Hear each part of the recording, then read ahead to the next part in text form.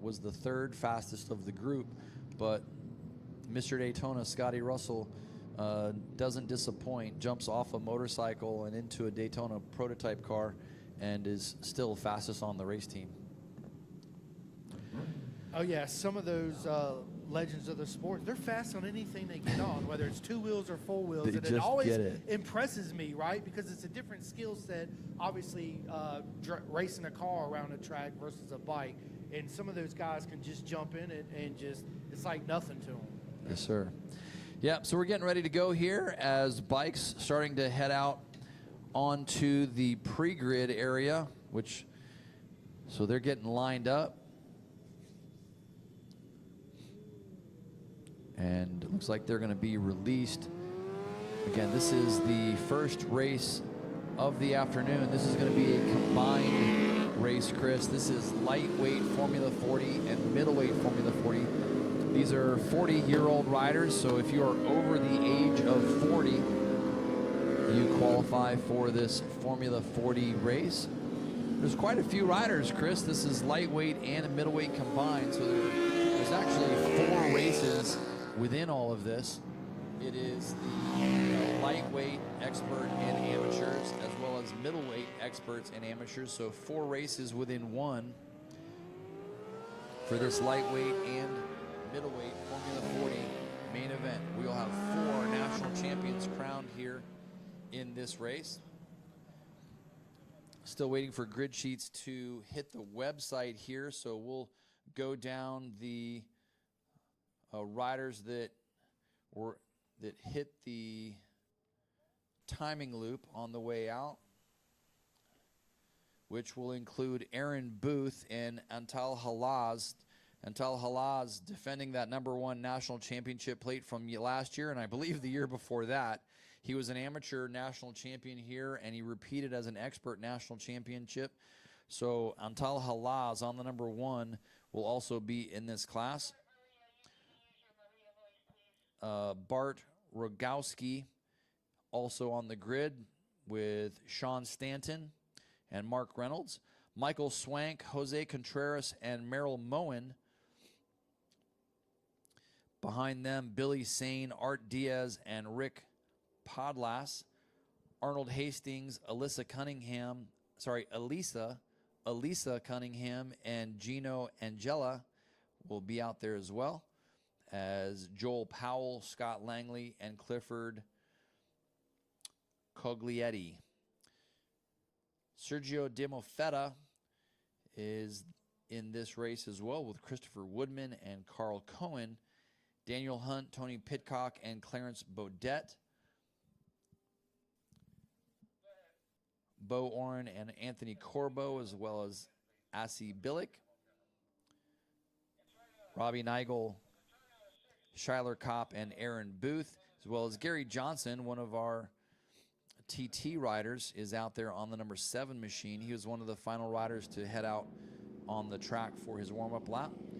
Connor Coughlin, David McPherson, and Scott Gilbert will be out there as well, with David Combe, Rick Cereson, and Bob Edmiston. Edmiston also defending a national championship with the #1 plate. Chris Bouchard, Brian Moser, and Darren Clemens will also be joining us for this event, with Michael Oliver, Terry Young, and Steve Johnson. Corey Kimball, Ed Sullivan, and Alex Spanos. Chris Labugan, Eric Wood, and RJ Wade. And rounding out the field, Mark Voigt, Ronald Elfar, and Jeff Lean. That's your field of starters for the middleweight and lightweight Formula 40 class as we get ready to go here with our first race of the morning. This is the ASRA, the American Superbike Racing Association at Daytona International Speedway. These are winner-take-all national championship classes. The winners of this race will be crowned the national champion tonight in the award ceremonies. And as I mentioned, there are 4 different races within this one race. Some riders having a problem finding the grid positions. They are staggered grids here, Chris. So they are staggered grids, 3 across. One rider back on row 5, well out of his grid position. Another one up in row number 2. It's kind of a disaster in the front of this field. Riders just not knowing where they're supposed to be. And so there are several riders out of position. At the riders meeting, they told them that they will receive a time penalty if they're not in the correct position. So we'll see how this all shakes out. Of course, all results that we give you here this afternoon will be provisional until the official results are posted with the ASRA. And then 30 minutes from the time of posting, you have the opportunity to protest those results. So first wave is away. Eric Wood on that bright yellow Penguin School Racing Ducati will jump out into the lead. Now the amateur riders, RPMs come up, the light will go on and out. We're underway with the amateurs as well. Oh, 1 rider, 2 riders off in the International Horseshoe in turn number 3. So 2 riders down, waving yellow flags in that area as the amateurs make their way through there. Both riders are off the track, so there shouldn't impede the amateurs coming through. But one rider stood up and rode off, the other one down. The rider's up and okay. He's walking away. The safety crew now working on getting the motorcycle up and off the racetrack, or away from the racetrack, rather. It's not on the racetrack. As our top 3 riders hit the West Bank for the first time, it looks like Eric Wood on the number 5 machine will lead the way. Gary Johnson there as well, Anthony Corbo and Jeff Bean. Gary Johnson may be one of the riders there in the draft as they get down to the chicane for the first time. Eric Wood, with his experience here, will take that position and lead the field. It looks like Gary Johnson and Anthony Corbo very close to them. They'll get to the top of the wall there in NASCAR 3 and 4. Eric Wood now back to second place as Johnson will slide to the front. Double draft coming to the line here, Chris. Man, look at him go. That is Wood that'll cross the line first. Gary Johnson right there as well with Corbo. So that's Wood, Johnson, Corbo, Jeff Bean, that rider back there in 4th, catching the triple draft to the line. So Anthony Corbo, or Antal Halas there as well. So Antal Halas trying to use that triple draft on the banking here at Daytona. They work their way through the infield, everything clean the rest of the way around the racetrack. So the amateur riders now starting to cross the start-finish line for their first lap. Again, Eric Wood, Gary Johnson, and Anthony Corbo setting the pace out there. Antal Halas defending the number 1 plate from 4th place here. Connor Coughlin is in 5th, rounding out the top 5, followed by David McPherson, Arnold Hastings, Scott Gilbert, Darren Clemens, and Arthur Diaz rounding out the top 10. Diaz is going to be one of the riders in that lightweight class on one of the new Yamaha R7 machines, Chris. Oh, yeah, I'm looking forward to Eric Wood, Gary Johnson, and Robertino Pietri. He's doing good, too, as well. Anthony Corbo. Man, it's going to be a battle to the checkered flag today in all classes. Going back to the amateur class, Chris, it's Asi Billick on the number 805 who leads the way here early on. David Combe in 2nd with Chris Bouchard in 3rd. Rounding out the top 5 on lap number 1 is Rick Ceresian and Sean Stanton, as the leaders now out of the chicane up onto the high banks of Daytona. They're going to split here. You got 2 riders down low, and Eric Wood taking the high line. He'll fall into 3rd as they come into the super stretch here and back to the line. It looks like it's going to be Johnson. No, that may be Corbo, actually, who leads the way. And at the line, Gary Johnson will slide past. So Johnson will be credited for leading this lap. Eric Wood and Anthony Corbo. And Chris, maybe you can see a little bit better than me next time through there. Corbo may actually be on one of the super hooligan style motorcycles and not one of the super bikes, which means he doesn't even have a front fairing on that motorcycle. Maybe you can help verify when they come through here the next time. He's at a different angle here, but I'll see if I can check as well. But your top 3 riders, Gary Johnson, one of the Isle of Man TT riders, who is trying to get more experience here at Daytona before the spring Daytona 200 here. Yeah, I spoke to Gary a little bit yesterday. He said he's going to do some setup changes for the race today, and it looks like it's paying off for him so far because he's up in the top 3. Gary Johnson's such a great character. I've mentioned it a couple times. He was here for the first time last year and purchased a motorcycle from Chris Ulrich with the M4M Go Suzuki team, and he was sharing the motorcycle with one of his teammates. And I said, hey, you know, the speed's here obviously very fast, and there's a lot of walls here. And how do you feel about that? He says, oh, I don't even see the walls, because he's used to racing with curbs and lamp posts and cars and hedges and everything else. You know, the Isle of Man TT, one of the most historic races in the world, and he's trying to not only has he set the pace over there and he's made his mark there, he wants to make his mark here at Daytona as well. Yeah, and as I thought, Anthony Corbo is on a Super Hooligans bike here, Chris.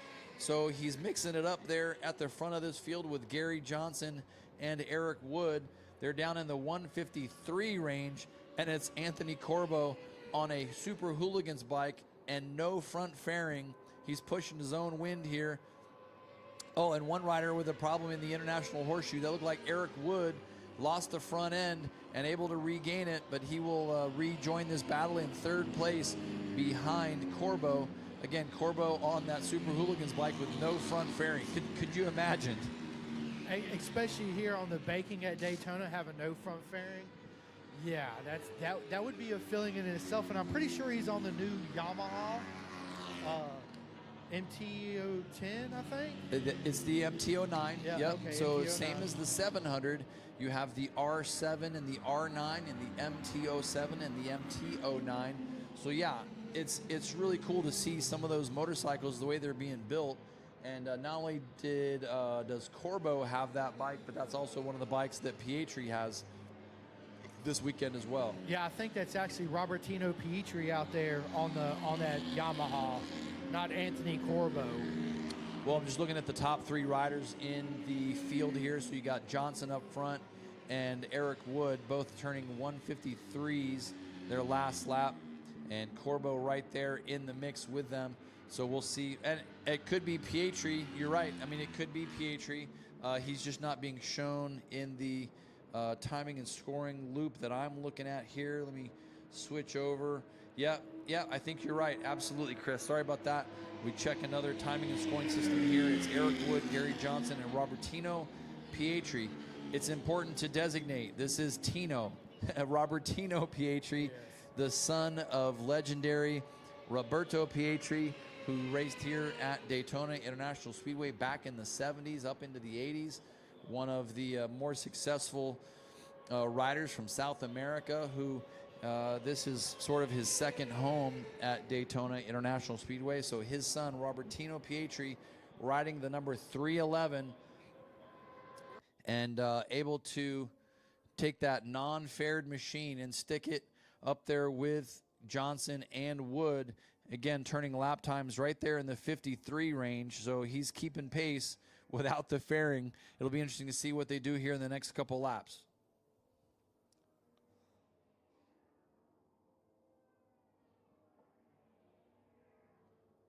Johnson now with the fastest lap of the race, a 53.163. It looks like those setup changes he made yesterday is absolutely paying off for him. And right behind him is Robertino Pietri with a 153.227. So you could literally throw a blanket or a blade of grass over those 2 riders right now in the front. And then Eric Wood is right behind them, you know, with that rubber band trying not to let it break. Absolutely. We got race number 9 coming up next. That's going to be the Unlimited Formula 40 race. So this will be the 40-year-old plus riders on unlimited CC machines coming up next, Chris. And again, we saw several riders in yesterday's Unlimited Super Sport. We'll see them again in the Formula 40 race coming up. And here is your lead battle across the stripe. 1 lap to go as they see the flag, and look who's out front pushing his own air. It's Pietri. Pietri goes, oh, he goes around the outside going into 1. The other 2 get stuck behind a lap rider and almost collided. Oh, that was so close, but they're working lap traffic now into the International Horseshoe. Pietri will dive down the inside of another lapped rider in turn number 3 and go under another, so he passes 2 riders in 3, around the outside of another between 3 and 4. And it's Eric Wood and Gary Johnson that just squeezed by one of those lap riders in turn 4. A very, very fast left-hand dogleg here in Daytona. Back in 91, 92, I had the opportunity to high side my 600 coming out of turn 4. I can tell you it's extremely fast through there then, and it's even faster now. These lead riders up onto the west bank now. One of the riders got stuck in turn number 6, and that may have been Johnson. Johnson may have been pushed out in turn 6 and got caught out behind a couple of the lapped riders. We're gonna have to see what happens here at the line. Now into the chicane for the final time. Again, white flag flying for the remainder of the field. They're gonna switch over to the checker here, and it looks like they're gonna have a pretty clean track to the tri-oval and the checkered flag. So here we go, trying to use the draft. One more back marker low on the banking as they get to the final turn. And as they come, it looks like Pietri may have got shuffled back to 3rd. We're going to see who the front runner is here as they hit the stripe, and I think it's going to be Gary Johnson. And then that might have been Antal Halaz there. Oh my gosh. Dude, what a finish. It got so mixed up there with the back markers. It looks like Gary Johnson took it. Yeah, indeed. Gary Johnson for sure was the first to the line, and by the time they got to the line, they were with a mix of other 3 or 4 other riders. So I think Gary Johnson is going to take the win. His fastest lap, a 1:53.163. Eric Wood will be second on the number 5, and Pietri goes from 1st to 3rd on the final lap on that MT-09. But all 3 riders in the same lap time range, a 53.163 for Gary Johnson, a 1:53.264 for Eric Wood, and a 1:53.167 for Robertino Pietri. All 3 riders within hundredths of a second on that final lap. 4th place will go to Anthony Corbo. The number 1 machine of Antal Halaz will defend his number 1 plate here this weekend. He will be 5th, followed by David McPherson, Connor McLaughlin, Brad Mosier, Darren Clemens, and Arnold Hastings to round out the top 10.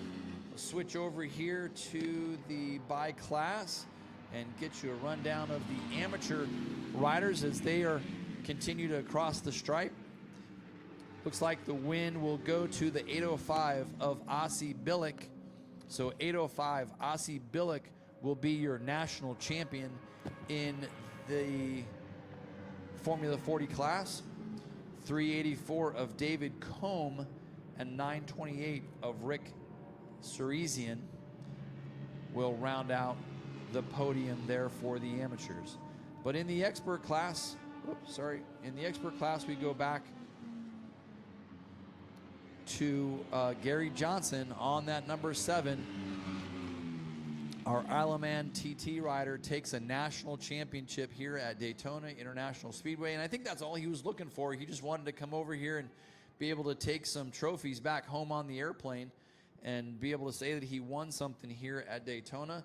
A 1:53.163, good lap time for this race, but obviously if we're looking at Daytona 200 times and top super sport times, he's going to have to drop a little bit of time off of that 1:53 mark. So riders working their way back to the paddock now as we get ready for race number 9 on the schedule. This is going to be the unlimited Formula 40 class. So we'll catch that grid here as they make their way towards the racetrack. Again, a couple races before the lunch break here, and then we've got a pretty active lunch break at Daytona. And we'll send it downstairs. Chris, why don't you grab Mr. Pietri?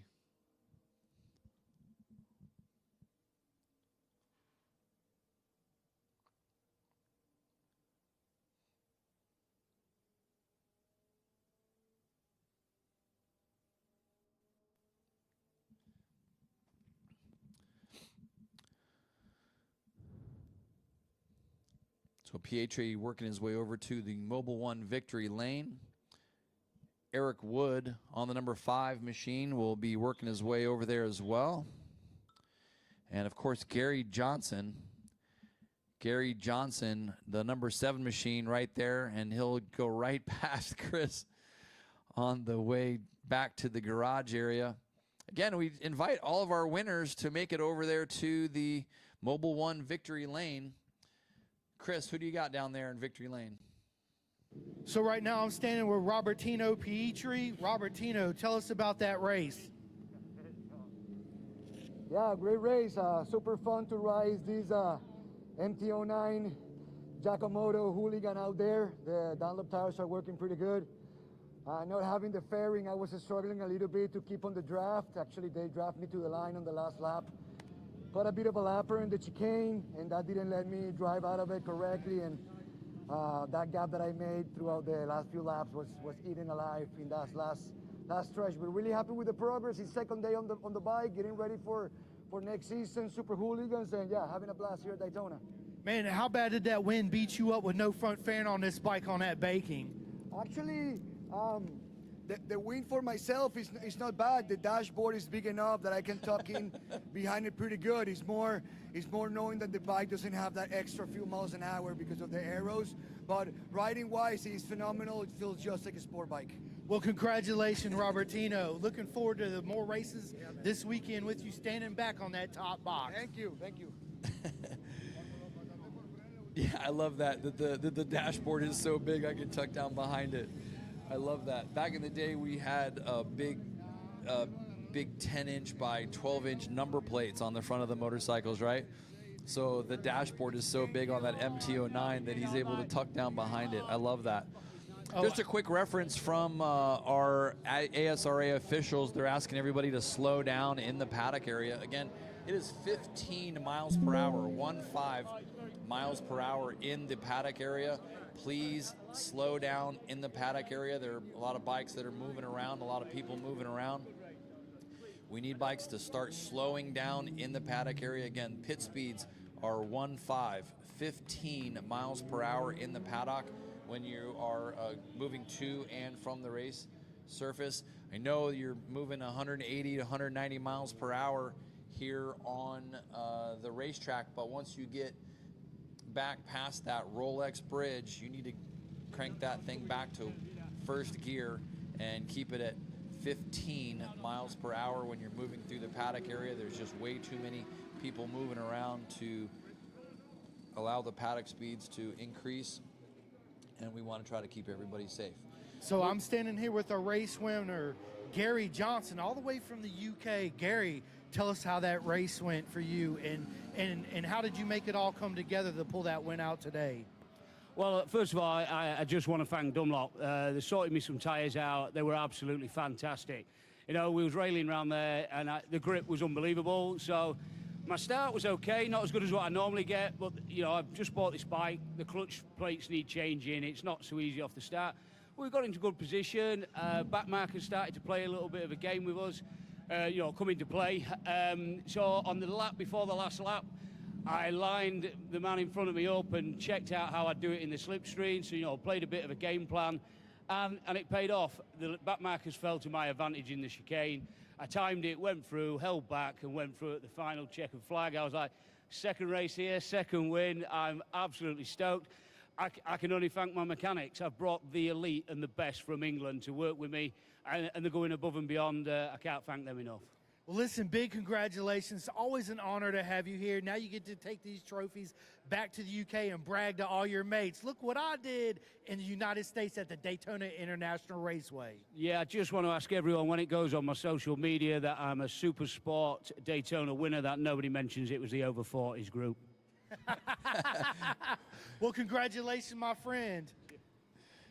Yeah, we don't need to mention that it was over 40, Gary. Promise you, we won't mention a thing. The most important thing is not only are you a winner here at Daytona International Speedway, you are a U.S. national champion with the ASRA. So you can add that to your long list of trophies in your trophy room back there in the UK. So hopefully we'll get you back there with a pint. You guys can share that trophy and pass it around the pub there when you get back. And super congratulations. Good to see you finally get your win here at Daytona. International Speedway, Daytona International Speedway here. We want to make sure that we're getting everyone's on the proper socials here. If you are taking photos and videos this weekend, Daytona International Speedway or at Daytona, if you're posting and tagging the Speedway in all of your stuff, as well as the ASRA. And then, you know, you can also tag Mobile One Victory Lane, which is the sponsor here at Daytona International Speedway. We're getting ready to go here with Unlimited Formula 40. Unlimited Formula 40 coming up next. We're going to switch our timing and scoring over here. And we will roll through the grid for you here real quick. So I'm standing here with our second place, Eric Wood. Eric, run us through that race. How close of a battle was that?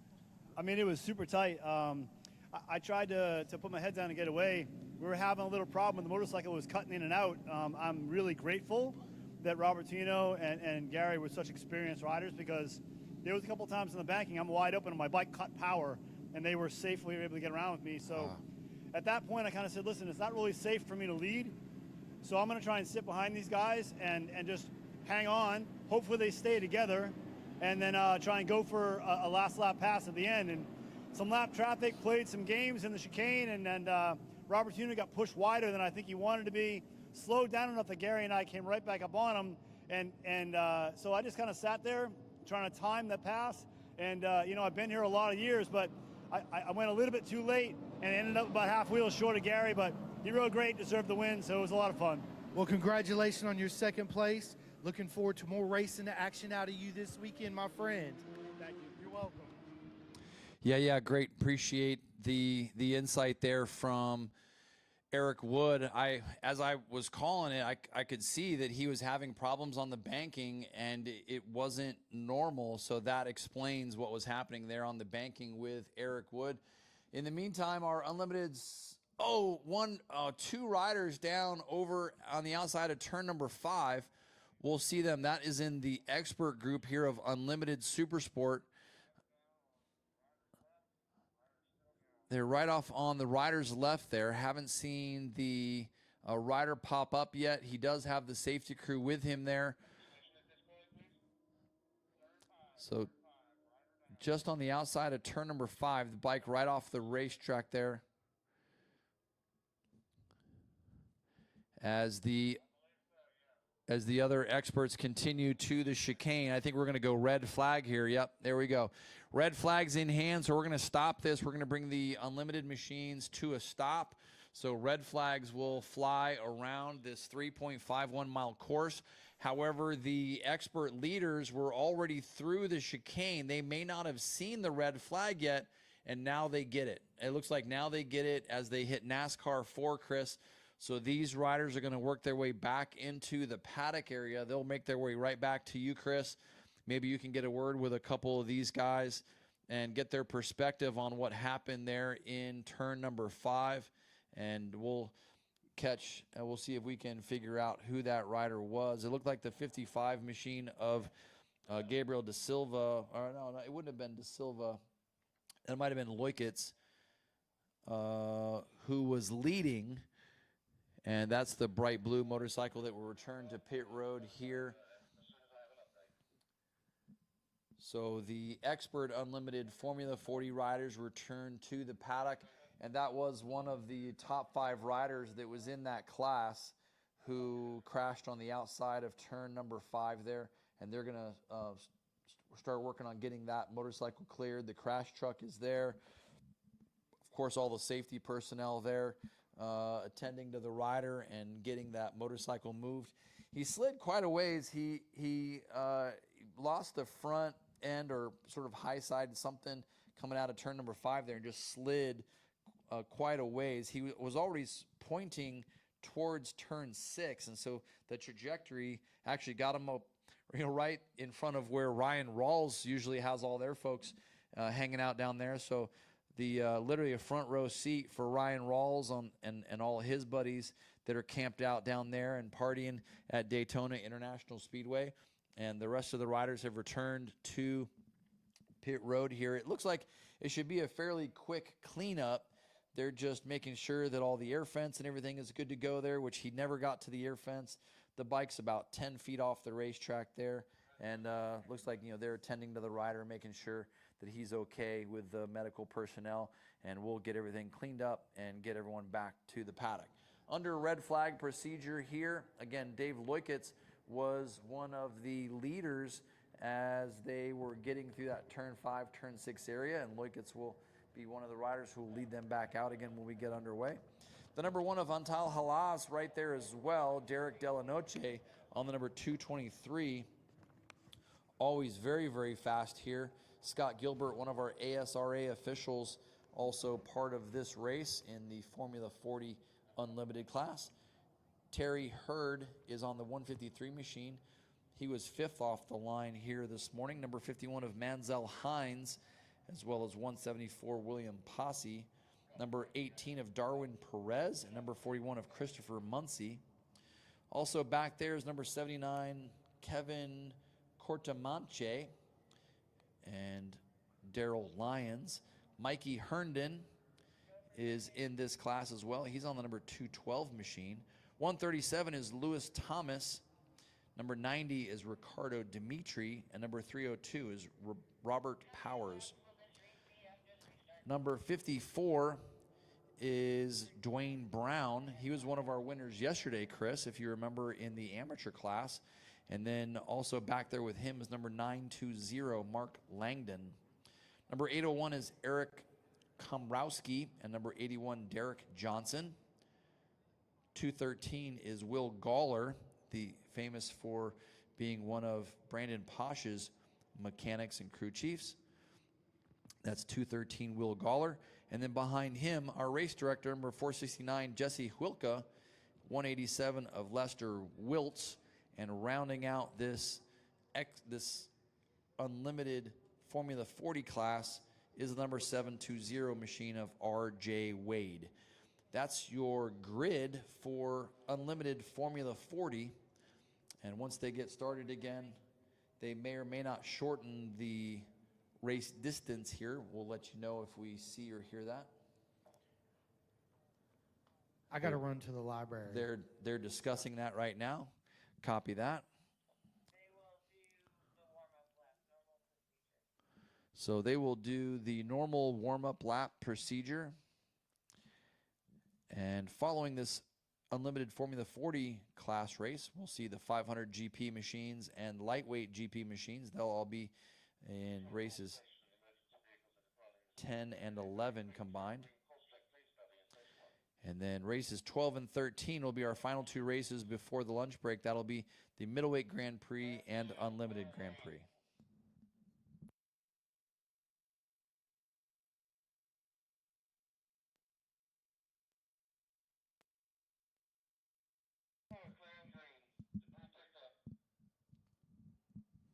Incident cleaned up over there in turn number 5. They've got everything under control over there. Again, we'll get the rider and his motorcycle back to the paddock here, and looks like they've got everything cleaned up. Again, most everything seemed okay. The motorcycle was about 10 feet off the racetrack there, so no concern for any issues with the surface. And so we'll get everybody taken care of here. We should be ready to go pretty quickly. And we're just waiting for final clearance from course control. They're doing a final clearance around the racetrack.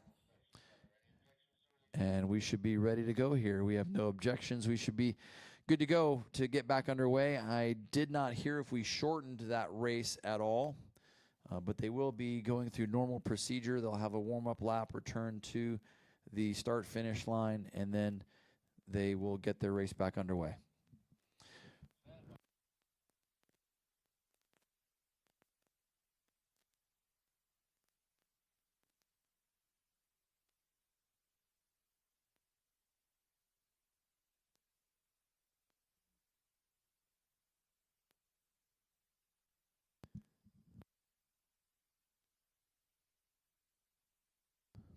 So yeah, just a couple races until we get to the lunch break here.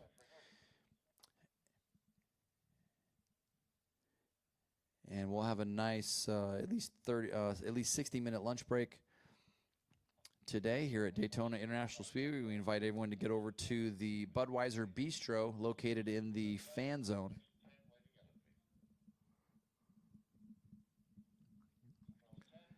And it looks like they are releasing motorcycles for the warm-up lap. Again, number 55 of David Leukitz, one of the riders who's leading them out. Very, very fast here. He's got that machine dialed in at Daytona, usually on the Suzuki.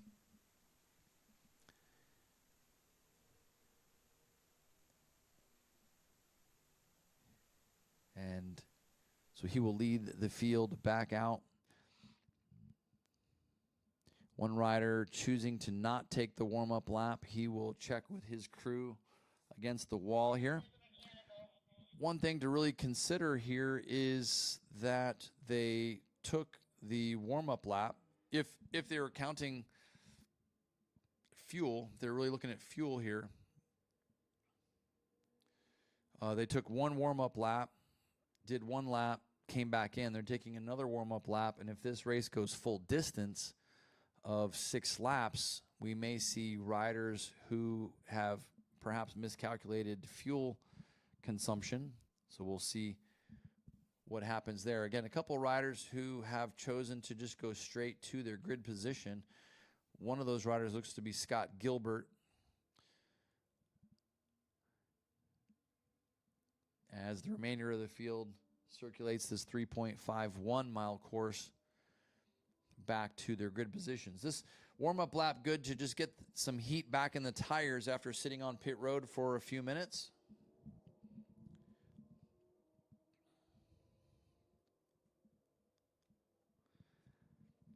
And we'll get back to the grid positions.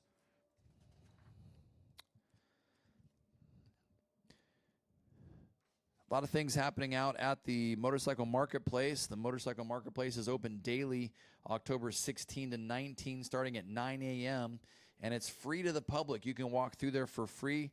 You can visit many of the nation's top aftermarket product vendors to find parts, accessories, and apparel at the Daytona Motorcycle Marketplace, located right here in the Midway behind the World Center of Racing Tower. They've got the Geico Demo Road. It's the heart of the fall cycle scene here at Daytona. They've got brands like Royal Enfield, Yamaha, Can-Am, and Prime Motorcycles Melbourne lined up with their newest models for riders to test ride for free on all of the roads surrounding Daytona International Speedway. They've got the Bikes and Base show happening today. Bikes and Base show starts at 11 o'clock, so that's going to be kicking off here in just a few minutes. The Slingshot show is also happening. That's back at the fall cycle scene this year. The Slingshot show, located near the Advent Health Injector in the Midway. That show begins 11 a.m. on Saturday. So that's going to be a lot of fun coming up, as most of the riders back to the start-finish line. A couple notes here.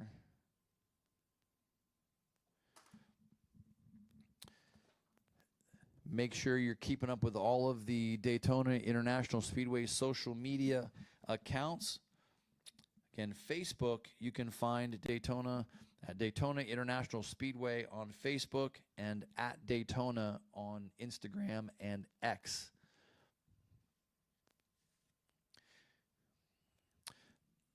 Everybody back in their grid positions, -1. And the assistant starter will walk off with the crimson flag. We'll look for that light to go on, and once it goes out, we are underway. The light is on and is out. Here we go. Oh, one rider almost stalling on the inside from row 3, and it looks like it's Leukitz that will again take the lead here early on and lead this field through turn number 1 and get you the hole shot. Long pause before the amateur riders are launched, as the experts already through turn number 3, which will provide a great opportunity for there to be a nice gap so that the experts and amateurs can have their own races here. Well done in the 2-wave starts at Daytona. That sort of helps separate everybody, so these 2 different classes, the experts and amateurs, can have their own race without having to intermingle the 2 different classes. Leaders out of turn number 5 and already down to the barrel turn, turn 6. Leukitz with the lead. He's got one rider right on his back wheel. I believe that's Derek Delanoche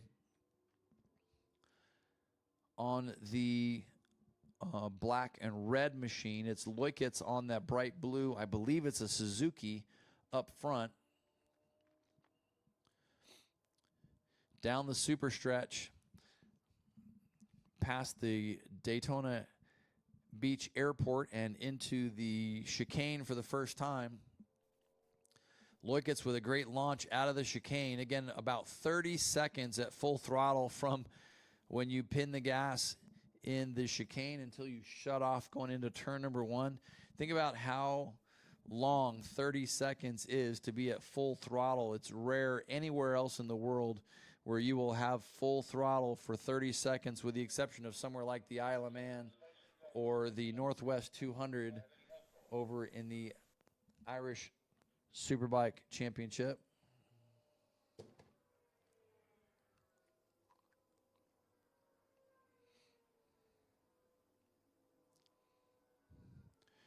Leukitz, Terry Hurd, and Derek Delanoche, your top 3 here early on. Again, this is the unlimited Formula 40 class.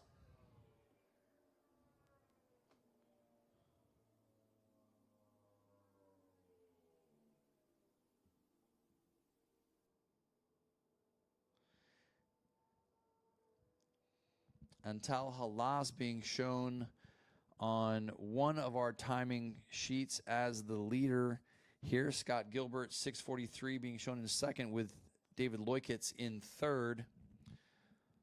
Another scoring sheet showing David Leukitz, Terry Hurd, and Derek Delanoche. So we'll see if we can get an eye on them as they cross the start-finish line here and identify the numbers on the front of these machines at 185 miles an hour.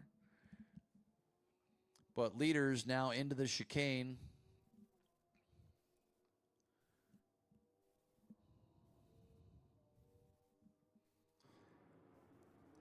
A tight 2-way battle up front here in an unlimited Formula 40. About a 6 to 8 second gap back to the battle for third. That's also a 2-way battle heading into the chicane. Second place rider in the draft here as they come to the stripe. That looks like it is Leukitz and Terry Hurd, perhaps Derek Delanoche.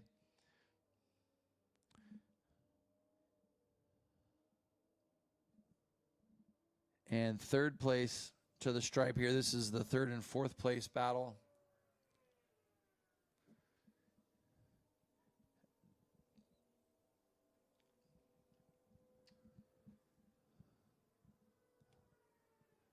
Again, this is working lap 3.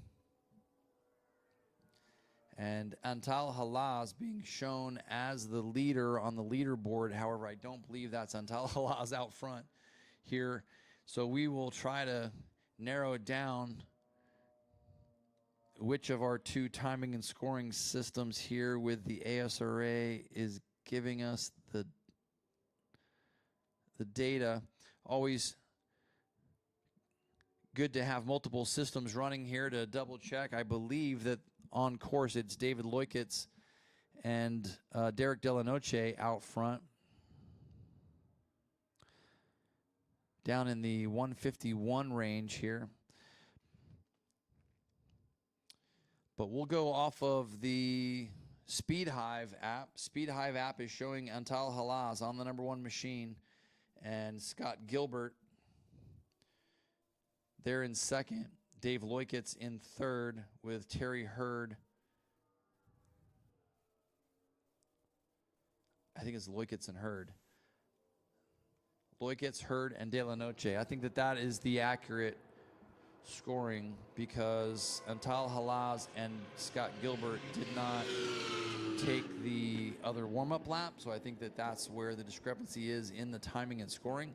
So we're going to go with David Leukitz, still your leader, which is what it looked like to me on the racetrack. Terry Hurd and Derek De La Noche is third with Darwin Perez in fourth and Manzel Hines currently fifth as we get we're about halfway through this Unlimited Formula 40 class. Races 10 and 11 are coming up next. That's going to be the 500 GP and lightweight GP races.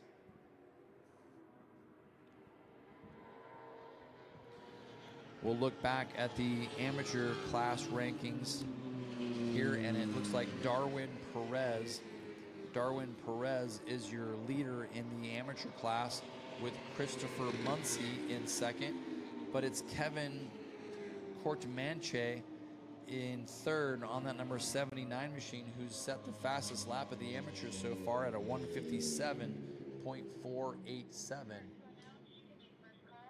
157.487. If Kevin keeps on that pace, he's definitely going to catch Christopher. Yeah, they're very close. There's only about 2 seconds separating, well, about 1 second separating Courtemanche from Muncie. So that's a tight race there for second and third in the amateur class. And what a battle we got going on up front in the expert class between Antal Halaz. We have to displace Halaz and Gilbert. It is Leukitz and Terry Hurd with De La Noche and Johnson in third and fourth. Two great battles going on as they come to the stripe. Chris? Oh, yeah, absolutely. Terry Hurd put in a 159.78. David Leukitz just did a 151.626. So there's definitely a gap difference in between them.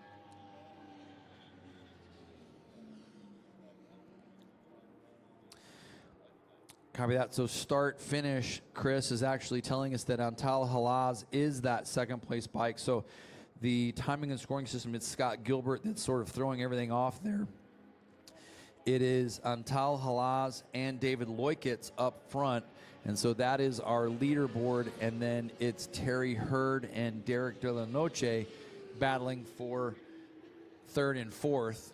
So I'm glad we finally were able to work that out as we get to the white flag next time by.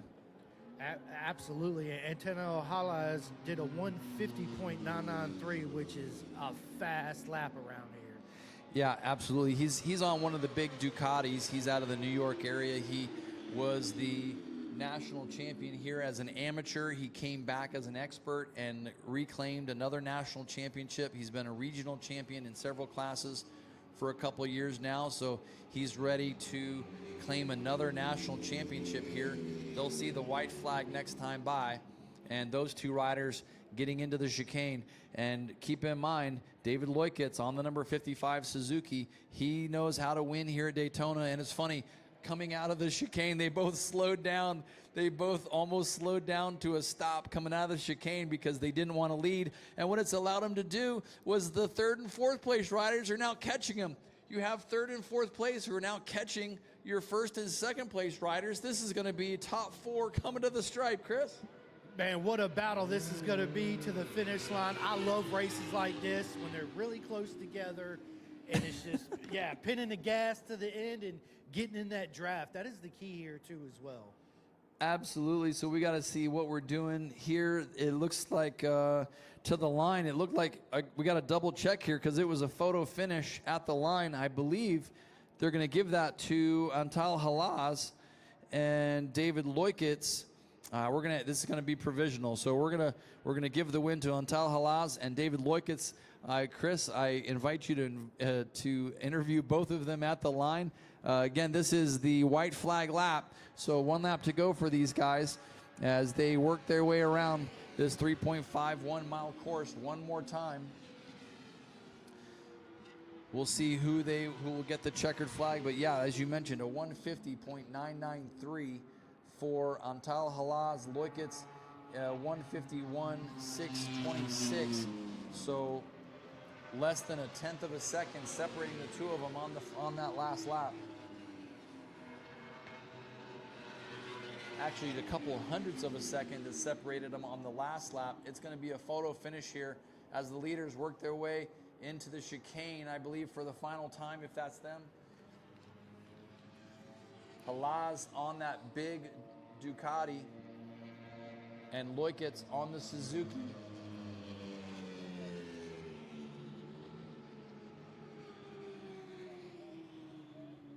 This is going down to the line. Yeah, absolutely. Sorry, Chris. Yeah, I was trying to look at another incident that was happening around the racetrack. Here they come to the finish line, Chris. It's Antal Halaz on the #1 machine. Leukitz look hits at the him draft. go! He's going to go high.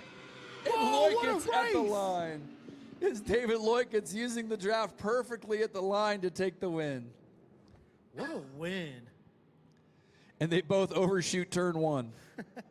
Battle to the end. This is going to be a great interview.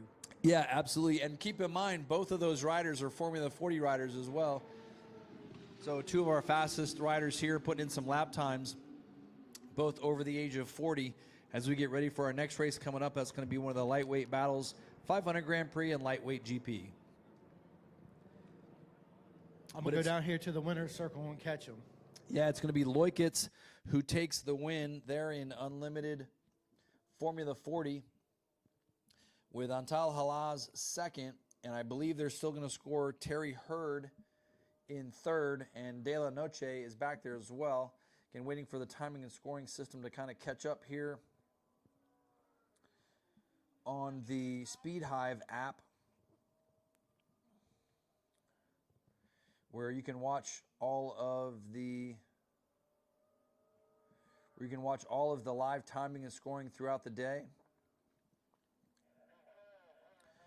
I think they're going to give it to David Leukitz. Antal Halaz will be second with Terry Hurd third. Darwin Perez did a good job working his way up there as an amateur. He may have actually finished in the top 5 overall as an amateur, so great ride for him. This next race is going to be one of our larger lightweight battles all year as the 500 GP and lightweight Grand Prix machines work their way to the pre-grid. I think this next race coming up is going to be an absolute battle to the end. It's going to be great. Again, a lot of one rider taking the checkered flag there at the end.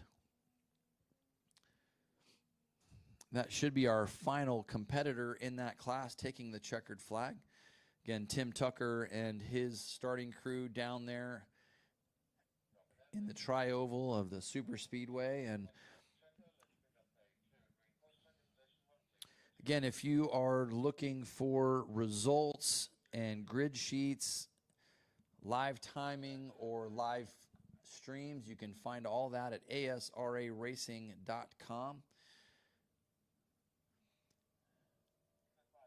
During our lunch break here, we're going to try to get everything dialed in and have all of our grid sheets ready to go.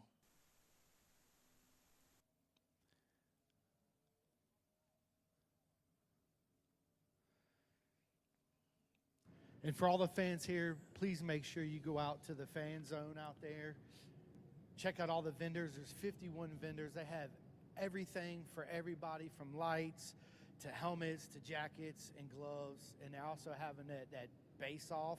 It's funny because my buddy that I live with in Virginia, that's what he does. He goes to Sturgis and all these other places and puts audio and sound systems in these motorcycles. And if you've never heard them, they're absolutely incredible sounding. Yes, sir. So many vendors out there, everything from audio systems to lighting systems. systems to help load your motorcycles on your transportation vehicles, into your trailers. They've got trailer vendors out there, everything imaginable that you could need or use for your motorcycle adventures, they have out there. They even have, I met these folks a while back at Barber. It's the Adventures of Minimoto, and it's a little monkey that goes on a motorcycle adventure, and it's a kid's book, and it's really cool way to introduce kids to motorcycles. And of course, they have All Kids Ride. They have a booth out there as well. So, and they're actually a combined booth. So it's a booth specifically targeted to get little kids riding motorcycles. Now, throughout the weekend, Chris, we talk about the next generation, right? And this is super important to get kids riding. They've got the Strider bikes, and it's a whole campaign. It's a 501c3 campaign to get kids riding these small bikes, non-motorized bikes, so that when they are old enough, we can get them on a bike that's motorized and get them into the economy of the motorcycle industry. And then they've got a cool bike, a cool book to go along with it. We're going to throw it down to Chris Simcoe in the Mobile One Daytona International Speedway Victory Lane. Yeah, I'm actually standing here with David Locust. Man, what a race that was. Run us through that race, and especially that last lap. How did it all come together for you? So every year, Antal and I square off in the Formula 40, and I have a little bit of a faster bike. I kind of sit on him. He knows it too. So I just sit on him and come by him at the end. But anyway, he's really riding well. He's super fast. Exciting to race with him all the time. I want to give a big shout out to all the guys at Pirelli, Oscar, Kevin, Mark, all the girls that work there. They work their ass off to put good product underneath us. The whole M4 team, Chris, Keith, John Ulrich, Mike Scott, especially Mike Scott. He's helped me out very much throughout the years. Ty Scott, I've been with Ty for the past 5 years. But anyway, first time racing in a year and a half. Last time I raced was Summit Point, May of 2024. So it feels good to get the old sex rocket back in action. I love it, David. Congratulations on your win today. All right, thank you, man. You're welcome.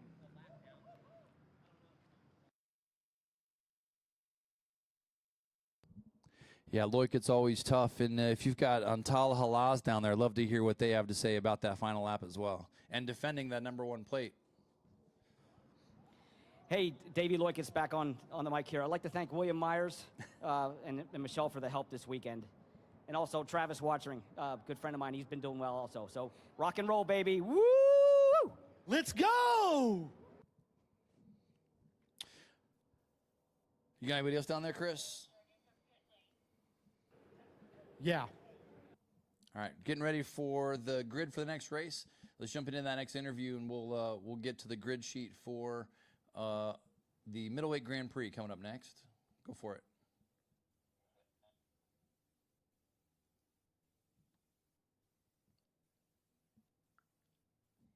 All right, so we'll look at the grid for the Middleweight Grand Prix coming up next. Sitting on pole position will be the number 251 machine of Dominic Doyle, the Woodstock, Georgia rider on the Yamaha R9. Next to him, number 64 of Shane Narbone, always very fast here out of Massachusetts on the Yamaha R6. And number 99, one of our UK English riders from the British Superbike Championship, Danny Webb. He's listed out of Daytona Beach, Florida on a Suzuki GSXR. Back behind them, number 55 of Gabriel Da Silva, the Coconut Creek, Florida rider, is on a Suzuki GSXR 750. Next to him, number 5 of Ryder Davis out of Pittsburgh, Pennsylvania, on a Ducati V2. Next to him, another Ducati out of Massachusetts, the number 5 of Eric Wood. And then back on row 3, number 129 of Shane Maggs out of Tennessee on a Suzuki. Number 110 is Justin Riley from North Carolina on a Yamaha.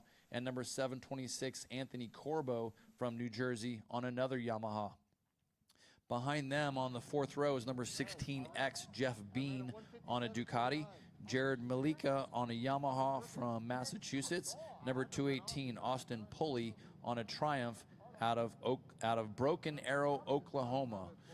A couple more grids here before we go back down to Chris. Nikolai Greco, Sam Martin, and Robbie Nigel are back on row 5 with Muniz Syed, Josh Pelkman, and Samuel Fisher on row 6. Chris, back down to you. Yeah, I'm sitting here with Darren Perez. Man, what a race.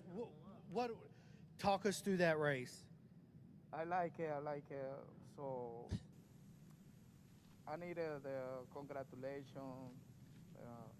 Hablo español. Muchas gracias a todos, a mi familia, Crismar Medina, que me apoya siempre, es mi esposa, a mis amigos. Y bueno, muchas gracias. Contento por este primer lugar.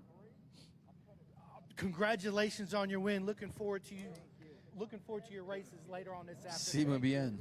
Yep. Yeah, good deal. Back to our grid. Back on row 7, you've got Michael Lee, Connor Coughlin, and Kyle Kircher. On row 8 is Jeff Gray, Darnan Clemens, and Matthew Braun. The experts are away. Again, this is Middleweight Grand Prix. Middleweight Grand Prix, and that looked like Eric Wood with a nice launch off the front row there. But that could have been, it could be Dominic Doyle just behind him. We have to see. Both riders went way wide in turn number 3. It was target fixation. The first rider through there actually ran really wide, and the second rider just followed him right through it.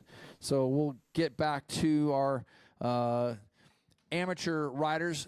As looks like amateurs got off the line clean. They're through turn 1. Everything was good all the way up to their leaders coming out of turn number 5 and into turn number 6. Amateurs back in turn 3, the International Horseshoe. Again, remember, this is 2 different races with experts and amateurs in each race, so there are actually 4 different winners here, and it looks like the amateur riders are through that International Horseshoe clean as well. Remember, the right-handers here are especially tricky on the first lap because there are only 2 right-handers here at Daytona International Speedway that where you're trying to get a bunch of grip, and one rider rides off on the outside of 5 in the amateur field. Looks like he stayed up through the grass, and he's going to rejoin competition in about the middle of the field. But one of the front runners ran off there in turn 5, again, right in front of Ryan Rawls, and it looks like that rider now has a bigger problem, and he rides off in turn 6 as well. That might have been Chris LeBougan on the number 41 Yamaha, as the experts now up through the NASCAR 4 and into the tri-oval. The experts now working their way through the first lap. Again, this is Middleweight Grand Prix. And it looks like that could be switch over here to our leaderboard. That looks like that could be Matthew Chapin up front. Again, 2 different classes here. Yeah, that was Matthew Chapin on the number 95 up front, with Isaac Woodworth in second, Daniel Carone in third. Chris, you got someone else down there in Mobile One Victory Lane? Yes, I'm standing down here with number 574, Darrell Loyens. Talk us through that race on your second place. Yeah, first of all, I just want to thank my Lord and Savior Jesus Christ. Great race. I had a couple of bobbles here and there, got off in the grass and just stayed focused. I just want to thank my wife and my daughters, my family for everything they've done. Precision Track Days, fantastic organization that just gets out there and really works with you and helps you in all ways that you might ever need. Congratulations on your second place, my friend.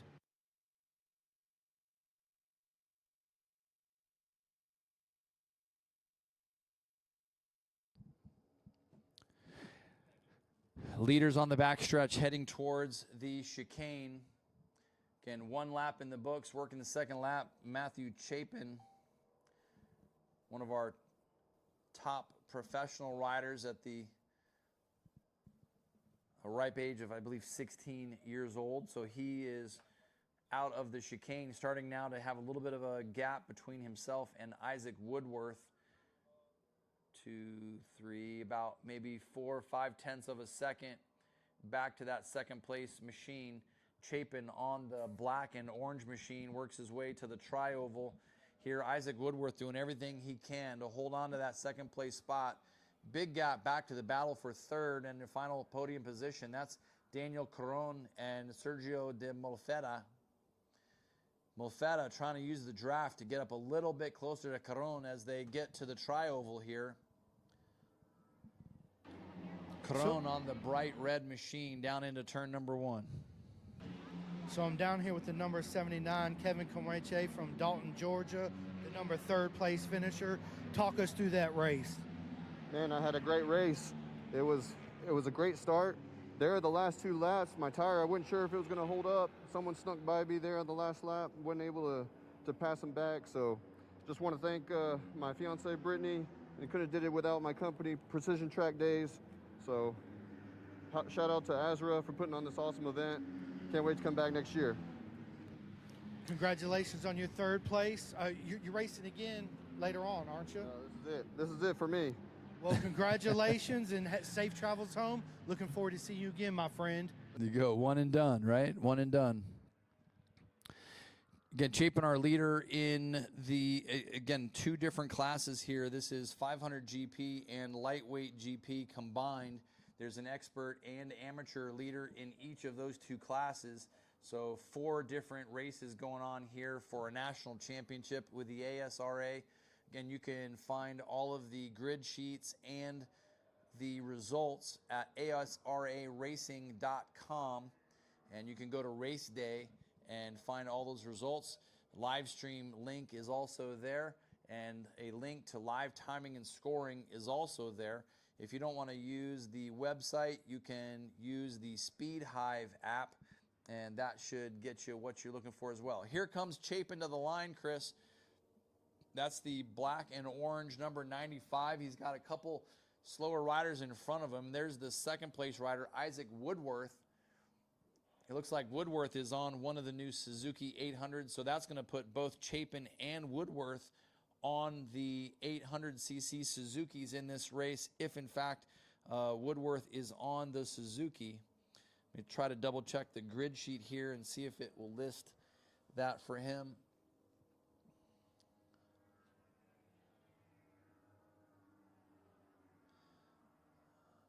Oh, actually,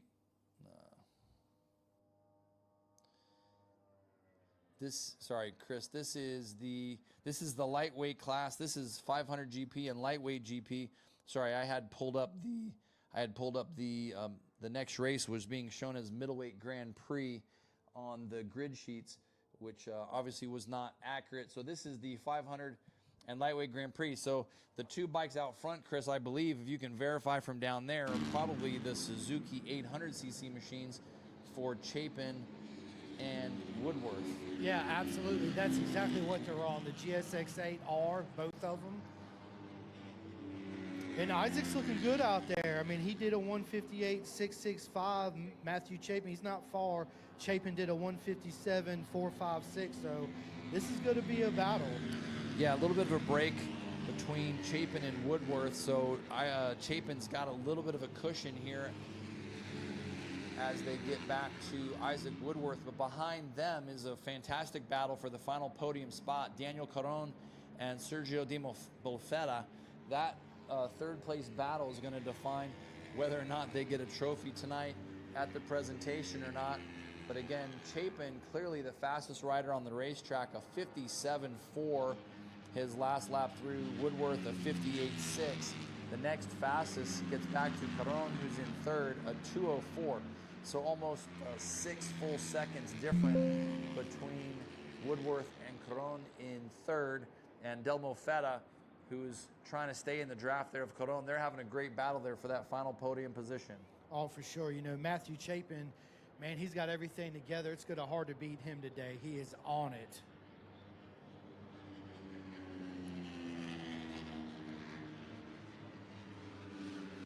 Four laps complete.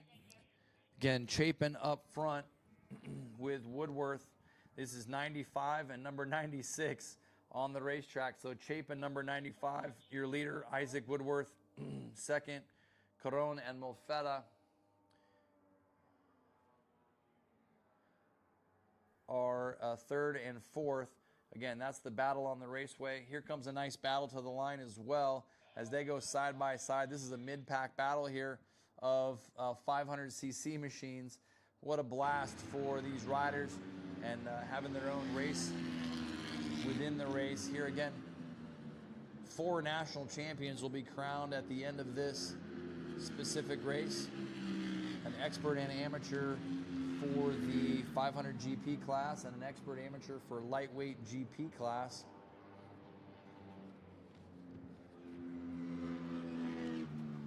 What a beautiful day of racing here at the Daytona International Speedway. There we go. Look at this group of riders across the stripe, Chris.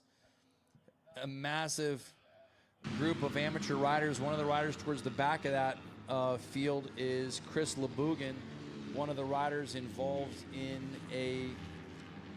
with his trailer coming down from the Midwest region. There was like 4 or 5, at least 4, if not 6 motorcycles for racers who were supposed to participate on Thursday, and they lost an axle in Tennessee. So they were seeing the racetrack for the first time tomorrow morning. Now, Chris, our leader, Matthew Chapin, on the number 95, is in turn number 3.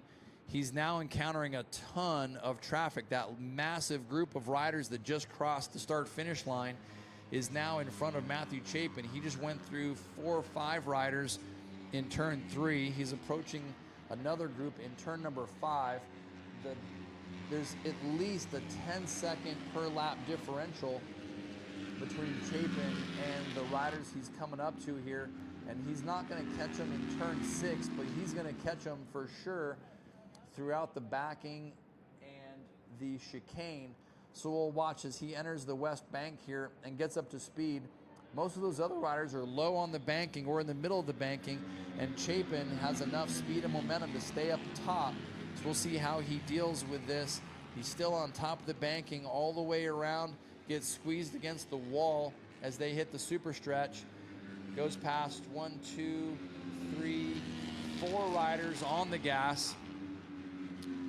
And he's got about another 4 riders ahead of him that he'll have to deal with out of the chicane. Making it clean through all these lap riders is going to be a key factor in winning a race. And if Isaac Woodworth plays his cards right, it'll give him time to make up on Matthew. Yeah, Woodworth is now stuck well back in the back markers.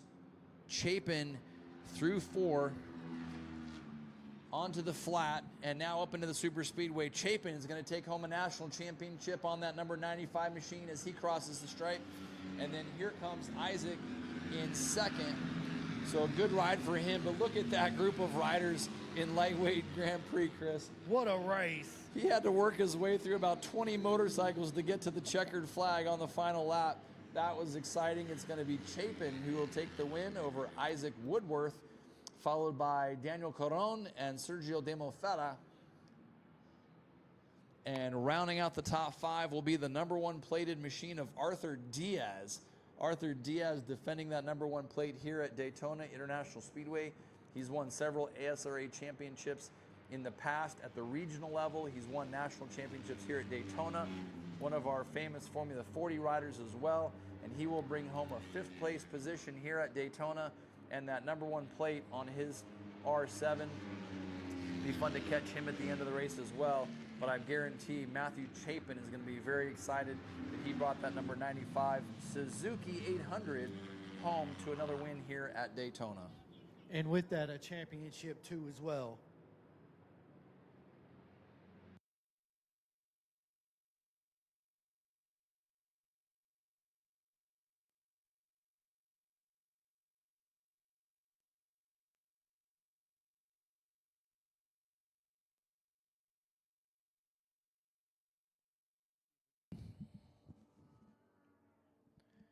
See if we can separate the classes here for you and get you the amateur winners.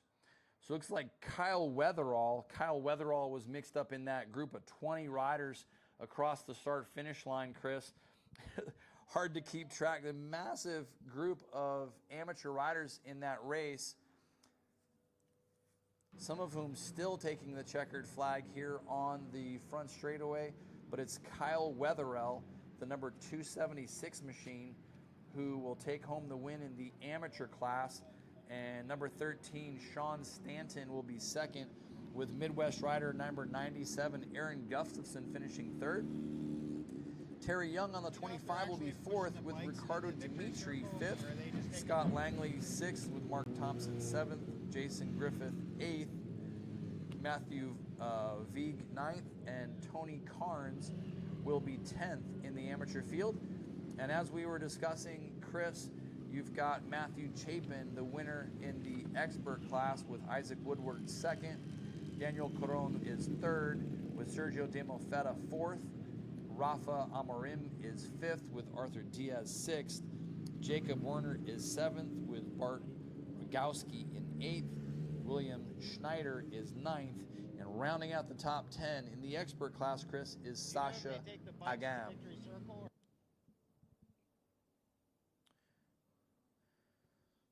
So Matthew Chapin and Kyle Wetherell on their way to Mobile One Victory Lane here at Daytona International Speedway. And now we're up to the Middleweight Grand Prix. Middleweight Grand Prix will be our next race here. Unlimited Grand Prix will be following our Middleweight Grand Prix race. These are the final two races of the morning before we get to our lunch break.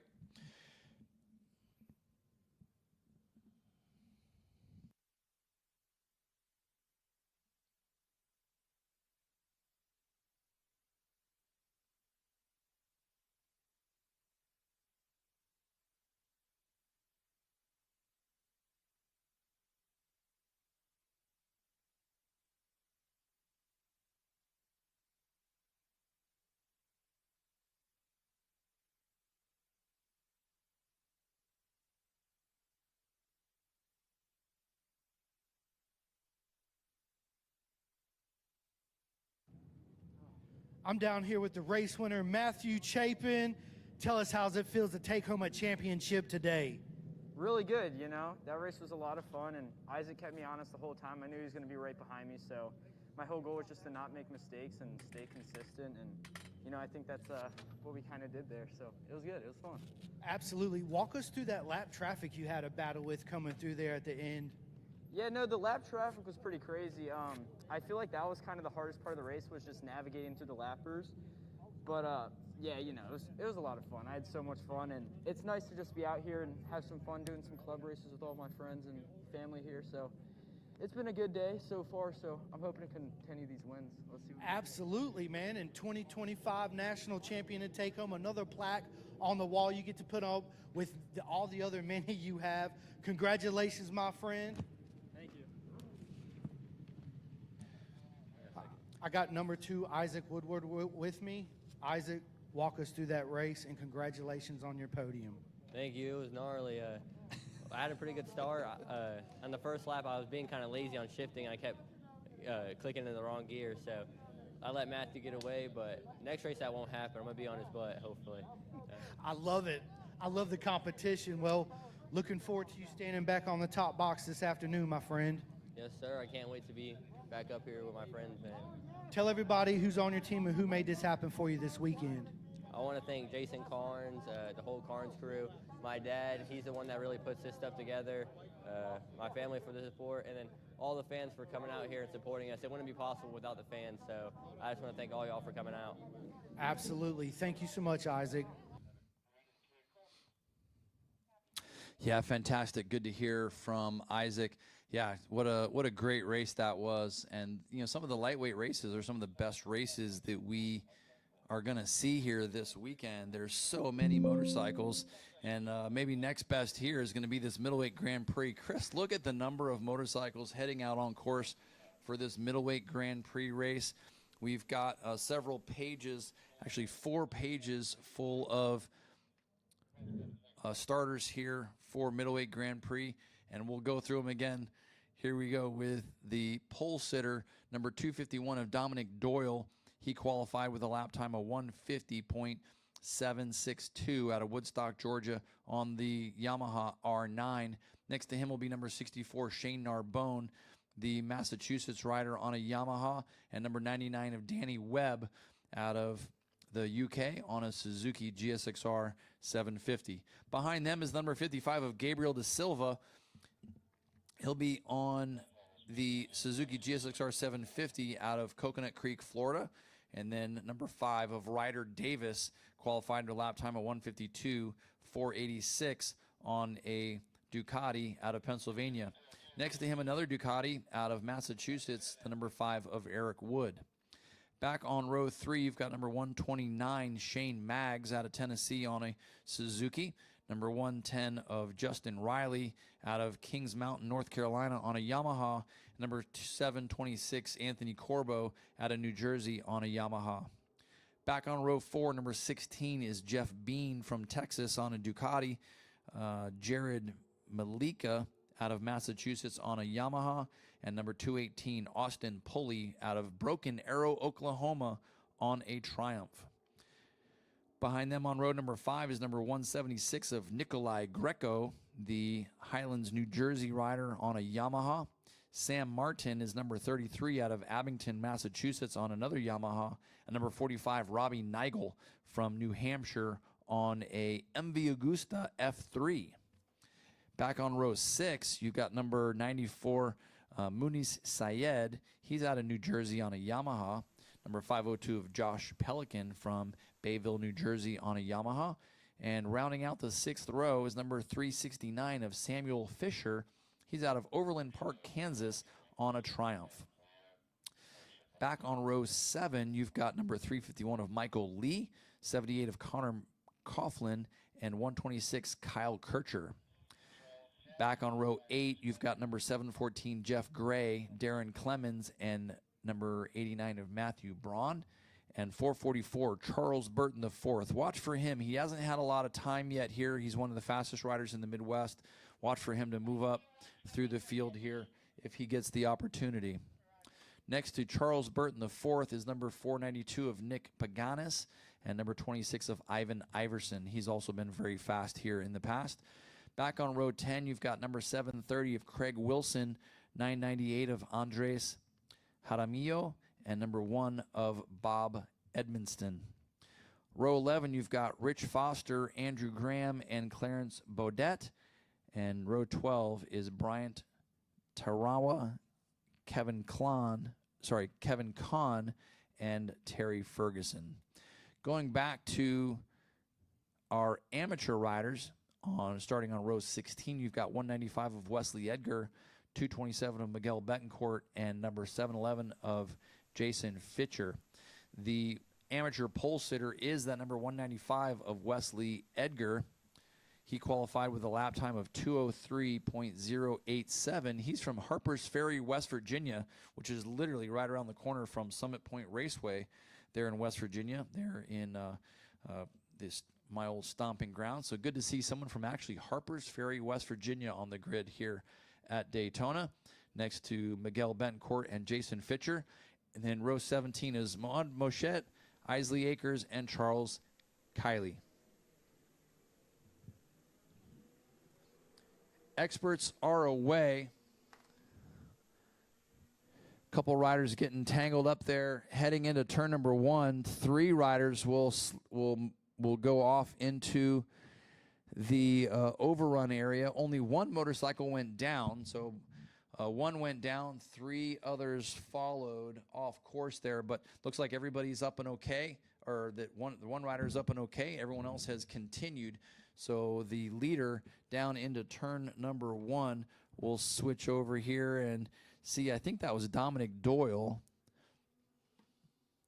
from the front row. Shane Narbone and Danny Webb right there as well. Gabriel De Silva and Ryder Davis should also be in that group. And it looks like we do have a red flag being shown on pit road. I don't see it being shown anywhere else except displayed in turn 1. Yeah, everybody's definitely off pace there. I don't see another incident. Around the raceway, but the amateur riders never launched, Chris. The amateur riders are still right here on the pit road in their grid positions. So but the expert class was red flagged. So they probably just called that red flag because so many other riders had run off. So we'll see how they handle this here. But red flags bring a stop to the action here in Middleweight Grand Prix before the amateurs even got launched from their grid positions. Looks like they're still moving some riders around in their grid spots. Seems to be a significant amount of confusion with the grids here today. Just a lot of riders out of position, not in the right spot, or not understanding the staggered start that they have here. All these boxes are standard. They've been doing it the same way several years here, but a lot of riders try to line up, Chris, in linear form on their row instead of staggered, and so it tends to confuse a lot of riders that haven't done that or seen that in the past. So looks like Dominic Doyle returns. Again, everybody up and okay. All of the motorcycles had continued, but it looks like so many riders had run off together that they didn't want to launch the amateur machines. So they brought a stoppage to everything, and they'll put everyone back in their grid positions and continue from there. Again, Dominic Doyle, De Silva, all those riders right there in front of you, Chris. You see anything from down there that brings concern? Now, I'm actually standing down here in Victory Lane with number 255, Daniel Caron from Oakdale, Connecticut, on an Aprilia RS 660, our third place podium finisher. Walk us through that race. Started off with what quite possibly was the worst start of my racing career, and lost the two pretty much right away on that. Then just running my own pace, running my own race, and it got pretty lonely the last few laps. Did you run in any lap traffic? Did they give you any trouble? No, it caught the back end of the little bikes, and it wasn't too bad with that. They're pretty spaced out. Who all brought this together to make it happen for you this weekend? Oh, we got a group of guys up from Loudon, helped me get the bike together. We get them all down here. It's a great group. We got this bike hooked up this weekend. Awesome. Congratulations on a third place podium, my friend. All right, thank you. Yeah, absolutely. That was a fun race. We're going to see a lot of lightweight competition here, and it looks like they're waving the riders on to continue and take their warm-up lap, but only the riders that were back by the amateurs sort of got that signal. So the rest of the field now starting to get that communication from the pit steward, and they will continue their start procedure here. Again, Dominic Doyle on pole position on the number 251 machine, Shane Narbone, number 64, and number 99, Danny Webb. That's your front row, Chris. It looked like it was Danny Webb that actually got the whole shot in that last race, and Dominic Doyle was right there as well. Doyle had taken the lead by the time they had gotten to turn number 1, but Shane Narbone, Gabriel De Silva, and Eric Wood were all right there as well. So it's interesting, some riders still taking to the goat path here on the warm-up lap, still just not understanding the start procedures here at Daytona.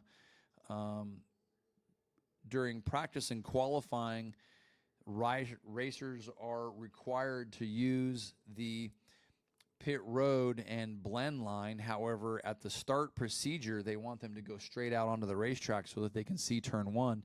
Still a massive miscommunication there between the racers and race direction there, and so what they're allowed to do. And so half the field takes to the blend line and the goat path, and the other half goes straight out onto pit road. Again, part of that just unclear communications there in the riders meetings, and just not understanding, or maybe first time folks here at Daytona. But we're going to get everybody going the right direction here at some point, and I think tomorrow we're going to see a flawless day with some of these folks. But this is Middleweight Grand Prix. This is the first time some of these riders have seen the racetrack since their qualifying session this morning, where they were required to take that goat path and use the blend line on the outside of 3. And so we're going to get these guys rolling here. This is Middleweight Grand Prix, and Unlimited Grand Prix is going to be coming up next. So 2 very, very fast races before our lunch break. And then we're scheduled to see our jumpers for our opening ceremonies. We're scheduled to see them about 12:30, and we'll just keep an eye on the skies here for that. So I'm down here in Victory Lane with the 500 GP national champion, number 42, Shasha Agam from Ashburn, Virginia, on a Honda NSF 250R. Talk us through that race. So that race went pretty well for me. My start was very bad because my bike doesn't really get good starts. So for the first lap, I just try to spend most of the lap just passing as much people as I can and getting to the front as quick as possible. And throughout the middle of the race, I was mostly by myself trying to catch the leaders. And then towards the end, I was able to draft Nathan and the other person to get to eventually get P1. Who all helped you bring this together for you this weekend? Definitely my family, especially my dad. He got all the bikes ready and drove all the way down to Daytona. And just want to say big thanks to them. Congratulations on your national championship today, my friend. Thank you so much. Absolutely, sounds great. The Ashburn, Virginia, another rider that's very close to Summit Point Raceway, not too far from you in Roanoke, Chris. No, absolutely not. They're about 4 hours away from me. Yeah, if you've got another interview there, just hit that real quick before we get to the start. As we're just actually hold on there real quick, Chris. We've got the start procedure here. Dominic Doyle sitting on pole position, and Dominic Doyle going to get a great launch here into turn one, and he will take the whole shot this time as he goes through. It looked like on the outside that's Danny Webb on the Suzuki, who will go from second to third, and the Shane Narbone filed in just behind. It's Gabriel Da Silva who slid up the inside. He'll be in second. The experts are all away clean. They all get through turn number 3, and here's the launch for the amateur riders. Again, as Dominic Doyle takes the lead through the infield. We're back down to you, Chris.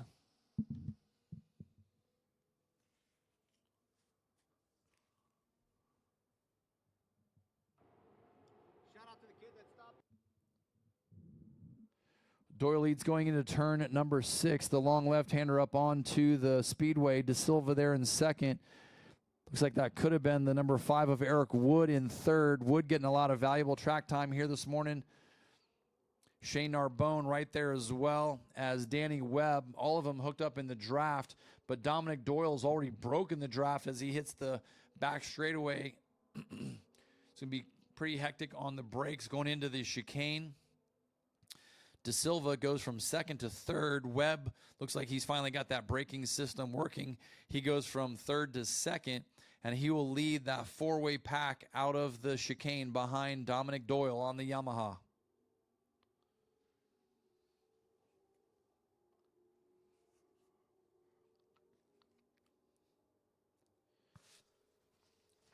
Doyle into the tri-oval, coming off the flat. Again, he leads. Webb will be second. Da Silva third. Eric Wood not in that front pack. Looks like he's just behind.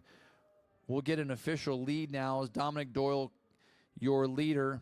Webb, then Da Silva. Narbone, it's Justin Riley who's up there in 5th. Jeff Bean is 6th. Anthony Corbo is 7th, with Austin Pulley in 8th. 9th is Sam Martin. Nikolai Greco is 10th. And you've got Connor McLaughlin, Bryant Trawa, and Samuel Fisher just outside the top 10. Michael Lee there as well. Leaders through the infield. Top 4 riders breaking away now, or top 5 riders breaking away from the rest of the field. A lot of good battles back through the field. Some side-by-side battles going into turn number 6. Some out-breaking campaigns happening there as they get to the barrel turn. But it is Dominic Doyle who's way out in front, leaving the other 4 riders to fight for themselves and to use the draft. They're leapfrogging on the banking as they get to the backstretch. None of them really able to use the draft from that R9 that Dominic Doyle has put in front of the field. So those 4 riders behind Doyle trying to use the draft to catch up to Doyle here as they get to the super speedway again in NASCAR 3 and 4. Doyle by himself pushing his own air on that brand new R9 that they're testing here to get ready for Speed Week coming up next spring.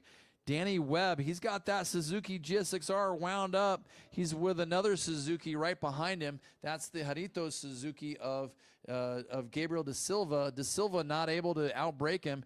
And Chris, it looks like they finally got that Suzuki of Danny Webb working again.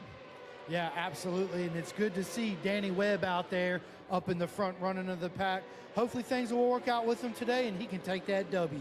Yeah, he's got the front brakes working for sure. They've had problems over the last couple of days. They've been doing different things to try to figure it out, everything besides swapping out the brake lines. So it looks like they finally got that bike working. He's been very strong on the brakes here this morning so far. And in this race, he's going up against some of the fastest competition that he's seen throughout the weekend, and he's able to outbrake them going into turn number 1 and the chicane. So there's something that's working differently on that Suzuki GSX-R 750 that wasn't working yesterday, and so it's good to see him now with some confidence that he can run up front and not hinder himself or other riders. He's still in second place in that Gixxer 750, pulling along 3 more machines. One of them is Gabriel Da Silva in the 3rd place spot, and then you go back to 4th, which is Shane Narbonne, and Justin Riley hanging in there in 5th. Riley is catching a triple draft every time through here, and it looks like the 4 riders working together may be catching Dominic Doyle in as they get to the super speedway. Dominic Doyle still leading on the Yamaha, but the gap has shrank by maybe a half a second as they get to NASCAR 4. They push out into the flat here. They'll come down on the apron as they approach the tri-oval. Look at Danny Webb. He's able to catch the draft of Doyle now, and he'll be able to pull up alongside. Going down into turn number 1, he will concede the spot to Doyle, but now the 4 riders behind Dominic Doyle have caught him. They will now be able to use Doyle's draft through the infield and through the banking as they work through the middle of this race. A standing yellow flag's being shown at start finish line, but I don't see what the incident is or why they would have a standing yellow flag there, but we will continue to watch for that and see why they would have a standing yellow flag there at start finish, as the white flag being prepared for Dominic Doyle or one of the 5 riders in that lead draft as they work their way through the infield. Again, that group now completely hooked up, and it is Da Silva who's trying to make some moves and get up closer to Dominic Doyle on the R9. So it's the Yamaha R9 with 2 GSX-R 750s behind him. Shane Narbonne, I believe. Let me see what bike he is on. Narbonne is on the Yamaha, and let's see, I was trying to find the machine that Justin Riley is on there in 5th, but Doyle will continue to lead on the Yamaha, and then like we said, Webb and Da Silva both on GSX-R 750s as those machines now up into the top of the super speedway. Look at this, coming off of NASCAR 4 down onto the flat. It's Danny Webb now trying to use the draft of that 750, and he's now gotten past Dominic Doyle. There's Da Silva. It's now a 3-way battle into turn number 1. They go 3 wide, and it's going to be Webb who will take the spot. It's going to be Dominic Doyle filing back into 3rd, maybe thinking that, oh, and now he makes a move. He'll go around Da Silva to take the lead into turn number 3. Da Silva is in 2nd, and Webb now sliding back 1 spot. Narbonne now pushing to push to the front. Webb now back to 4th out of turn number 3. 5 riders changing positions throughout the infield here as they prepare the flags. With 4 laps complete, they'll see the white flag next time by. working through the infield out of turn number 5 into turn 6. It's Doyle with about 1 bike length lead. De Silva is second. Narbonne third. Looks like De Silva may have actually slid back 1 spot along with Webb. As they get to top speed, they're all going to stay high on the banking and use that slingshot down onto the super stretch, the back straightaway here along Lake Lloyd and into the chicane. They'll go side by side into the chicane. De Silva now challenging for the lead. He'll take that spot from Doyle. Doyle willing to give it to him here, but as they get back on the gas, now 3 riders in a breakaway. They've left the other 2 behind. There was a problem there in the chicane, so now 3 riders with a breakaway. They're breaking away from the 4th and 5th place riders. We'll see if they'll be able to use that triple draft to catch up, as the leaders will catch another pack of riders through the tri-oval. This is going to be a really hectic turn 1, Chris. Yeah, absolutely. And number 64, Shane Narbonne, set the fastest lap time of a 150.746. Oh, one of our leaders had to take to the access road. He had to go around. That may have been De Silva. He had to go around a back marker and wasn't able to get turned in. The back marker got spooked and stood up, and it looked like De Silva had to follow him through. But timing and scoring will show Dominic Doyle over Gabriel De Silva, Danny Webb, then Narbonne and Justin Riley, with Anthony Corbo just outside the top 5, as these riders now working lap traffic, and it is super hectic. There are about 10 or 12 riders just in front of them that they're going to not only encounter to get out of the infield, but also to get up onto the banking as the white flag flies. This is the final lap and the final opportunities to get this thing done for these 5 riders who continue to change positions throughout the infield and along the banking. The leaders now up along the wall, trying to use that clean air before they take it down the banking and slingshot onto the backstretch. It looks like Doyle able to work the traffic a little bit better than everybody else, as he'll continue to lead into the braking area of the chicane. 2 slow riders that are just ahead of them. They'll not encounter them in the chicane, but coming out of the chicane on the gas, they're going to encounter them. So they're going to have to either stay high or take the low road to get around them here as they come to the checkered flag. It's going to be Dominic Doyle who will lead the field. Webb is there as well. De Silva may have worked his way back up into the mix there. It's going to be a double draft to the checkered flag. Here we go. They're going to go 3 wide to the checkered flag and up through the tri-oval. Webb's going to give it a go, and that might have been Webb who took the win. It's going to be a photo finish, and it is Danny Webb who takes the win. Our British Superbike competitor, who's been struggling for the last 2 days to even get that thing to stop, will take the win. So funny that he wins it on the gas and not on the brakes, Chris. Danny Webb will take the win in Middleweight Grand Prix, followed by Dominic Doyle on the R9, Gabriel De Silva on the Jaritos GSX-R 750, and Shane Narbonne will just miss the podium and finish 4th. Justin Riley will be 5th, with Anthony Corbo in 6th. Tyrawa will be 7th, with Greco, Pulley, Martin, and Lee rounding out the top 10 there. But Danny Webb, Chris, will take the win. He's been struggling for the last couple days. Good to see he's got confidence, and he wins it on the gas, not on the brakes. What a huge day for the UK boys coming over here in the United States, taking home 2 wins. Absolutely. Just goes to show, it's time, right? Time and experience. You just need to put in some laps here. We'll see if we can get to the amateur riders here.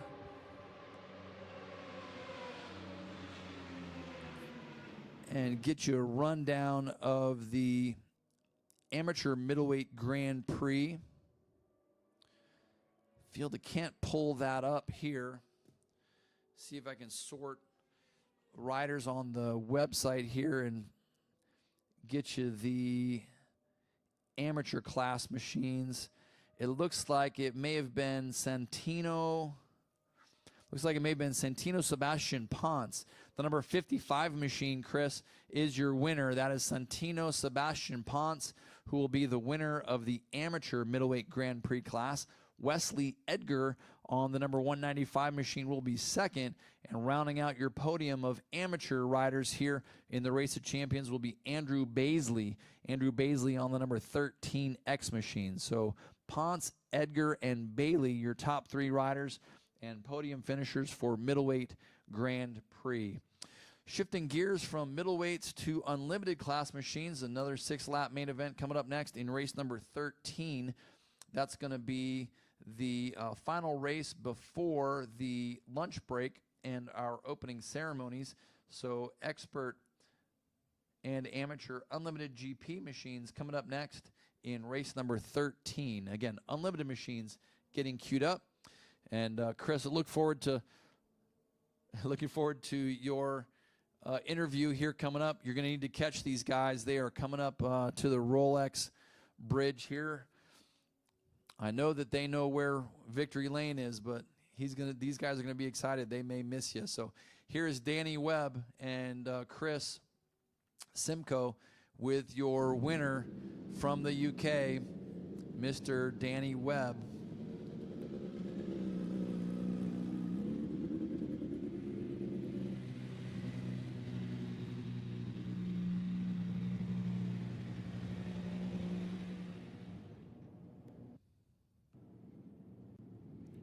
I'm sitting down here with the number 99 Danny Webb, all the way from the UK. Congratulations on your win, Danny.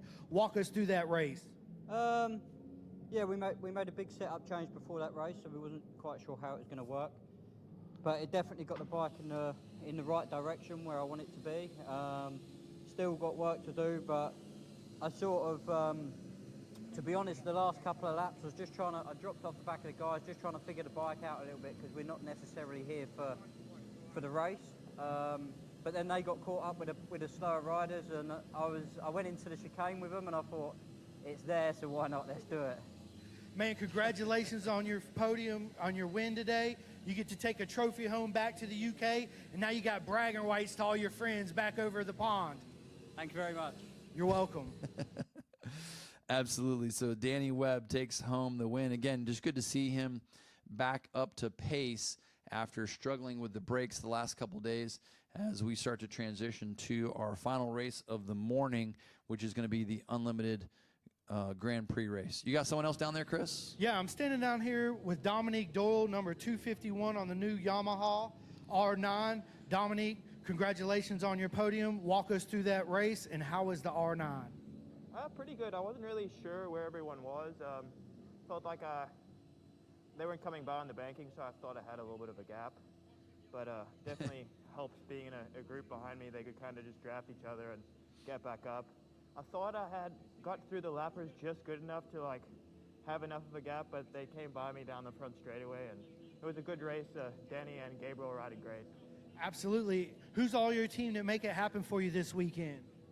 The whole Giac Moto Yamaha Racing team, Yamaha Racing, Yoshimura, Oleans, Arai, RST, Liberty Street, everyone that makes it happen. I love it. Congratulations. Yeah, great ride from Dominic Doyle, and it happened exactly the way he thought it was happening, with the group of 4 riders able to get together and just go behind him and use each other to draft up to Dominic Doyle. That's the perfect lesson here at Daytona International Speedway. Doyle, who had broken away early, and because everyone else was sort of trying to sort themselves out through the infield, so Doyle, who had broken away early, had gotten out into the lead, and the other 4 had to just work together to get up to him using the draft as we get ready for Unlimited Grand Prix coming up next. This is going to be race number 13 on your schedule. If you're following along on the website, there is a schedule on the website that'll get you through the entire weekend. It's a full 3-day schedule. Also goes through a lot of the sponsors that we have here for the ASRA Race of Champions, including Pirelli tires, Dunlop tires, the 2 official tires of the ASRA Racing Series. Of course, Jaritos has stepped up this weekend as well to help sponsor the Race of Champions. You can find Jaritos Mexican drink all over the paddock area. They're also going to sponsor the party tonight over in the Rider Owner RV lot. The Road Racing World Action Fund, of course, very active here at Daytona. They help supply all of the soft barriers and inflatable air fence barriers here at Daytona that you'll see at the exit of the infield. As you get up to the banking, you'll see them throughout the infield as well. So thanks to the Road Racing World Action Fund. If you are online and you're scrolling on your phone right now, please take out your phone and dial up the Road Racing World Action Fund, or go to Road Racing World and look and click on the Road Racing World Action Fund link, and please donate today. Super easy ways to donate: buy a t-shirt, buy a hat, subscribe to Road Racing World magazine. Do something there to help provide funding for more safer barriers here at racetracks like Daytona International Speedway. The Road Racing World Action Fund actually helps deploy safe barriers throughout racetracks all over North America. So please get over to the Road Racing World Action Fund and donate today. Again, just buy a t-shirt or a hat. You'll get a little memento with the logo on it, but know that you're doing a good thing to help save to help increase the safety of these racetracks that we race at. Unlimited Grand Prix is coming up next, thanks to the ASRA this weekend and the Daytona International Speedway. Thanks for all of the staff. You guys are doing a phenomenal job of keeping us rolling here. Again, this is the final race of the day before we get to the lunch hour. Sitting on pole position in this Unlimited Grand Prix race will be number 723, Frank Babuška, the New York rider on a BMW M1000RR. He qualified with a lap time of 49.031. Next to him, number 79, Tony Storniolo. One of our race winners from Unlimited Supersport yesterday. He qualified with a lap time of 149.320, just 3/10 off the pole time. He's from Waukesha, Wisconsin on a Kawasaki ZX-10. And next to them is the number 70 of Bodie Page. Bodie Page qualified with a lap time of 152.326 from Springfield, Florida on a Suzuki GSX-R 750.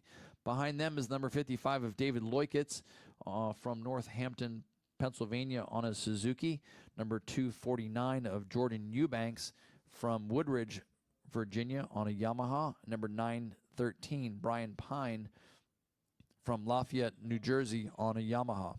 Behind them is Ian Graham, Nicholas Euler, and Derek Delanoche on row 3. Row 4, we'll see Danny Blackstone, Mansell Hines, and number 174 of William Posse. Behind them will be row number 5, the number 81, Derek Johnson, Joseph Lamandry Jr., and Brandon Posh. Lamandry Jr. and Posh, we saw them both here. Not sure if they're riding, but they are entered in the races. They weren't quite sure what motorcycles they would have or if they would be available.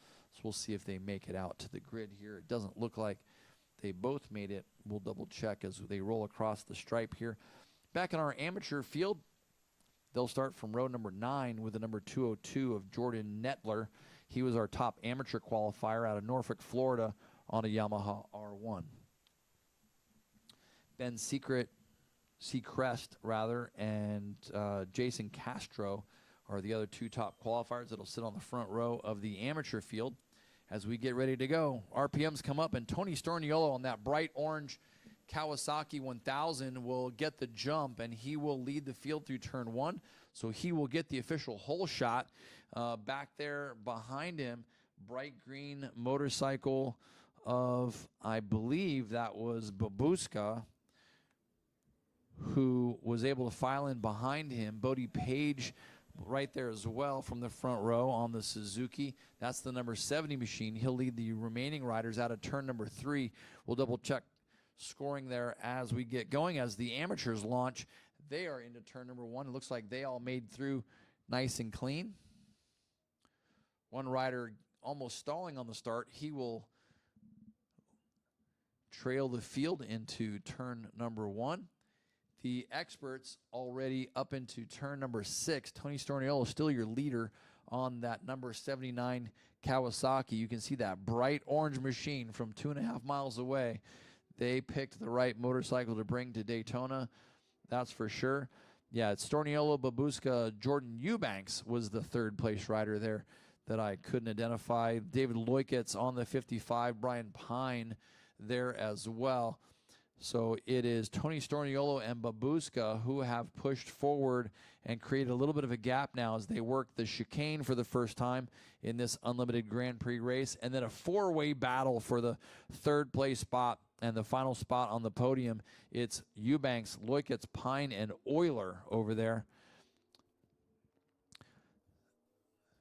Hooked up in the draft, trying to catch up to the leaders, but these two 1000cc machines up front are so fast, and it was Babuška who was looking to perhaps take the lead coming across the stripe, but he lost the track position, so he will file into turn number 1 in second place as Storniolo was sliding down the banking there, and Babuška had to go around the outside. Chris? Yeah, I mean, Tony Stromolono's coming in off his win yesterday, so he's got a lot of momentum coming in. Frankie Babuška, he wants that win, so this is absolutely going to be a battle to the finish.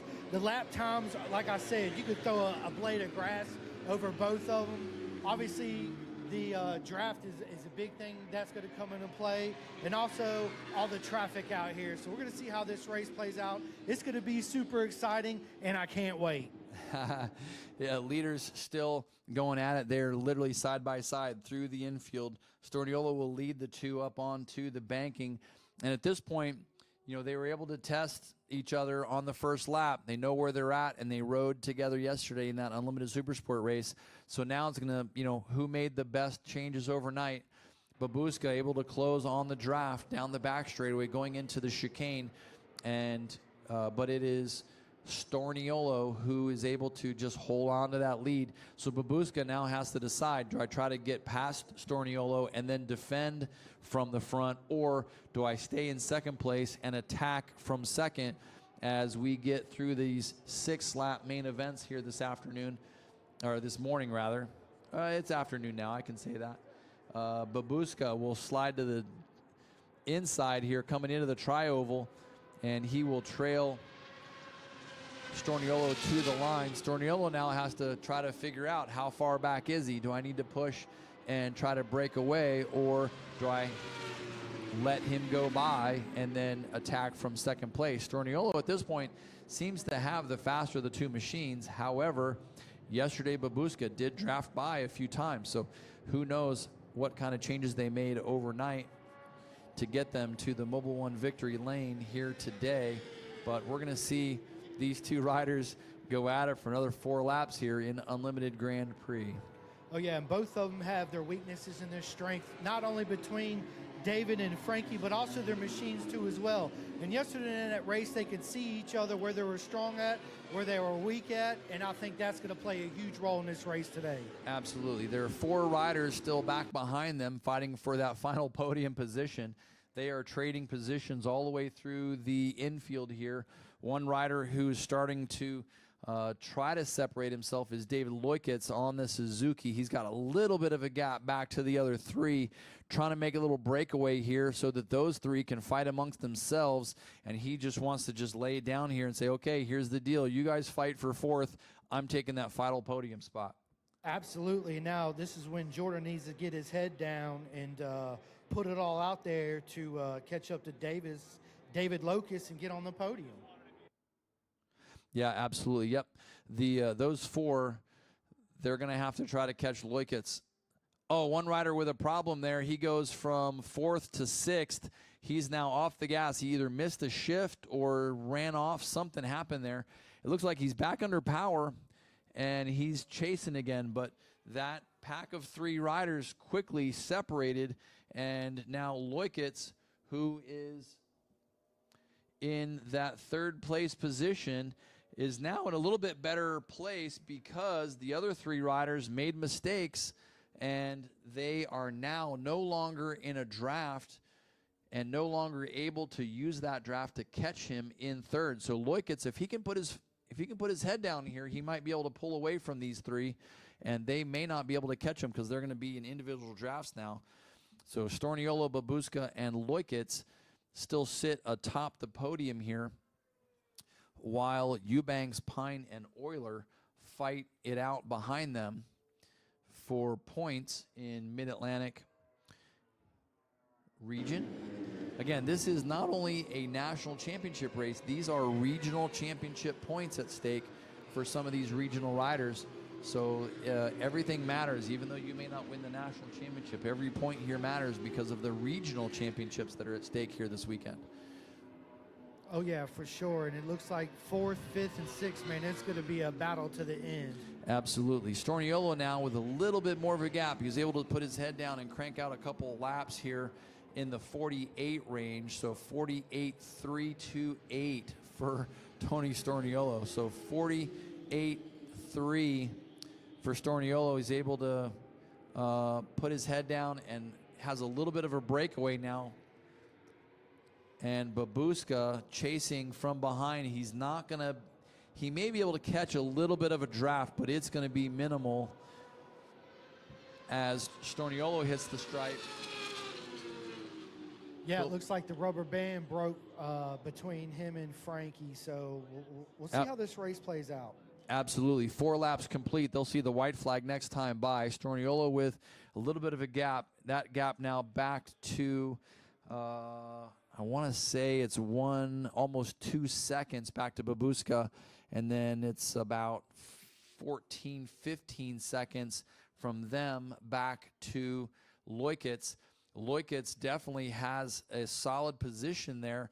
The other 3 riders still separated by a few bike lengths apiece. They're not able to use the draft yet. However, it looks like it is Pine who's tightening up on the tail section of Eubanks, and those two can now start to work together through the infield to maybe get up a little bit closer to Leukitz with, what, a lap and a half to go.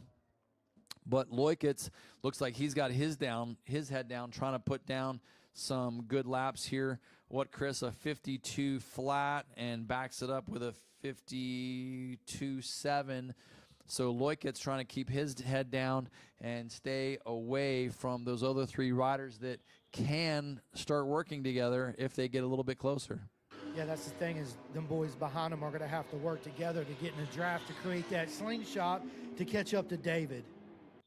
Yep, absolutely. The leader now will see the white flag. This is Tony Storniolo. This will be 5 laps complete. Coming to the stripe this time by. Watch this bright orange Kawasaki. He's going to have to choose if he's going high or low around this back marker. He was undecided until they got to the tri-oval, but he'll go high. And it's going to be Babuška who has to choose to go around this back marker into turn number 1. Thankfully, that was super predictable, but Babuška not able to make a difference here. Although Storniolo coming up on traffic in turn number 3, it's going to hold him up in the International Horseshoe, so Babuška is going to have an opportunity to reel him in a little bit. Oh, but he made a mistake there in 3. So Storniolo able to zip past this back marker. Babuška is going to come up on that same back marker in turn 5, which may slow him down. He's going to show a wheel up the inside, and he will take that spot.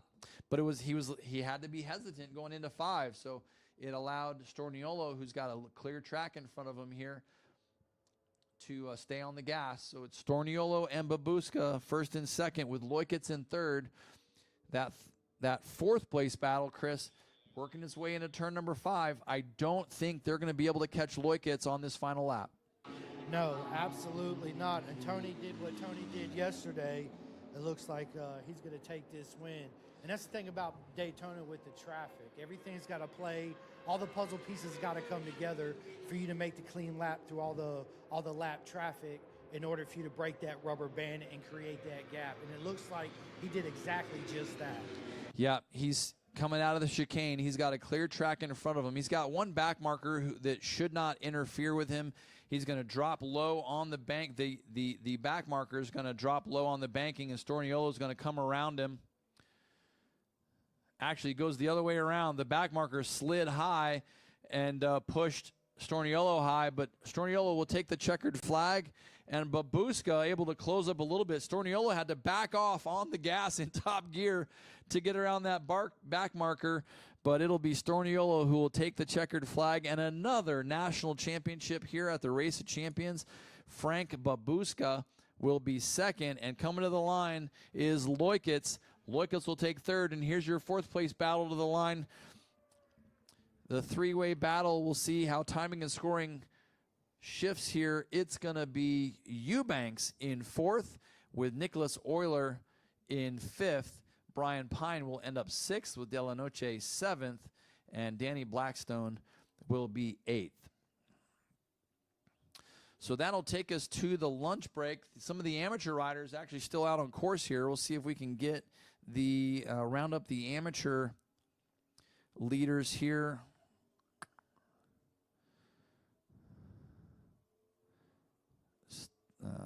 Unlimited Super Sport, or Unlimited GP rather. There we go. Separate by class. So yeah, if you're following along in the Speed Hive app, you can actually separate your expert and amateur winners.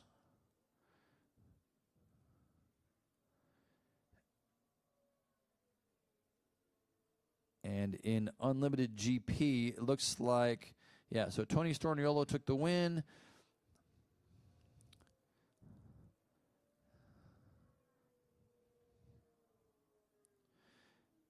And in the amateur class, it was the 202, Chris. It was the 202 of Jordan Netter. Jordan Netter will take the win in the amateur Unlimited Grand Prix class.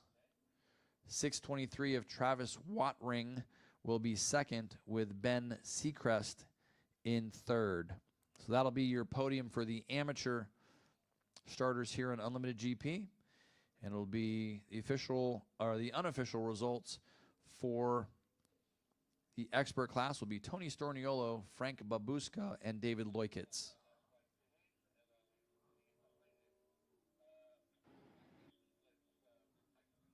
What an amazing race that was. I'm down here in victory lane waiting on them to come in so I can get this interview done for all the people here. Absolutely. It's going to be Babushka is going to be the first one to you.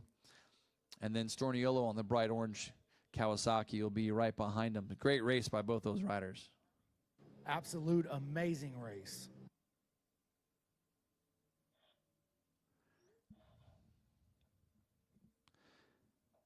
So here's Storniolo making the turn at the Rolex Bridge. Again, he took time off last year to go to the Grand National Finals. So congratulations to Tony Storniolo, who's down there with Chris. I'm down here with number 79, Tony Storniolo. Second win, second national championship. Congratulations, man. How does it feel? Man, it feels awesome. So it's just kind of, like I said yesterday, just the perfect ending to such a great season. So I love it. I love the show that ASRA puts on here. It's always a fun event. Absolutely. Again, congratulations. Go ahead and give a shout out to all your team and who made this possible for these two championships for you so far this weekend. All right, first is Pirelli Tires, man. They always got my back. The compounds are working out perfect this weekend. Faro Performance, EBC, and then Eat Clean Meals has stepped up to help me. So it's been, I appreciate them. Man, congratulations. Second championship this weekend. Man, what a feeling. This is going to carry on. You're going to be so excited for at least the next 2 weeks with adrenaline over this. Oh, I am for sure. Thank you. You're very welcome, man. Proper mega job, my friend. Yeah, thanks, Chris. Good job for those riders. Tony Storniolo, I know he takes these national championships personally. He's been the #1 plate holder in the Midwest. He's won Midwest regional championships, but this is a whole other deal, winning a national championship at the Race of Champions at Daytona International Speedway, the World Center of Racing. He's going to cherish these two national championships, and there's opportunities for more. There's more races coming up for that unlimited class here. Chris, we're going to sign off here for a few minutes. We're going to work our way downstairs to the Rolex Bridge and Mobile One Victory Lane as the airplane getting ready to take off from Daytona Airport with our jumpers and our for our invocation and opening ceremonies. So I'm gonna drive down from the tower here. I don't have a parachute, so I'm gonna jump in the car and work our way around for opening ceremonies. I'll be down there with you in a few minutes, but we're gonna take a little bit of a break on the radio here until we get downstairs. We're gonna play some music, and we invite everyone over to the Budweiser Bistro to grab some lunch, grab some food and beverage down there as we get ready for our opening ceremonies and continue this great racing here at Daytona International Speedway. So again, we're going to take a little bit of a break. We'll read some ad campaigns here, and then we'll rejoin you for the opening ceremonies at the one and only Daytona International Speedway, the World Center of Racing. We'll be back with you in just a few minutes. Congratulations to all of our winners and national champions. Let's prepare for some more great racing this afternoon with ASRA. Make sure you go to asraracing.com for all of the grid sheets and results, live timing, and live stream that's happening here this weekend. We'll be back with you in just a few minutes. Take care.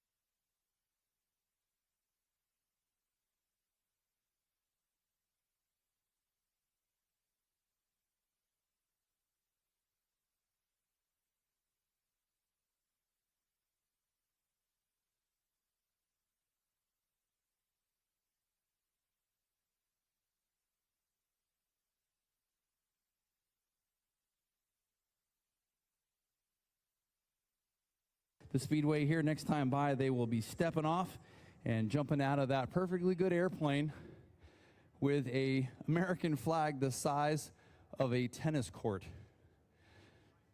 Just for reference.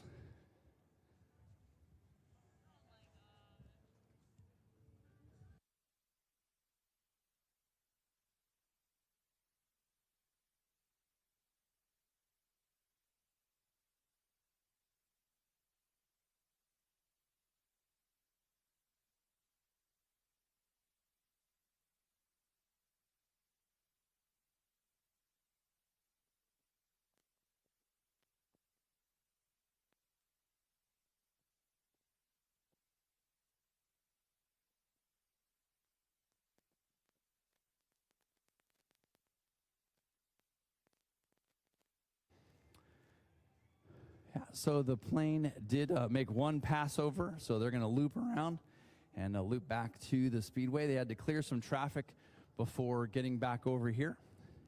So we will do the anthem just before the invocation. As soon as our chaplain gets here, we can do that as well.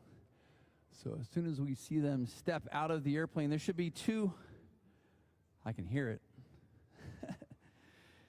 Our air sports parachute team jumpers will be exiting the airplane at about 3,000 feet.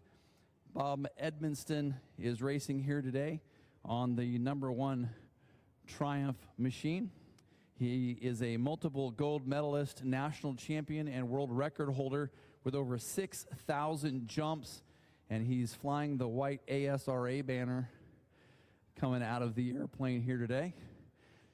We invite you to join us here on pit road. They're going to be landing right here in the grass area of the front straightaway and tri-oval. So we literally invite everyone to come up to pit road and be part of this cool opportunity. Chuck Julian will be flying the U.S. flag. He's a former Air Force 10,000 jump, with 10,000 jumps. They'll be jumping today out of a Cessna 182 that's out of Melbourne, Florida. They did an initial pass at 1,000 feet, and then they will climb and jump out of that airplane at 3,000 feet.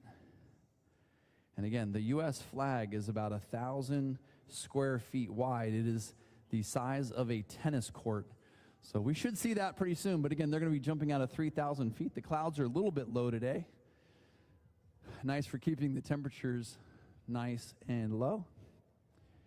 Here's our Cessna coming in from the turn 1 area. If you look towards the left side of the tri-oval over the World Center of Racing Tower, that should be our Cessna 182 out of Melbourne, Florida, that they will be jumping from. They have cleared all other traffic, so that should be our plane coming at us. Again, at about 3,000 feet, we should see them exit that aircraft. Again, join us here on pit road for opening ceremonies. Our pastor and chaplain should be here any minute now for the invocation as well. As we kind of wait for them to go here, and once we see them step off, we'll also cue the national anthem. And if we time it right, they'll be landing here in the grass just about when the national anthem finishes. So again, Bob Edmonston, one of our Triumph riders, he has the #1 machine in the blue garage here. Over 6,000 jumps for Bob, and his partner flying the U.S. flag, he has over 10,000 jumps. So over 16,000 jumps between the two of them. But that is our airplane there cruising over the speedway. Just waiting for them to be ready. And there we go. They have exited the aircraft.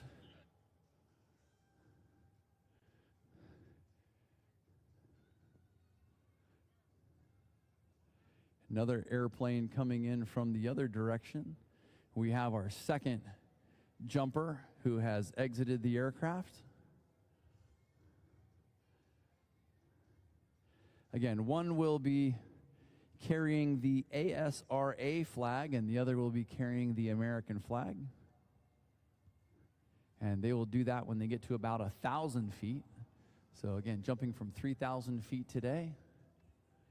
Again, join us here on the pit road. They'll be landing right here in the grass.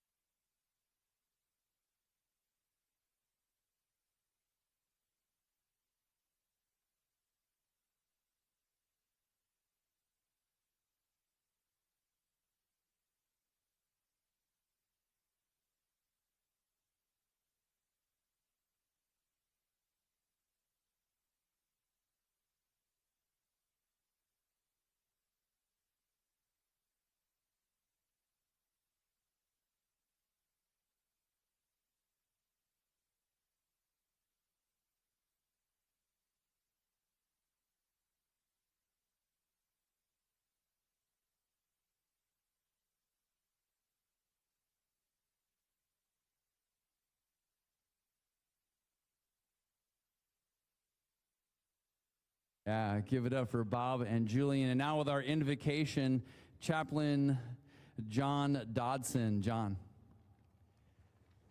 Okay, everyone, let's pray. Lord Father, we thank you for this day. We thank you for everyone that's here. We thank you for our families here with us. Lord Father, we ask you to watch our racers today. Just keep them safe out there. Give them a blessed and fast ride. And Lord, we pray for our military around the world that serve this country to protect us. We ask you to bless their families as their family members serve. And Lord Father, we just even pray for our men that are coming down on with the flag and the ASRA flag, Lord. We just ask you to watch over them, but thank you for the blessing that they could do that. We ask this in Jesus' name, amen. Amen. Thank you, thank you, John. Thank you to the entire Daytona International Speedway operations team and IT, PA team. These guys are fantastic. Brian and Mike, Michael, everybody, thank you so much for everything you guys do to help us out. Jen, who's head of operations here at Daytona International Speedway. Jen, thank you so much for everything that you do for the folks here at ASRA. We'll talk real quick to Bob. Hey, man, jumping out from 3,000 feet. That was fantastic, huh? You got to carry the Race of Champions flag. You got the #1 plate on the motorcycle. Daytona doesn't get any better than this, does it? I got to go race right now. There you go, Bob Emiston, who jumping with that ASRA flag. So we've got a little bit of a break here as we're just starting our lunch break. So we'll get a time from the race control here as to when we go back racing with the ASRA Race of Champions, a full schedule of races this afternoon. Again, we invite you to get over to the Budweiser Bistro and grab some lunch. They got some burgers and chicken. They got some great lemonade, and the French fries are unbelievable. Make sure you get over there and grab some lunch. Work your way through the blue and yellow garages. Get some autographs and photos with these racers who are collecting some championship trophies here, and we'll be back with you in a few minutes. We're going to take a break, get reset here, and we'll be ready to go with some more racing from the international race from Daytona International Speedway, the International Race of Champions with the ASRA.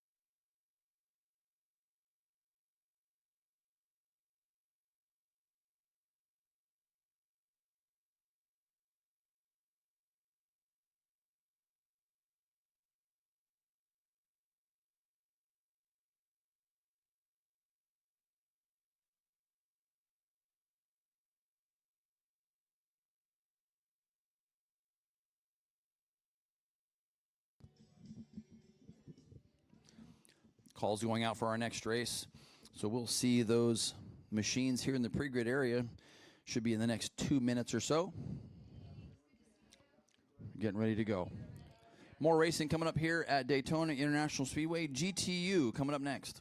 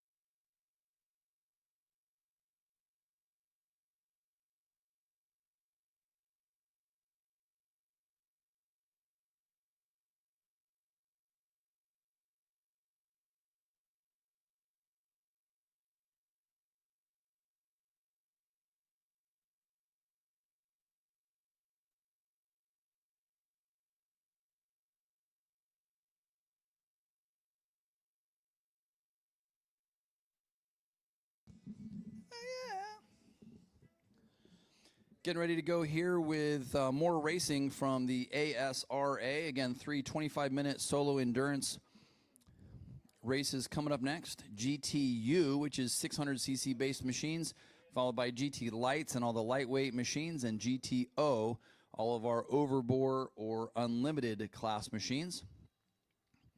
So we are getting ready to go here. I know it looks like they are giving the whistle down there, and motorcycles are released.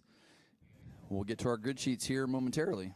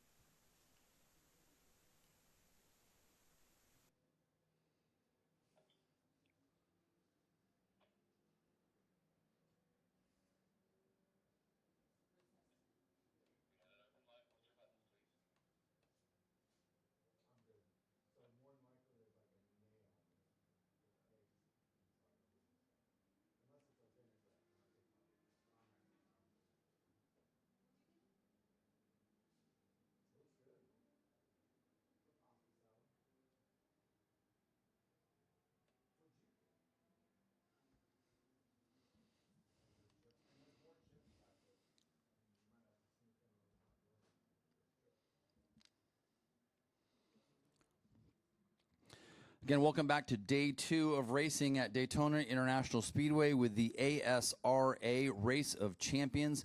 We'll look at the grid sheet here on day 2 for our GTU expert and amateur class riders. Sitting on the pole position will be the number 70 machine of Bodie Page. Bodie out of Springfield, Florida on a 2025 Suzuki GSXR. Next to him will be the number 251 machine of Dominic Doyle. The Woodstock, Georgia rider is on a Yamaha R9. The only difference between these two riders in pole position is 0.3 of a second. Bodie Page qualified with a lap time of 150.45, and Dominic Doyle qualified a 150.76. Next to them will be the number 55 machine of Gabriel Da Silva. Da Silva qualified 3rd in this race with a lap time of 151.57 from Coconut Creek, Florida. and he also is on a GSXR 750. Back in row 2, you've got number 5, Ryder Davis. The Pittsburgh, Pennsylvania rider is on a Ducati V2. Next to him, number 64, Shane Narbonne. The Massachusetts rider is on another Yamaha. Next to him, scheduled to be there, is number 96 of Brandon Posh, the New Jersey rider, on another Yamaha R6. And then back in row 3, you've got Gary Johnson, already with a win today, out of listed out of Daytona, Florida. He's actually one of our Isle of Man TT riders on a Suzuki. Cole LaFlame, number 38, out of Alabama, is on a Suzuki. And Anthony Corbo, number 726 from New Jersey, is on another Yamaha. Back on row 4, you've got number 210 of John Green, 218 of Austin Pauly, and 94 of Munis Syed. Back on row 5, you've got 176 of Nikolai Greco, 33 of Sam Martin, and 89 of Matthew Braun. Row 6 will have 369 Samuel Fisher, 993 of Martin Lewis, and 643 of Scott Gilbert. Row 7 will see number 7 John Shield, 730 of Craig Wilson, and 998 of Andres Jaramillo. Row 8 will have number 417 of Skylar Kopp, number 1 of Bob Edmonston, and number 616 Joseph Lamandry Jr. 186 of Terry Ferguson is shown on row number 9, and Brandon Posh shown again back on row 9 in the 26th position.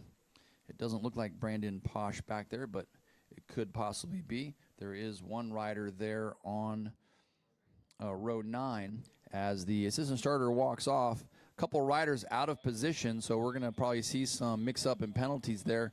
Several riders, again, out of position here early on as the assistant starter walked off, and now the lights go out. Now the lights go out, and from the inside of the front row, it looks like it is going to be,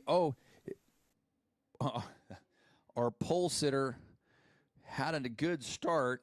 Bodie Page with a good start, but then it was Dominic Doyle who fought through. Doyle is in second. Looks like maybe De Silva came from the outside of row number 1. It could have also been Shane Narbonne. Bones back there. And I don't think that that's Brandon Posh, but it does show Brandon Posh here with a lap time qualifying at a 53.576. So we'll have to see if that is Brandon Posh. At least that's what the timing and scoring says.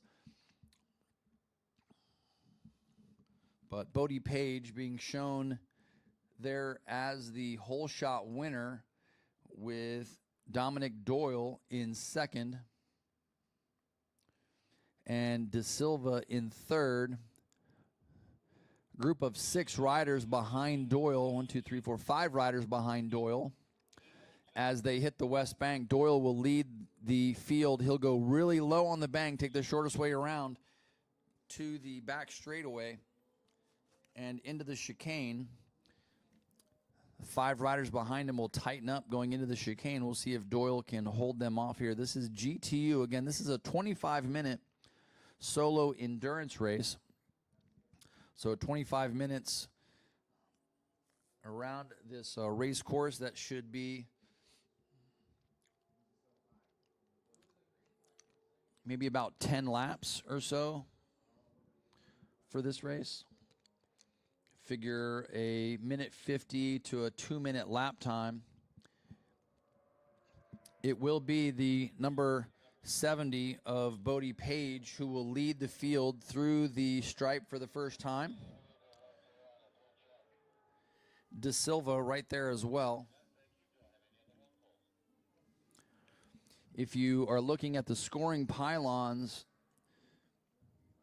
there, De Silva is shown as the number 55 machine. Dominic Doyle on the 251.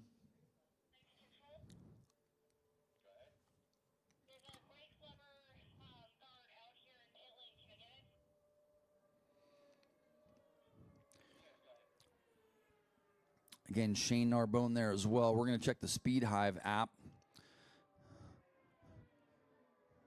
to see if we can get a glimpse of if it's any different than the leaderboard.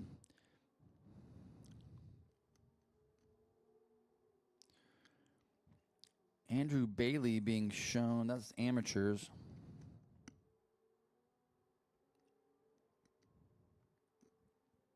There we go, Bodie Page. Bodie Page being shown in the lead there with Dominic Doyle, Gabriel Da Silva, Joseph Lamandry Jr. did make it onto the grid this morning. Shane Maggs is there as well.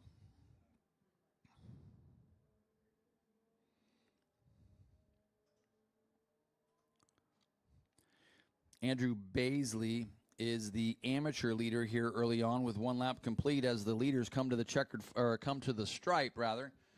We got a long way from the checkered flag, that's for sure. That looks like Shane Narbone and Bodie Page dicing out up front using the draft. 1, 2, 3, 4, 5, 6 riders in that lead draft. 6 riders in the lead draft behind Bodie Page. It'll be Page over Doyle. Those 2 riders locked in as Doyle slides up the inside and pushes Bodie Page out wide. So that's experience right there. And Page will go from 1st to 4th just like that. It was Dominic Doyle who threw his wheel down the inside going into the entrance of turn number 3, the International Horseshoe, and Bodie Page stood up and rode wide.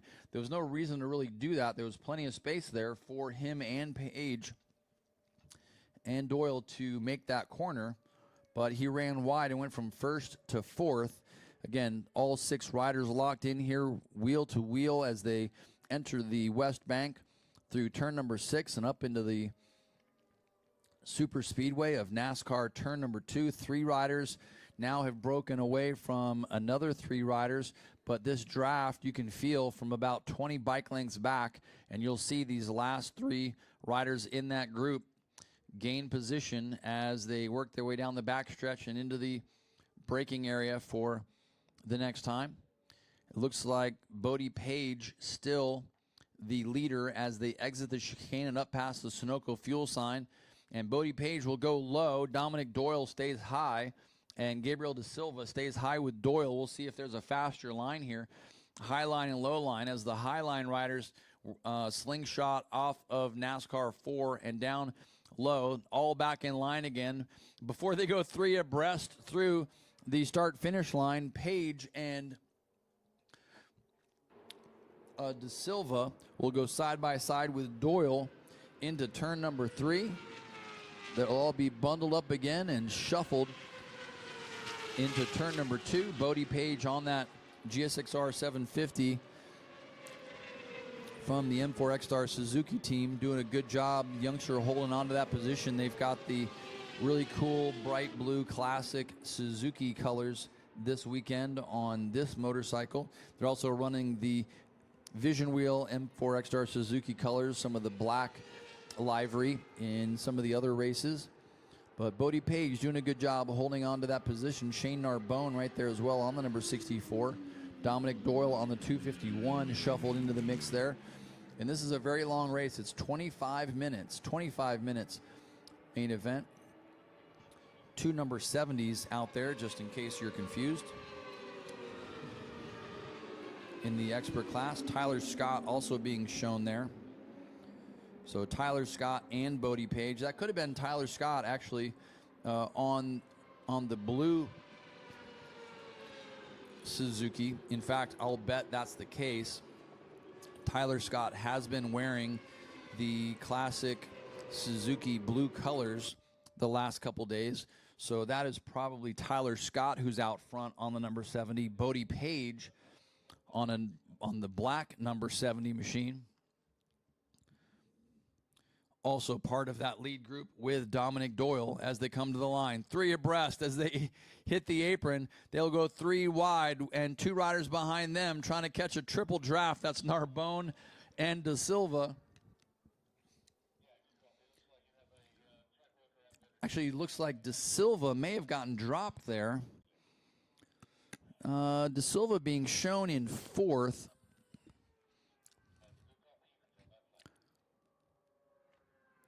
That could be him. It just moved up to second. Consistently shuffling positions here. Yeah, De Silva has slipped back. That's what I thought. De Silva has slipped back to fifth. He's no longer with that lead group. He's now entering turn 5. The rest of that group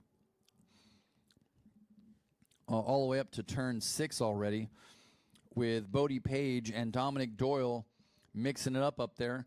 Joseph Lemandry Jr. has worked his way up into that group as well. So you've got Tyler Scott, Bodie Page, Dominic Doyle, Shane Narbone, Joseph Lemandry Jr., and Gabriel De Silva. Gary Johnson up there as well on the number 7 machine, already with a national championship here this morning. Rounding out the top 10 here early on, Shane Maggs, Cole Flame, and Anthony Corbo. 4 laps in the books. We're just about 10 minutes in. So if we're the 25-minute solo race, we're 10 minutes in with 4 laps. So we may see, this may be an 8 to 10 lap main event on the 600cc base machines. You got something down there, Chris? Yeah, Joseph Lemandry is definitely one to keep an eye on. He is absolutely fast. Let's see if he can keep his head down, stay in that draft, and put it to the front. Yeah, just so we say that, Dominic Doyle goes to the front here as they cross the stripe. Bodie Page just behind him. Joseph Lemandry Jr. being shown in 3rd in that group.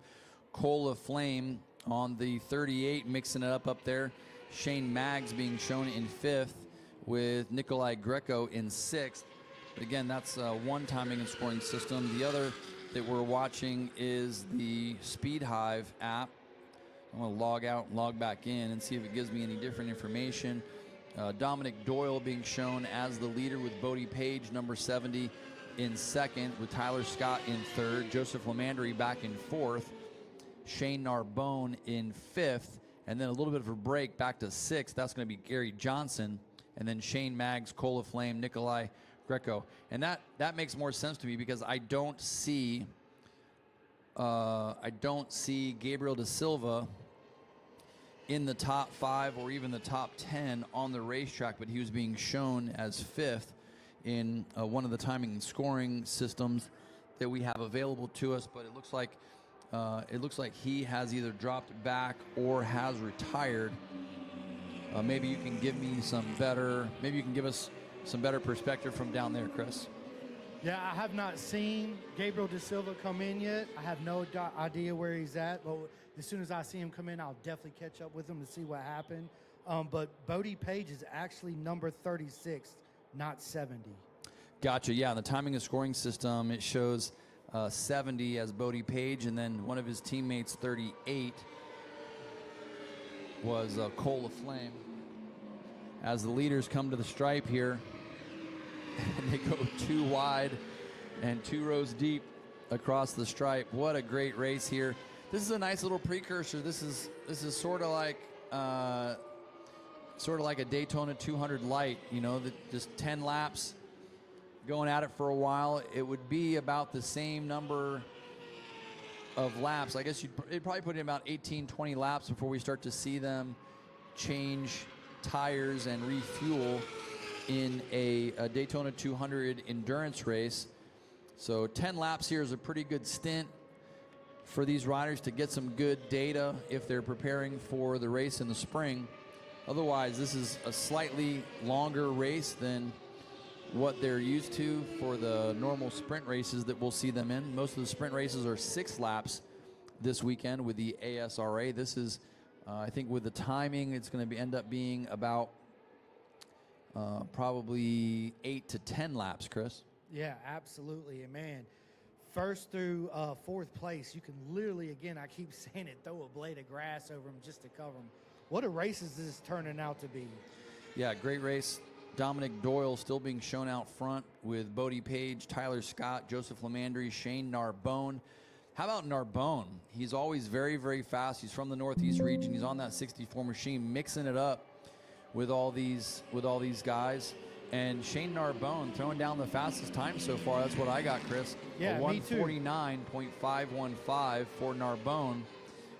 That was in the draft, of course. So give him a little bit of credit to stay in the draft and to be aggressive enough to get up there and mix it up with some of these guys. But Narbonne, the fastest lap of the race so far, 49.515. Actually, one of the fastest lap times we've seen this weekend, Chris. Absolutely, man. Those front five sticking together. This is going to be one heck of a race at the end of it. Yeah, finishes here at Daytona International Speedway. Always very, very exciting because of that reason. We're able to use the draft, and there's so many opportunities around this 3.51 mile race course to gain an advantage. Some riders are better on the brakes. Some riders are better in the draft. Some have that torque coming off the corners, and some have the top end speed. It was funny, in preparation for this race, I'm watching all the social media handles, and everyone's asking questions. What gearing should I use? How should I prep? What should I be doing? And all of the answers are just all over the board. And the funny thing is, most all of them are correct, right? Because yes, you want torque coming off corners. Yes, you want better gearing for top end speed. Yes, you want more aerodynamics. You know, yes, you want long wheelbase, but you also want, you know, to be able to get the bike turned. And so there's so many strategies, and based on how you ride and how aggressive you are and how your bike is set up and how it makes power, all of those answers could be different but correct at the same time. Yeah, absolutely. It just depends on each individual rider, and it changes so much, and especially with the weather, the over clouds and the track temperature being cooler, it definitely changes the setup in the game. Yep, riders back to the stripe, Chris. Here comes that group. Dominic Doyle, Bodie Page, Tyler Scott, Joseph Lamandry, starting to spread out a little bit more, but here they go side by side again across the stripe.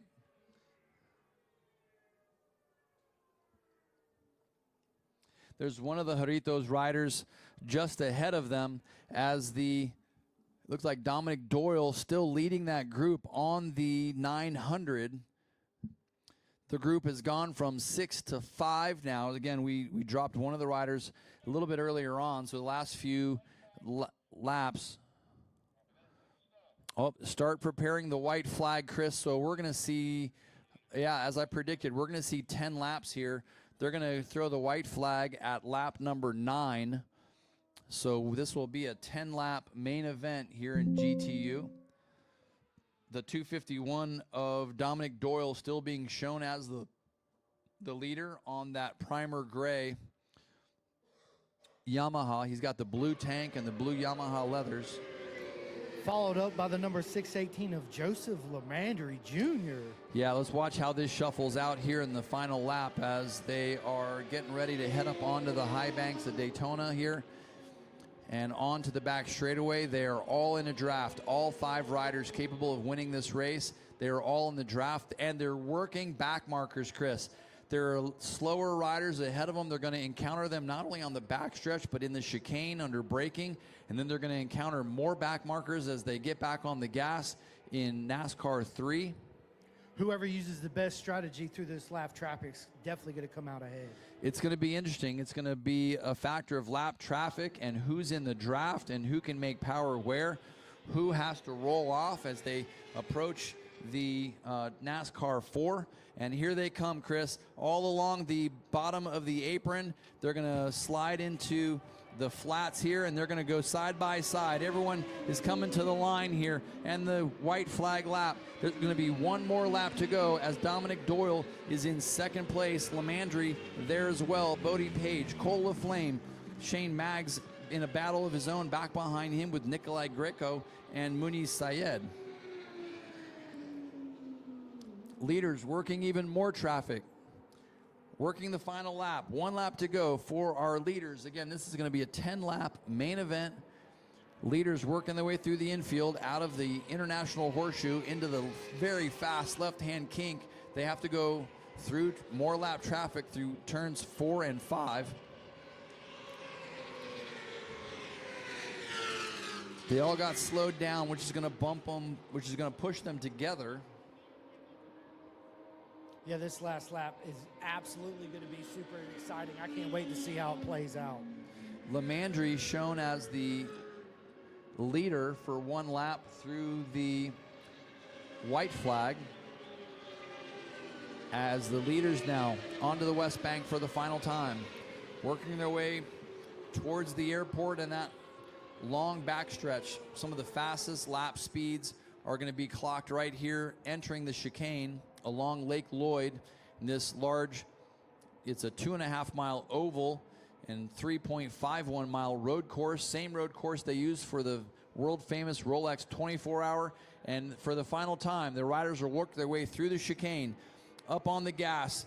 RPMs start to come up as they start lining up in the draft to get around to the checkered flag. White flag still being shown to the tail end of this group. And here come the leaders to the line, Chris. They're going to go side by side through the flat. They're going to come into the tri-oval. Checkered flag being shown. It's going to be Dominic Doyle over Joseph Lemandry, I believe, was able to work his way up to second. Bodie Page was third, with Cole LaFlame in fourth. Shane Maggs is going to be fifth, with, it looks like, Nikolai Greco sixth, with Muniz Syed seventh. Austin Pulley is going to be eighth, with Sam Martin and Anthony Corbo rounding out the top 10. But it's Dominic Doyle, Chris, who was patient enough he led the laps he needed to lead, and he followed on that final lap where he needed to. He was able to use the draft to the checkered flag and bring home a win here in the the annual Race of Champions. And young rider who's done a lot with his career already. He's well dialed in for a future at Yamaha, I'm sure. But this Race of Champions trophy, I'm sure, is going to mean a lot to him and his family. Oh, absolutely. I'm going to head down here to Victory Lane so I can get a word from Dominique Doyle. It looked like Tyler Scott, one of the riders that was in that mix pretty early on. He sort of dropped back and maybe just testing some tires or testing some equipment. He has dropped onto pit road and not taking that final lap. So one of the riders heading back to the paddock, it looks like. One of the number 70 machines. But again, Dominic Doyle will take the win over Joseph Lemandry Jr. and Bodie Page to round out your podium. What a race that was. That was fantastic. And this is what we expect here at Daytona International Speedway for the Race of Champions. And then your amateur leader, Chris, was the number 13 of Andrew Baisley. Andrew Baisley, number 13. His fastest lap, he was able to get down under the 2-minute mark of 59.343. A 1:59.343 for Andrew Baisley, your amateur national champion. Behind him was Austin Payne, and then Mohamed Moshet to round out the top 3 podium positions for the amateurs in GTU. Coming up next will be the GT Lights and 500 GT races. Again, GT Lights and, GT Lights and 500 GT coming up next. Another 25-minute solo endurance race. However, the speeds won't be the same, so we probably won't see 10 laps out of them. We might see maybe 6 or 7 laps from them, so it'll be a completely different race there. And it may end up just looking like one of our sprint races coming up this afternoon.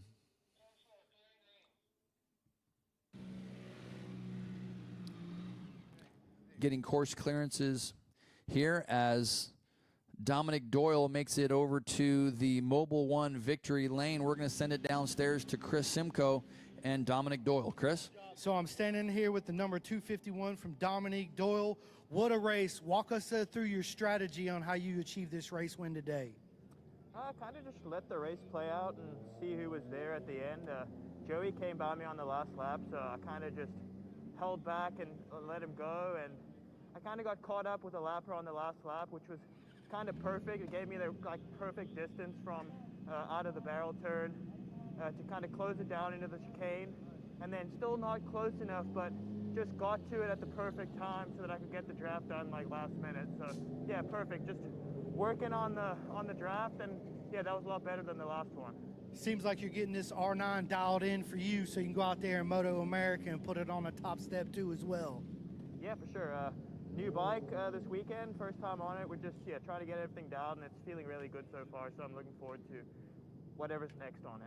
Absolutely, and tell everybody who's all on your team to help you make it possible again today. The whole Giacomoto Yamaha racing team, Liberty Street, Attack, VP Racing, Dunlop for the tires this weekend. It's a massive help, and we're really learning a bunch of stuff with the tires for the 200. So that's awesome. And everyone else, Yoshimura, Oland, Arai, RST, Alpha Omega, Champ School, everyone that makes it happen. I love it. Ladies and gentlemen, Dominique Doyle on the win today. Let's go, Dominique Doyle!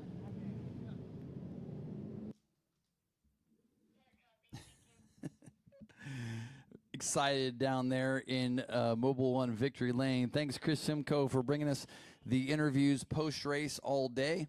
I'd like to thank Mobile One for sponsoring the Victory Lane here at Daytona International Speedway. So many great partners here at Daytona, including Rolex and Mobile One, of course, Budweiser Bistro, and everybody who is part of the Daytona International Speedway family. Chevy Trucks, obviously a massive partner here at Daytona International Speedway because of their sponsorship and partnership with the safety trucks that help us get riders and motorcycles back from around the racetrack when they have some issues. Of course, Advent Health, one of the major sponsors here at the Speedway. It's important for you to take control of your own health, so visit adventhealth.com. Exalta, another one of the major sponsors here. They're one of the founding partners and official finishes, coatings, and paint of Daytona International Speedway. Exalta Coating Systems is proud to be a partner of Daytona Speedway, so we thank them. Geico, of course, is a big sponsor. They've got a great interactive booth out front where you can get a $500 gift card perhaps to Revzilla and their online stores. Get more with Geico. The Florida Department of Transportation, also a major partner here. So thank you for Florida Department of Education, or Department of Transportation, who reminds you to drink responsibly and do not drink and get behind the wheel of a car or motorcycle. Instead, designate a sober driver or catch a ride-share service. We want you to arrive to your destination on time. Sunoco Racing Fuels, obviously massive partnership here at Daytona. You'll see the Sunoco signs all around the racetrack here. And Toyota, another big transportation sponsor for the Daytona International Speedway. Switching gears to GT Lights. GT Lights going to be coming up next. These are going to be all lightweight machines and GT 500 cc 500 GT machines. So those machines are coming up next here as they circulate for their warm-up lap. We will get you to the grid sheets for GT Lights. So I'm standing down here with number 13, Andrew Beasley, on his race win today from Peaksville, New York. Andrew, tell us about that win. Felt great. I had a great time out there, battling out, and overall, I'm really happy with the results. I can't complain. The bike handled well, and I didn't get fatigued. Did you have a certain strategy coming into this race this afternoon? Just get a good launch, man. That's all that matters. Get a good launch into one and just try to check out. Absolutely. And who's all on your team that helped it make possible for you to be here this weekend? My boy Jacob and his dad Howard over here helping me out this weekend, and a bunch of my homies out there. And God, I guess. I love it. Congratulations, Andrew Beasley, on your win today. Let's go!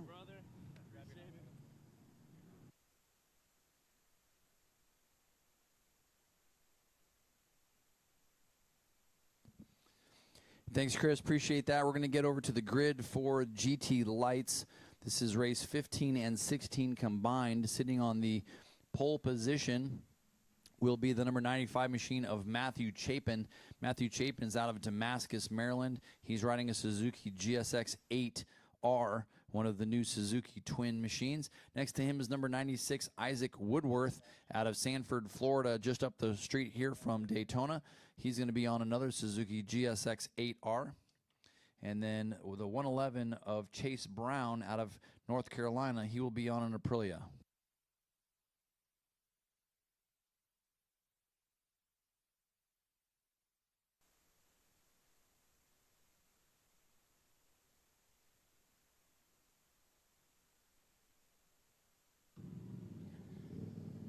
Isaac Woodworth's definitely one to watch for this race. I think he's got a point to prove after his second place in the last one.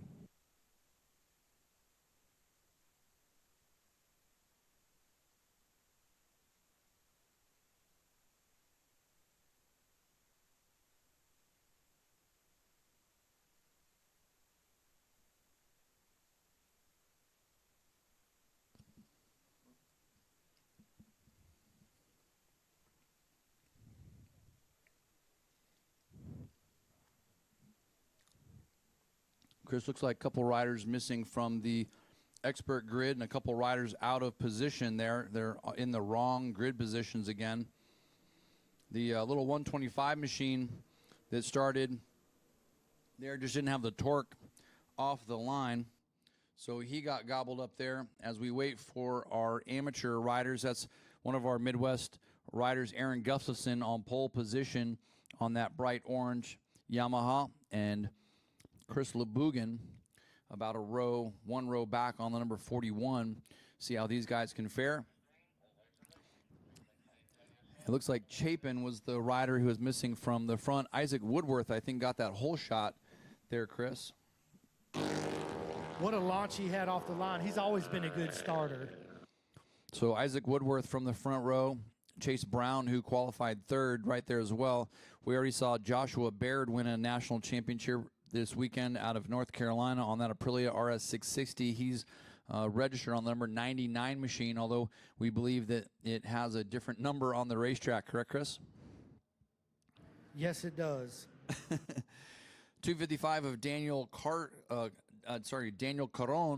It came from the middle of the second row. He's trying to push his way up through there, as well as Ryan Schoenfeld, who started on the outside of row 2, which actually here at Daytona, Chris, that outside grid position is not bad. You're starting a little bit behind the rider on the left side of the grid. However, you've got a way better look at turn 1 from the outside there, and you don't necessarily have to slow down as much, and you don't have to move over. So if you can get a good launch from the outside of row 1 or 2, maybe even row 3, you've got a pretty good look at turn number 1, and you can make some progress. So some of the riders that didn't qualify so well and got stuck on the outside there, it's not such a bad spot to be in.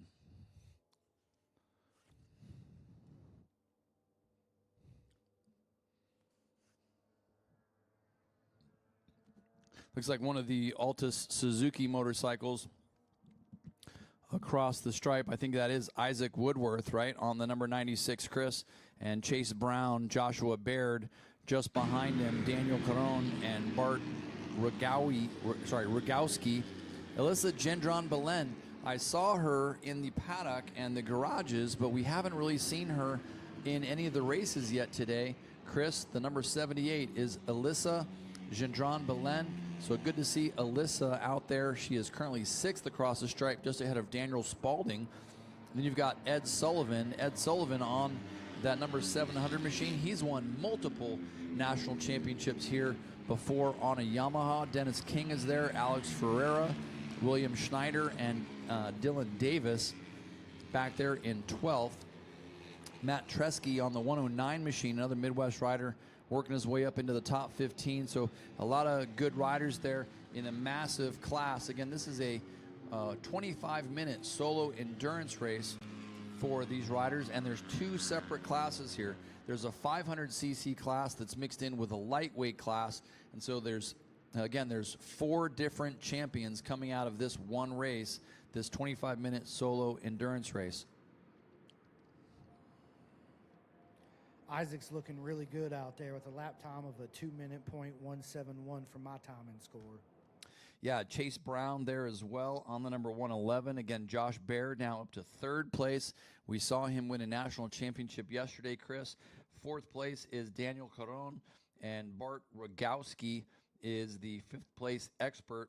And then, like I said, Alyssa Gendron Belen is one of the faster women riders in North America, and she's working her way up through these lightweight and twins machines. So interesting to see what she may do there. I'm going to pull up the grid sheet here to see what motorcycle she's registered on. She's made her mark riding some of the Cup equipment, but the new Hartford, New York rider, Alyssa Gendron Belen, is on the 2024 Suzuki GSX 8R. So Chris, she steps up from the 400cc class and the Cup bikes, and Alyssa is on one of those new Suzuki GSX 8R machines that we've seen some of the faster riders here in lightweight classes use to win national championships with, including Matthew Chapin and Isaac Woodworth. So if Alyssa is on a GSX 8, and if she can get up to speed here, she may be able to work her way into the top 5. It looks like she's out there on the track. She may break some hearts today. We'll see. Absolutely. She's currently 6th behind Ed Sullivan, and I can tell you there's probably no one better to be behind on this racetrack than Ed Sullivan. If she's trying to learn something today and trying to go to school and get to the front of this field, if she can just hang on the back wheel of Ed Sullivan, she will get there. Ed Sullivan, again, one of the most talented twins riders and lightweight riders that we've seen in the last decade or so. He's won multiple national championships on his 900cc machine. Is usually the R7 or some form of a Yamaha 700 or 700 twin. Yeah, it looks like we got Cora in for a quick change, and then she'll go back out. Gotcha, yeah. Very inspirational rider. You got a little more information on her and that race team, Chris? Yeah, TBEX USA, man, what a team it is and what they're doing for the sport and everybody involved. It's such a beautiful thing, and I love to see Cora out here in the team. Isaiah Davis races it for them, actually in Moto America. So the program they put together for everybody, for all the disabled people out there, it is still possible to get back on the bike, not only to ride, but get back here on the racetrack and have a lot of fun and get back to doing what you love to do. Amen. Sounds fantastic. What a great program they've got going down there. Absolutely. It's one of the best programs, I think. Look at this around group the coming to United the line. States. You got 6 riders all side by side, including one of the little 125cc machines. There's Matt Tresky on the number 109 machine. That's one of the old SV650s, Chris. There's, you know, since the Aprilia and the Yamahas and everybody else released their machines, there's less and less of those SV650s going around. And here comes your amateur leader right here. This is Aaron Gustafson. He is the amateur leader on the number 97. Sean Stanton is right behind him. Chris LeBougan is 3rd. How great would it be if teammates Aaron Gustafson and Chris LeBougan both made it onto the podium here today? That would be an epic weekend for the team for sure. And I love the Supermoto out there. I think that's awesome to see at Daytona. Little backstory on Gustafson and LeBougan. Those are 2 teammates from upper Wisconsin area, and their bikes were on a trailer with Matt Tresky and Charles Burton IV's trailer when they lost an axle somewhere in Tennessee, and they lost about 24 hours getting down here, so they didn't get to participate in the Team Hammer Advanced Riding School or racer practice on Thursday, so they didn't get into tech inspection even until Friday morning, and they've been trying to get up to speed ever since. So the fact that Gustafson and LeBougan both have an opportunity to be on the podium here at Daytona and take home some trophies here tonight is a massive, massive win for that entire race team. Oh, absolutely, especially having that happen and then starting out not only on 1 back foot, but 3 back feet, right? Yeah. And to show up and still doing what they're doing, it's a fantastic story, and I'm sure they'll be super proud of them just like we are. Yeah, literally 3 motorcycles in this race alone were on that trailer that lost an axle. They had to borrow a trailer from someone who lived in southern Illinois. They didn't even get the trailer fixed yet. So they borrowed a trailer. Someone drove it over to them so that they could put the other one into maintenance and repair and then continue their trip here to Daytona Beach. So they had to completely reconfigure someone else's race trailer just to get all their stuff here. And there goes Cora across the stripe after she come back out. She's looking good out there today. Yeah, 4 laps in the books so far for GT Lights and 500 GT. The number 96 machine still being shown as the leader. That is the machine of Isaac Woodworth. That's the Suzuki GSX 8R from the one of the new machines that those released 2024. Absolutely. And Chase Brown, the second place rider on the number 111, and then Josh Baird, as we mentioned, one of the riders who's already captured a national championship here at Daytona International Speedway. Ed Sullivan on the number 700 machine is 4th. Daniel Caron is 5th. Alyssa Gendron-Belen on the number 78, still 6th. So Gendron-Belen just outside the top 5, but ahead of Bart Rogowski and Daniel Spalding. And then William Schneider is 9th with Gino Angela in 10th place there. And then up in the amateur class, again, 97 of Aaron Gustafson, Sean Stanton, Scott Langley is your top 3 with Chris LeBougan sliding back 1 position. But he's in a great battle, LeBougan and Langley in a battle there for that final podium position.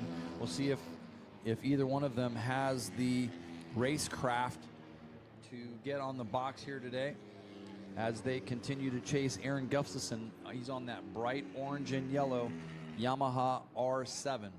Yeah, 129, Bart Rogowski, he actually owns TST Industries, which is a sponsor of Isaac Woodworth in Carnes Performance. There you go. Yeah, big shout out to Bart. And if anybody needs any parts, especially for that Suzuki, hit up TST Industries.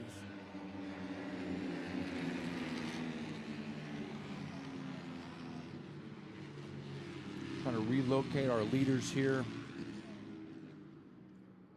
Aaron Gustafson coming to the stripe. This is the bright orange and yellow machine coming into the tri-oval here. He's coming under attack now as we get to our closing laps. Gustafson with only about 0.2 of a second lead over Stanton. It looks like it got passed going into turn 1. That's quite possible. Gustafson did set the fastest lap of the race for the amateurs at a 2:07.629. Again, we'll see if he can hold on to that. It does look like he got passed going into turn number 1, and so he will chase from second place as they get into turn number 4. The very, very fast left-hand kink here in the Daytona infield. Isaac Woodworth, he set the fastest lap of the race so far, a 58.8. Man, Isaac is on it. Full concentration and giving it the full beans. AKA full send, right? Absolutely. Isaac Woodworth, still leader. We're showing 5 laps or 6 laps complete. 6 laps complete with over 12 minutes expired. Again, these are 25-minute solo endurance races. The clock actually starts while they are still in the pre-grid area. So once they start that warm-up lap, that's actually when the clock starts. So we don't see a full 25 minutes on the racetrack. But Isaac Woodworth, your leader, a 1:58.821 for Isaac. His next fastest lap, a 2:079. Chase Brown still there in second. Joshua Baird in third. I'm sure Josh Baird's going to be frustrated if he wins a championship on Friday and has to settle for third on Saturday, but that's how it goes in racing. You win some, you lose some. Absolutely, that's part of the game.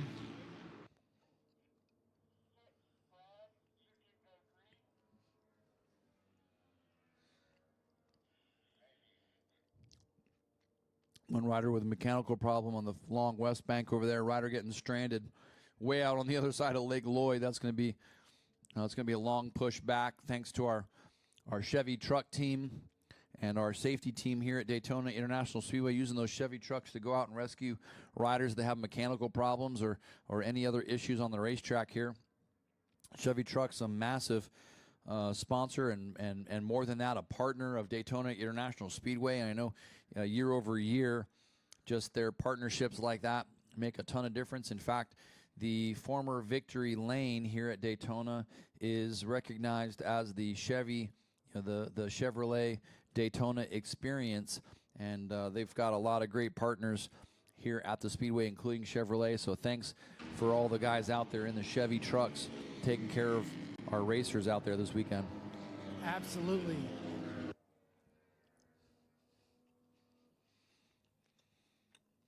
Again, watching the clock wind down here, trying to figure how many more laps they're going to get out of this. Almost 15 minutes expired. Usually we see the checkered flag somewhere around 18 to 20 minutes.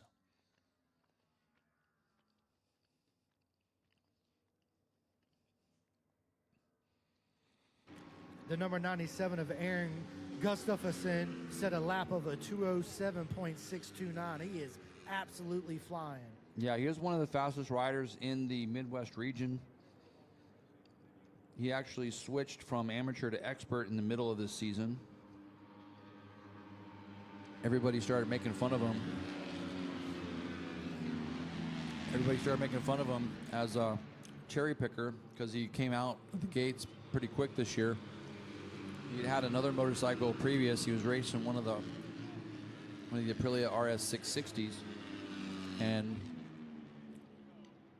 he had switched over to the Yamaha and just immediately started dominating. And so he switched over to.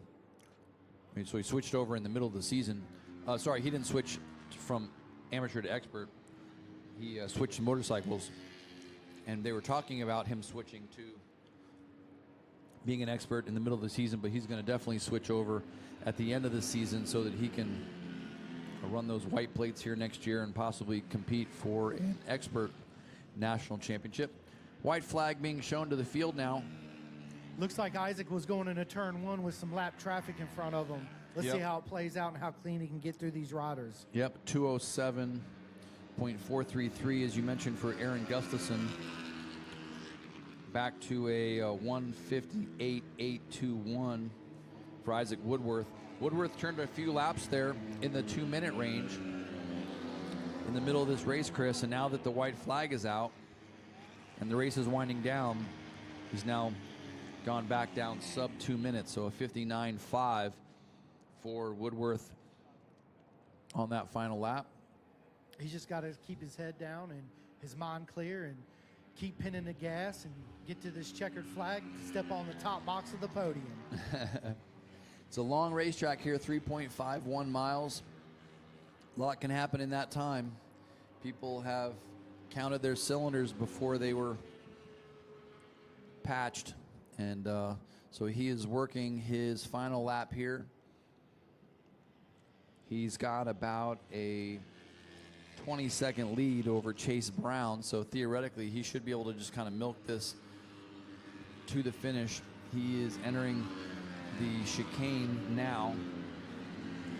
We'll see the checkered flag next time he comes up across the stripe. Several riders retiring early here in this GT Light class. GTO is coming up next. GTO, so all of our big unlimited machines are going to be coming up next. Tim Tucker with the checkered flag, getting ready to display that to our race winner as the rest of the field continues to take the white flag, and Tucker out in front of it, and that machine will be working his way back to the Mobil 1 victory lane. As you mentioned, Isaac Woodworth on that bright blue machine, number 96 in our registration sheets and in timing and scoring. So Isaac Woodworth will take the win in the expert GT Light and GT 500 class.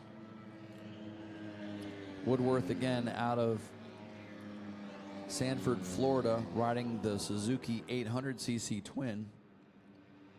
Chase Brown will be second with Ed Sullivan. Look at Ed Sullivan. He made it back up to third, from fifth to third for Ed Sullivan on the Yamaha.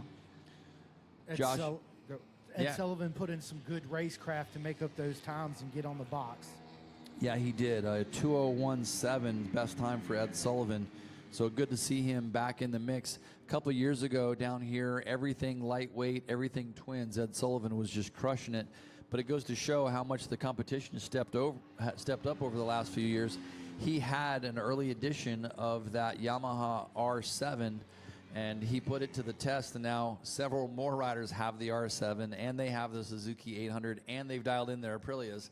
So it's a little stiffer competition now here at Daytona, where they've figured out top speed for these machines. So it'll be Woodworth, Brown, and Sullivan celebrating on the podium here today, with Josh Baird and Daniel Caron rounding out the top 5. And then I think, Chris, the honorable mention, number 78, Alyssa Gendron Belen, was 6th. Yeah, proper mega job out of her today. I'm super proud of her and her team and what they've done. Same thing with Isaac, man. Him and his dad for the past couple years put a lot of work, especially with the SFL Mini GP, rising through the ranks for the 400cc class. Now to be with Carnes Performance and TST Industries, man, nothing but proud for Isaac and his dad and the whole team. Absolutely. Looking at the amateur class, number 97, Aaron Gustafson will take the win in the amateur class. His fastest lap at 206.492. The 13 machine of Sean Stanton, it will take home 2nd place. And Chris LeBougan did boogie his way up there into 3rd place. The 41 machine of Chris LeBougan beats out the 412 of Scott Langley, and he will put his Yamaha on the podium with his teammate Aaron Gustafson. That is going to be a great story. The 97 and the 41 of Aaron Gustafson and Chris LeBougan get to share the podium at Daytona.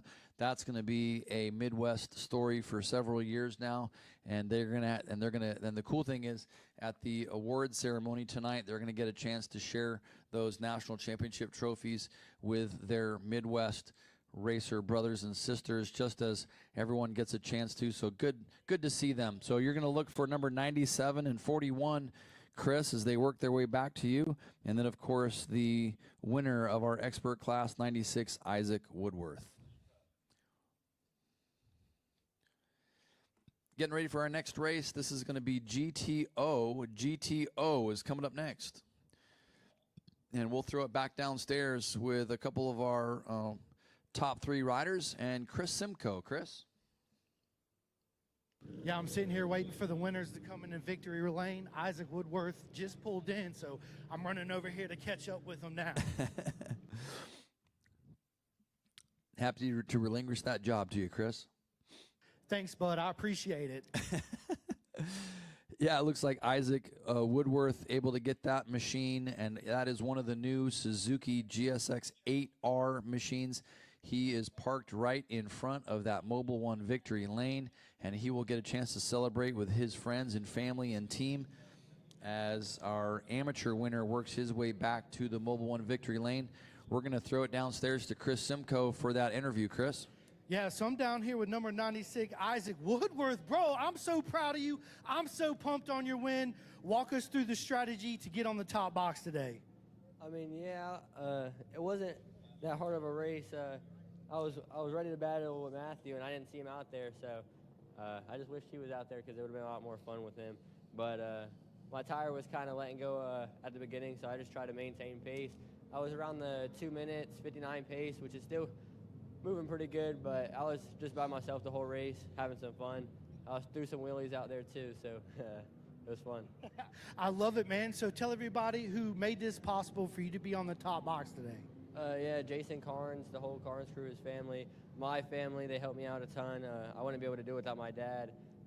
And again, all the fans for coming out. Thank you. I'm proud of you, Isaac. You absolutely deserve this win. You and the team and your dad for putting in all the hard work and all these years. Man, I just don't know what to say, but I'm so proud of you. Let's go, Isaac, and congratulations. There you go, Chris Simcoe right behind you. You got the amateur winners, Aaron Gustafson and Chris LeBougan looks like is back there as well. Let's go, Boogie. And we're going to transition to big bikes coming up next, the big unlimited CC machines in GTO for their 25-minute solo endurance races. But before we get into GTO, we're going to throw it downstairs back to the Mobil 1 victory lane at Daytona International Speedway with the Midwest region teammates Aaron Gustafson and Chris Lebugan. So I'm down here with the number 97 of Aaron Gustafson from Rockford, Illinois on the Aprilia RS660. Man, what a win. Talk us through that race. Oh, wow. That was just exciting. Looking forward to it all year. Getting down here to Daytona International Speedway and running this just like we needed to. Team Shocker, baby. Absolutely. I'm proud of you and proud of the whole team. Give a shout out to all the team and all the people that made it possible for you to be here on the top box today. I'll tell you, we got Mark from TSE, Trackside Suspension Engineering, has just been awesome for our whole crew. Dark Horse, HSBK, has been great for part support.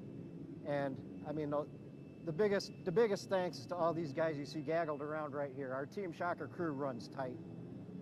Absolutely. Congratulations. Ladies and gentlemen, number 97, Aaron Gustafson on the win. Let's go! Yeah, baby. Absolutely. Aaron Gustafson, man, I know they've been waiting for this race for a long, long time. And right next to you there, Chris, you've got his teammate, number 41. That's Boogie. That is Chris Lebugan. He also has just been a major force in that race team, being successful down here. And there was a lot of people that, for them to thank, I'm sure, just to even get their motorcycles here this weekend. Their other teammate, Matt Tresky, number 109, he was in that race as well. So just a cool team win for the whole Midwest Twins and Midwest team. So yeah, cool to see them in the Mobile One victory lane, getting all of their photos and stuff like that. So Chris, if you've got another rider down there in the winner's circle, go ahead and do that as we get ready for GTO coming up next. Yeah, absolutely. I got number 42 from Sasha Agam. He won earlier today. He's from Ashburn, Virginia. Congratulations on your second win this weekend. Man, obviously this race worked out in your favor, but tell us how the race went for you and how you made it through all that traffic to make it possible today. Yeah, my race was pretty bad. I mean, my start was pretty bad. I lost a lot of positions, and then for the first like 2 to 3 laps, I was mostly just passing people. And once I got most of the traffic, I was pretty much by myself the entire race. I was behind a couple of these bigger bikes. I couldn't tell if they were from my class or the other class, so I just stayed behind them for pretty much the whole race. Did your strategies change from this race from your previous race win? Not really. I mean, this race, I was not really trying to go for like really, really fast P1. I was just testing out some new things and kind of I kind of treated it like a practice session because I was just trying new things, but I ended up in P1. Listen, you treated it as a practice session, but top on the box. Man, listen, this is a future legend of our sport. You guys keep your eyes open for the number 42 of Sasha Agam. Man, tell everybody who made it possible for your second win today. Definitely my family, especially my dad, he helped get all the bikes ready and drive down to Daytona. And I also want to say thanks to Alex Dugelska for building my engine. Absolutely. Ladies and gentlemen, big congratulations to Sasha Agam. Let's go! Love the enthusiasm. We'll go back to the grid for the GTO coming up next. These are unlimited CC machines that are going to put in their 25-minute solo endurance race. So we saw 10 laps out of the GTU racers a little bit early on. GTO, they're going to put in a little bit faster lap time, so we might see 1 or 2 extra laps here in GTO. Sitting on pole position, however, is the 723 machine of Frank Babuska, the Pelham, New York rider on a BMW M1000RR. He set a fast time of 1:49.031 to be on the pole.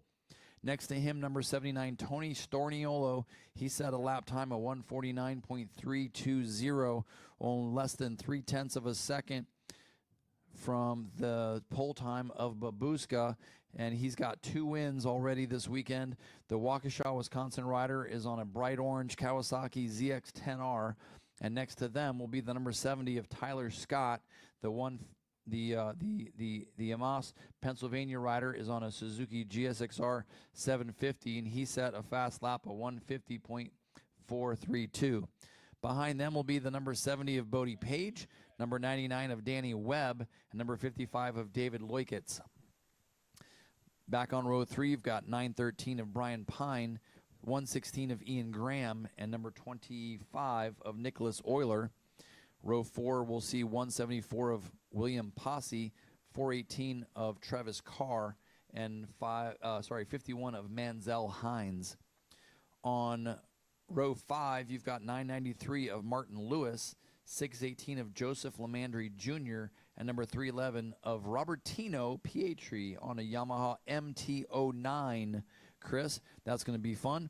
And then in the amateur field, back on row 9, you've got number 313 Nick Heilman, 302 Robert Powers, and number 720 RJ Wade. On row 10, you've got Kevin Spalding, Ricardo Dimitri, and Nicholas Salisbury. And row 11, we'll see the BMW rather of Jimmy Gilman, and rounding out the field is 477 Sean Keach. Interesting thing about this race, Chris, is we're going to see one single wave start from all of these GTO competitors, whereas the previous two races we saw a split two-wave start. So we've got everybody on the grid here with Babushka, Storniolo, and Scott all lined up on the front row there, although that doesn't look like Ty Scott in that outside position. That looked like Bodie Page on the front row, so that may have just gotten mixed up in the timing and scoring. And Bodie Page will take the whole shot on that Gixxer 750. He came from the outside of row number 1. Like I said earlier, Chris, it's a great look at turn 1 because you don't have to slow down as much. You can accelerate and just keep that arc into turn 1 and go right around the outside of the guy who came from the inside. So Bodie Page able to use that to his advantage, and he'll lead through the infield. However, as we've seen throughout the weekend, he always gets a good start, but then when these big 1,000cc machines of Storniolo and Babushka, the big ZX-10R and the big BMW M1000RRs get wound up here on the banking, they tend to eat those little 750s for lunch. Absolutely they do. And, you know, the first top 3, top 4 in this is going to absolutely top 5, especially with Danny Webb up there, too. So this is going to be a great race. I can't wait to see how it pans out. Absolutely. And Bodie Page is going to be interesting to see how he can fare against these big 1,000cc machines. But, again, Webb's going to be on a 750 as well. So the two big guns in this fight, right, the two big rifles in this fight are going to be Storniolo and Babushka. And they've already started to run here. Storniolo already on the back wheel of Bodie Page, who made a great attempt to get into the chicane. His first lap was amazing, but now that they're into the NASCAR turn number 4, it is Storniolo that will storm past, and Babushka on the BMW will follow suit, and Page will slide back to 3rd, and that looks like it actually looks like 3rd place there was Danny Webb. Or that wasn't Danny Webb, was it? It looked like it was Danny Webb. Okay, all right. Yeah, Webb, I was thinking didn't have as much red on the bottom of his fairing, but that is quite possible. Everything else looked right, but where we're at in our commentary position here up in the World Center of Racing Tower, when they come by us, we're actually looking at the bottom of the motorcycle, and there's just a lot of red on the bottom of that bike, and when you're standing over top of it on pit road, you see all the light blue color. So it just looked different up here than it did down there on pit road, which is where I've seen it the last few days. But that number 99 of Danny Webb doing a great job of getting up there and running with the leaders. Bodie Page right there as well. So you've got the two giant 1,000cc machines that have been dialed in here at Daytona, Storniolo and Babushka up front. Two Gixxer 750s, the Bodie Page and Danny Webb. David Leukitz with a lot of experience here, only 0.4 of a second back from those two. And then you got Chris Euler, Brian Pine, John Green, Nicholas Salisbury, and Nick Heilman, who will round out the top 10 here early on. Again, this is a 25-minute solo endurance race. The 600cc machines we saw, they had a 10-lap final, and so we expect at least a couple more laps out of these 1,000cc machines. Chris? Yeah, absolutely. I think Frankie Baboska is going to put everything into it. I think he's tired of finishing second behind Tony today, so we'll see how this plays out. Matter of fact, he's in the lead right now, just come up across the stripe, going into turn one. It looks like he's got the momentum to actually carry it through there and stay in the lead. He did do that, yes, absolutely. The Babushka was able to maintain the lead in and through turn number one. The little right-hand kink at turn two. Back to the left again. They'll get set up on the brakes and back shift it 2 gears to second gear, maybe first gear, depending on how they've got these machines wired here at Daytona. Page still there in third with Webb in fourth. Again, good to see Webb back in competitive form after getting that braking system fixed after 2 days of struggling with it. So now we can really see what that machine can do, and perhaps what give us a precursor of what that bike might be able to do in the springtime. But those, you talked about Babushka being frustrated of being second behind Storniolo. I can tell you there's an entire grid full of Midwest riders that are tired of being behind that big, bright orange Kawasaki as well. They're tired of seeing the tail section of that number 79 machine, and tired of watching lap records fall and them not being a part of it.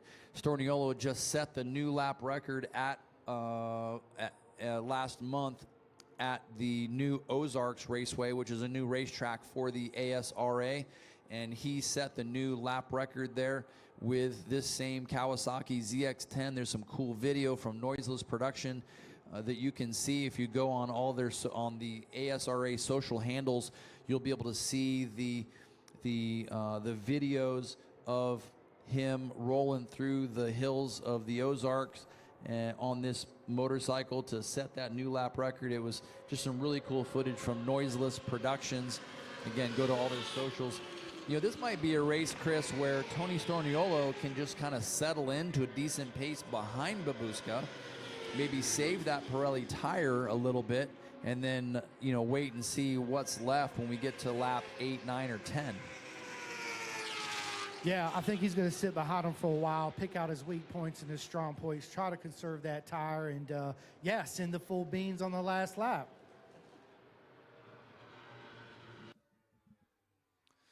Babushka on the big BMW 1000RR. Looks like both riders pretty consistent in the 49s, a 49.6 versus 49.9. We've seen them in the 49s all weekend long.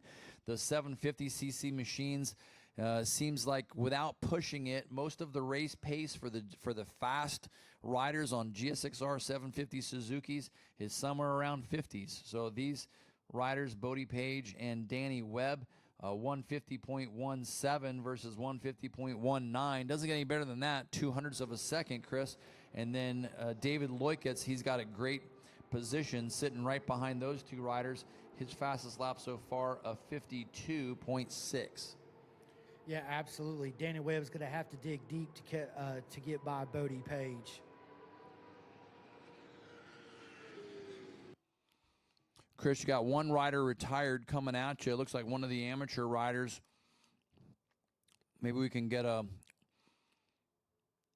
word with him, see what happened here in his bid for national championship stardom here at Daytona International Speedway.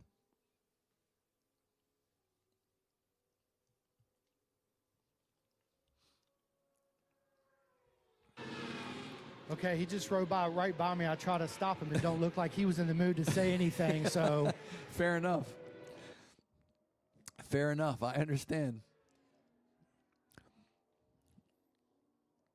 Yeah, the field pretty spread out over this 3.51 miles. Again, the original configuration here at Daytona was 3.56 miles using the long course in the International Horseshoe, and the International Horseshoe being turn 3 there right behind the Daytona International Speedway 500 building and the rider-owner RV lot. That original turn 3 has now been used, or has now been converted to a pit out lane or a blend line lane, both for the 24-hour Rolex and some of the other car races that they have here at Daytona International Speedway, and we use it also for the motorcycle races. so that the racers can stay on the shorter 3.56 mile course, and we can blend cars and motorcycles coming out of the pits in using the 3.56 mile course. And it's just much safer, and it also provides a little bit more runoff room for the 3.51 mile course. So if you're going into turn number 1 and you blow that corner, you can stay going straight on the asphalt and be able to make it and then just blend back in using that racetrack, instead of blowing it, being in the grass, and perhaps ending up in the tire wall there behind the International Horseshoe. So a much safer racetrack.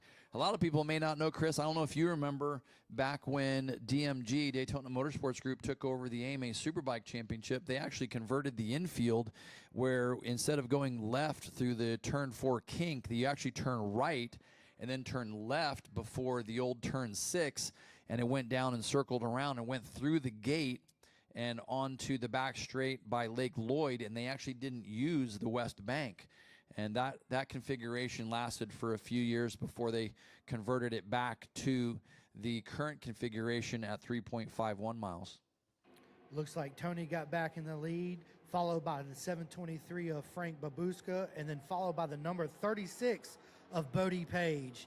Bodie Page did a 150.17. Frank did a 149.32, and then Tony did a 149.805 for my timing.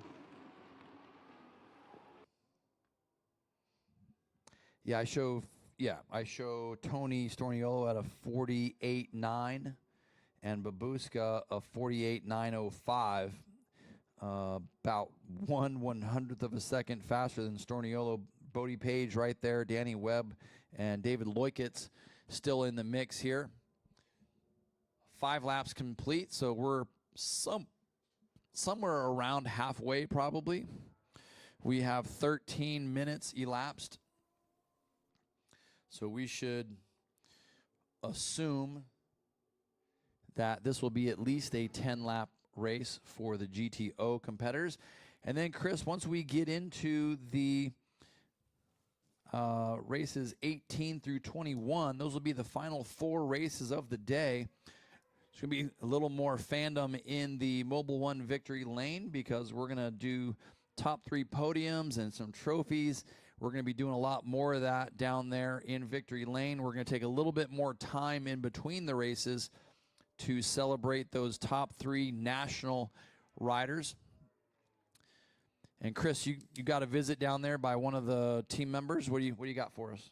Yeah, he was just asking me where Bodie Page was on the timing screen, because he's on a 750, but he's in 3rd place behind the 2 1000s, which says a lot of his talent too as well. And the same could be said of Danny Webb, all the way from the UK. I mean, they're right there. Oh, absolutely. Well, like we've seen already, Bodie Page is getting the whole shots on that 750 and usually leads the first lap on the 750. And it isn't until those thousands get wound up and they get a little bit more heat in the tire that they start to use that to their advantage and start to pull away. Great racing going on all the way through this field of GTO competitors.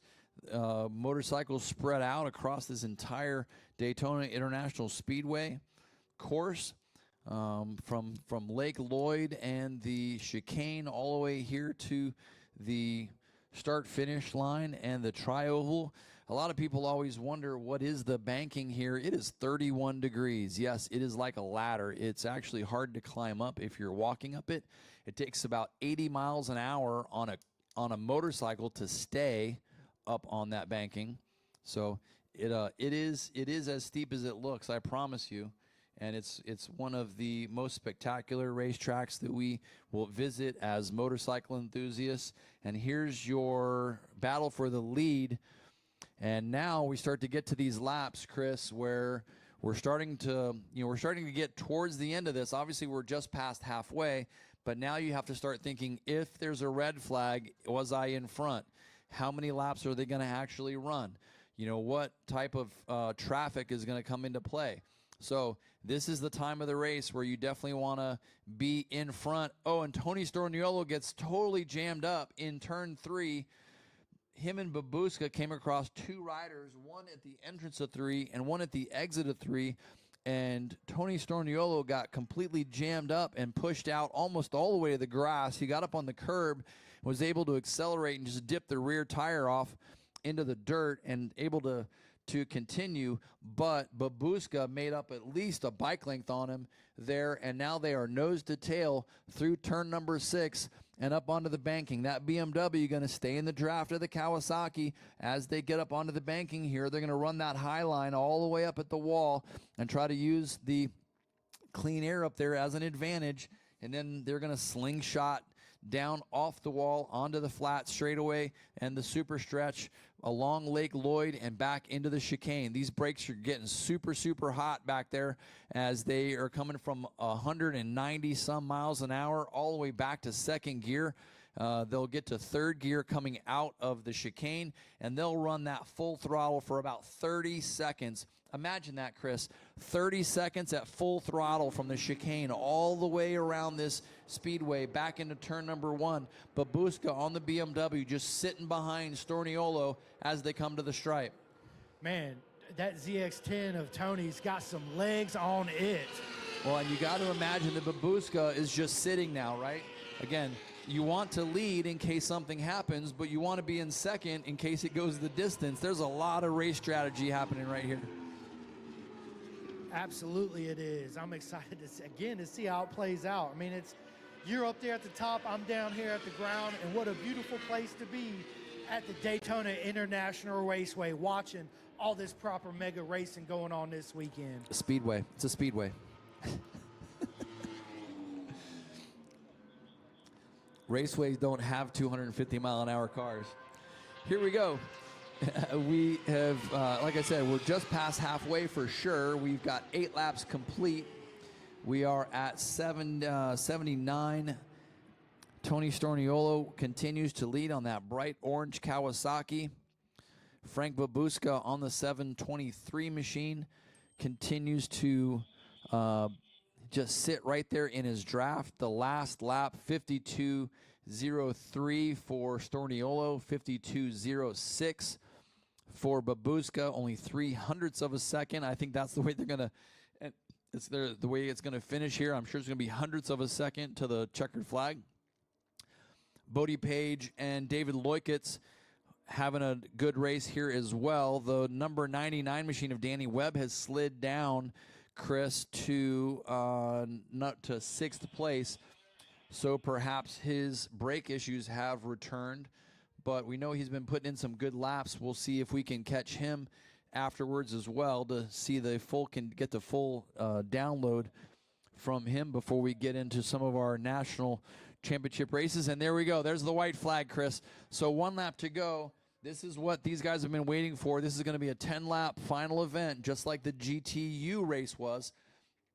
So leaders down into turn number 1. Storniolo will lead with Babushka in second. This is Kawasaki versus BMW on the final lap here at Daytona International Speedway for another national championship. We'll see if Storniolo can three-peat here at Daytona this, after taking a year off and going to the GNF. We'll see if he can put 3 in the books here in 2 days as they come on traffic into turn number 5. They're gonna get slowed up a little bit by that traffic in turn 5. Storniolo will go around the outside and put Babushka in jeopardy. And Babushka looks up the inside there. Oh, he didn't quite make it. As Storniolo went around the back marker, it put him in a different position to get into turn number 6. Babushka trying to take advantage of it, and Storniolo rode right around the outside. Now they're up on the banking of the West Bank, up by the wall, trying to stay in the draft there, get the clean air. Babushka closes up as they get down into the super stretch, has to roll off the gas a little bit to stay behind Storniolo. He's going to try to go into attack mode here as they get into the chicane. Storniolo, he's going to have to try to break away or break the draft. Now on the gas, out of the chicane, up towards the wall, past the Sunoco fuel sign. Here they go. Storniolo all the way up at the top of the banking. He's going to stay up there as long as he can. Here comes Babushka closing the gap. and now he drops down onto the apron. Here they come. They're going to go side by side towards the apron. They have a clear path to the checkered flag, and here you go. Babuška slides in front of the wheel of Storniolo, and he will take the win. Storniolo will be second, and Bodie Page on that Gixxer 750 will be third. A great ride, as you mentioned, from Bodie Page on that Gixxer 750, and Frank Babuška steals the win from Tony Storniolo. He will have to wait to three-peat here at Daytona. Chris? Yeah, I'm glad. I'm sure Frankie Babuška is absolutely proud and happy with himself that he took this win. I'm not sure how Tony feels about that, but, you know, he done won twice today, so. Once today, once yesterday, yeah. So, you know, he's looking for that three-peat here this weekend, and he's going to run out of chances, but he's got 2 national championships this weekend already. He's got Super Stock coming up a little bit later on today. That might be the 3rd championship for him. There's going to be some AMA classes tomorrow, including Super Stock 1000, and then there's another Stock 1000 and Unlimited Superbike tomorrow. So plenty of opportunities for Tony Storniolo to get that 3rd trophy here at Daytona.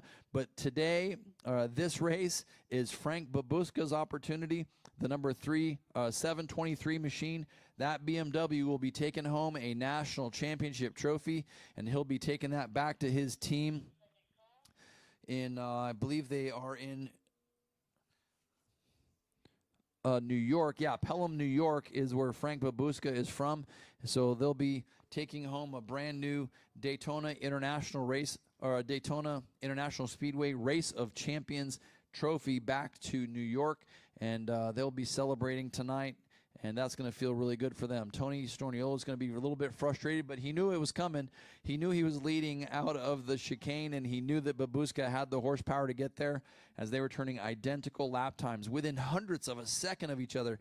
You know, we created some videos for Daytona International Speedway, and we were, you know, promoting the fact that we have 200-mile-an-hour superbikes racing only inches apart, and the differences here at Daytona, Chris, only hundredths or thousandths of a second, as these riders now working their way back to you and the Mobil 1 victory lane.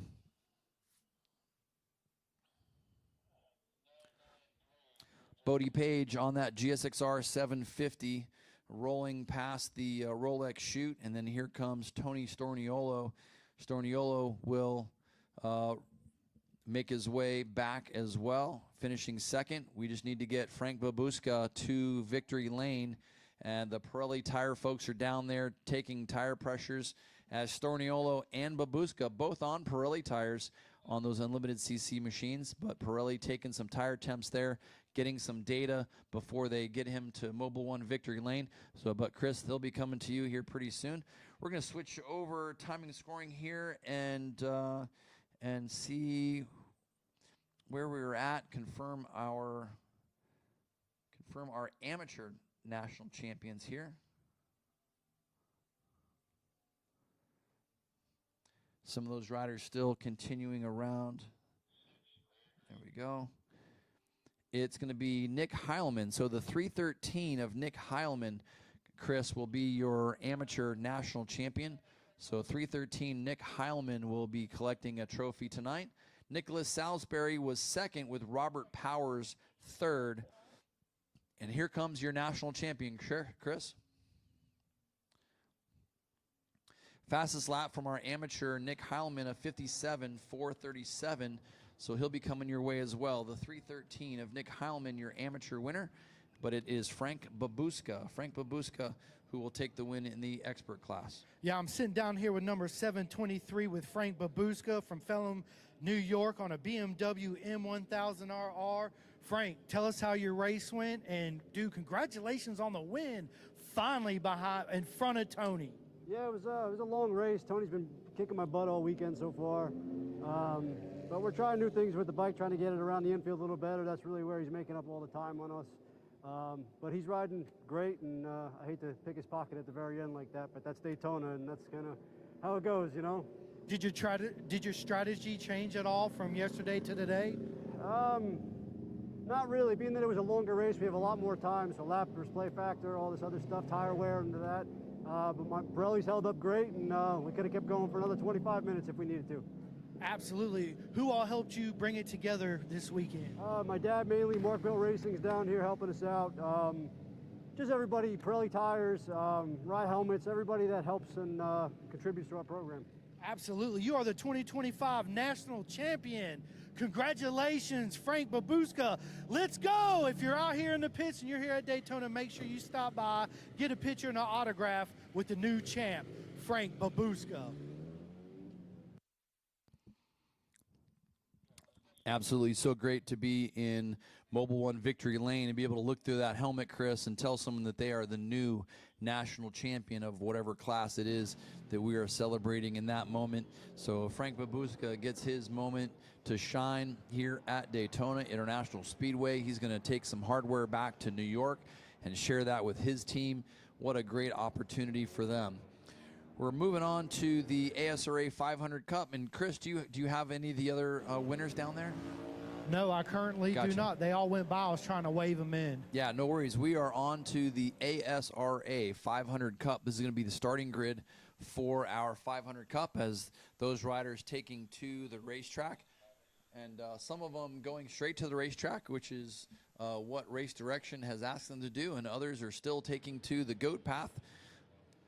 So I am sitting here with the number 313 from Nick Hellum from Fort Oaks, North Carolina on a Yamaha R1 2025 national champ, man. How does it feel? Absolutely amazing. I jumped back in the season in August after healing up from surgery and just been having a blast with friends the whole time. I love it, man. So tell us who's all on your team that made this possible for this championship today. Amazing girlfriend, Shannon, my mom, my buddy, and stepdad.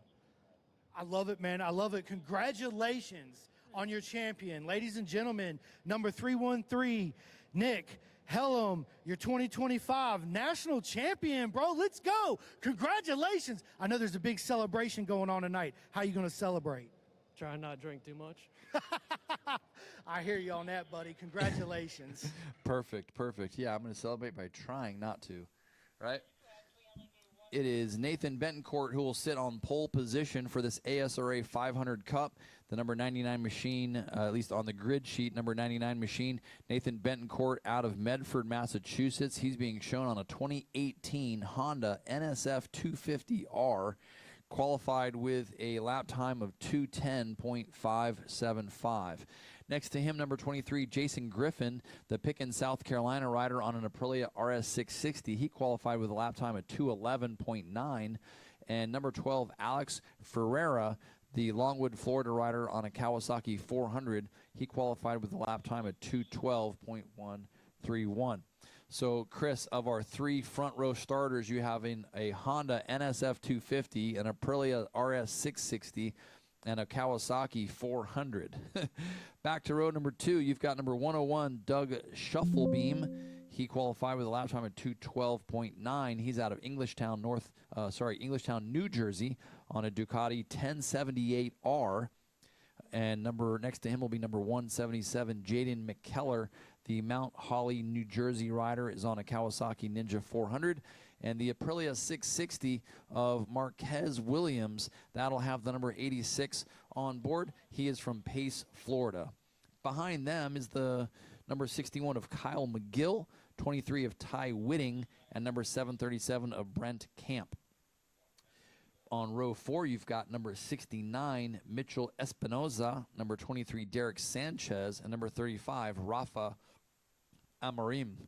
Now, Derek Sanchez didn't get much time on the motorcycle. He's not even shown with a qualifying time, but watch that Kawasaki 400, see if he can work his way up through there. He should be one of the fastest riders in this race, even though he's on a 400 and this is a 500cc race. Most of these motorcycles are 400cc or lightweight based. The Sanchez also, one of the things we're doing this weekend, Chris, is we are awarding the Nikki Hayden AMA Horizon Award. And quick little note, last year, Derek Sanchez, number 23, was our AMA Horizon Award winner recipient. So we've got that coming up this weekend as well. So stick around. Ken Salant from the AMA is here this weekend to to also award this year's Nikki Hayden AMA Horizon Award winner. The assistant starter has walked off. The lights are on, and a couple riders out of their grid positions there, so we'll see if there's any penalties for them. But it looks like Jason Griffith and maybe Alex Ferreira first through the light. The number 99 of Nathan Betancourt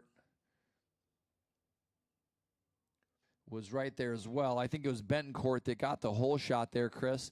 He will lead this field of 500 Cup riders through the infield. Interesting thing with the ASRA Cup races here, Chris, is it is combined amateur and expert. So there's no amateur expert separation here. They are all in the same race together. So that's kind of fun fact with these guys. So they qualified as separately this morning, but they're going to race as one group this afternoon.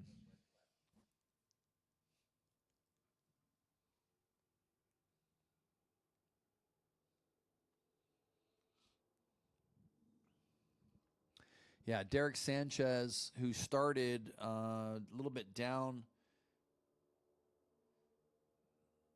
Derek Sanchez, who started a little bit down in the grid sheet. Looks like he's already working his way up through the field as they hit the backstretch and get to the chicane. Sanchez, one of our Cup riders in the Moto America series. He was very competitive here at Daytona last year, competitive at a lot of the club races and Pro-Am events. He captured, I think, at least one national championship here last year and then turned pro. And we can see him featured in the Moto America series. We'll see the running order here. It looks like Betancourt may have given up that front spot to a rider here as they get to the tri-oval.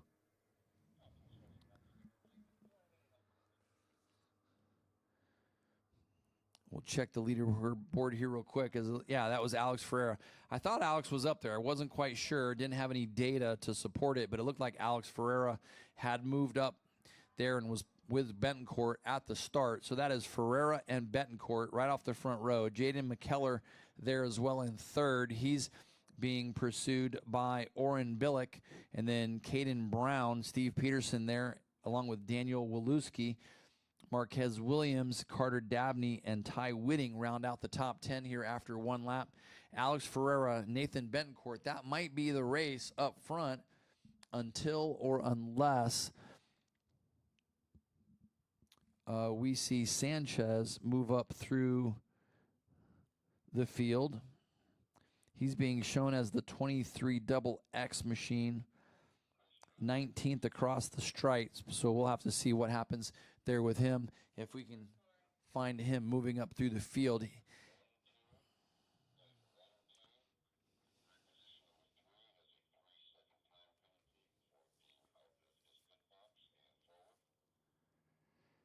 Yeah, it looks like the number 12, Alex Ferreira, is on a tear today. He just ran a lap time. The last lap was a 2:11.313 with Nathan Betancourt, number 99, almost 4/10 behind him. So we're going to see how this plays out. Yeah, a little wrinkle here. I just heard on the ASRA operations radio, there may be a penalty for a couple of the riders in that race, and if I heard correctly, it sounded as though the number 12 machine of Alex Ferreira may have been out of his correct starting spot, which is what it looked like from up here. So there may be some penalties at some point in time. And if so, it sounded like it was going to be a 3-second penalty, which was going to be massive for some of these riders. Alex Ferreira, but we'll call the race as it is on the racetrack. Alex Ferreira, the number 12 machine, will lead over start-finish with Nathan Betancourt right behind him on the number 99. Jason McKellar on the number 177 in third, with Oren Billick and Caden Brown there in fifth. Caden Brown, one of your friends, right, Chris? Yes, he is. Caden Brown. Yeah, if you guys missed it, I actually had him on my podcast. You guys should go back and check out the episode. He has a great story, and I'm super proud of him and what he's achieved in this small-time racing.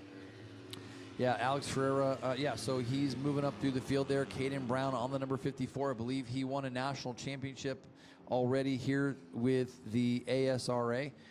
The leaders working their way through the infield and to turn number 6. They go side by side up onto the banking. What a great move under the inside. Nathan Betancourt with a great slide move to take over the lead as they hit the west bank. Ferreira just ran a little bit wide, had a different angle to get to the banking there, and Betancourt utilized that to his advantage. Caden McKellar is back there by himself. He's got a pretty good look at the battle ahead of him. He doesn't have much competition behind him, so these 3 riders have broken away. And it looks like Jaden McKellar will have enough time to run his race and be safe from being attacked by Oren Billick and Caden Brown, who are having their own battle back behind him for 4th and 5th place. And I got a confirmation from Race Direction, yes, confirming that bike number 12 in the ASRA 500 class will receive a 3-second penalty, Chris. So that's going to be devastating to Alex Ferreira, who is currently in 2nd place. And the differential between 1st and 2nd is only 3/100ths of a second as they cross the stripe. 3 seconds goes all the way back. It'll probably put him in 4th place, so it might take him off the podium completely, Chris. Yeah, it might. It looks like he needs to keep his head down and give it the full beans and try to make up that 3-second deficit to stay on the top box of the podium today. Yeah, absolutely. Just getting more words from what's happening tonight. Looks like the stage is being set up right behind the RO lot. So the band is getting ready to go this afternoon, Chris. So there's going to be a party and a band and all kinds of stuff going on. Hopefully you guys can join us. All that's going to take place between Lake Lloyd and the RV lot, what they call the RO lot, the rider-owner RV lot.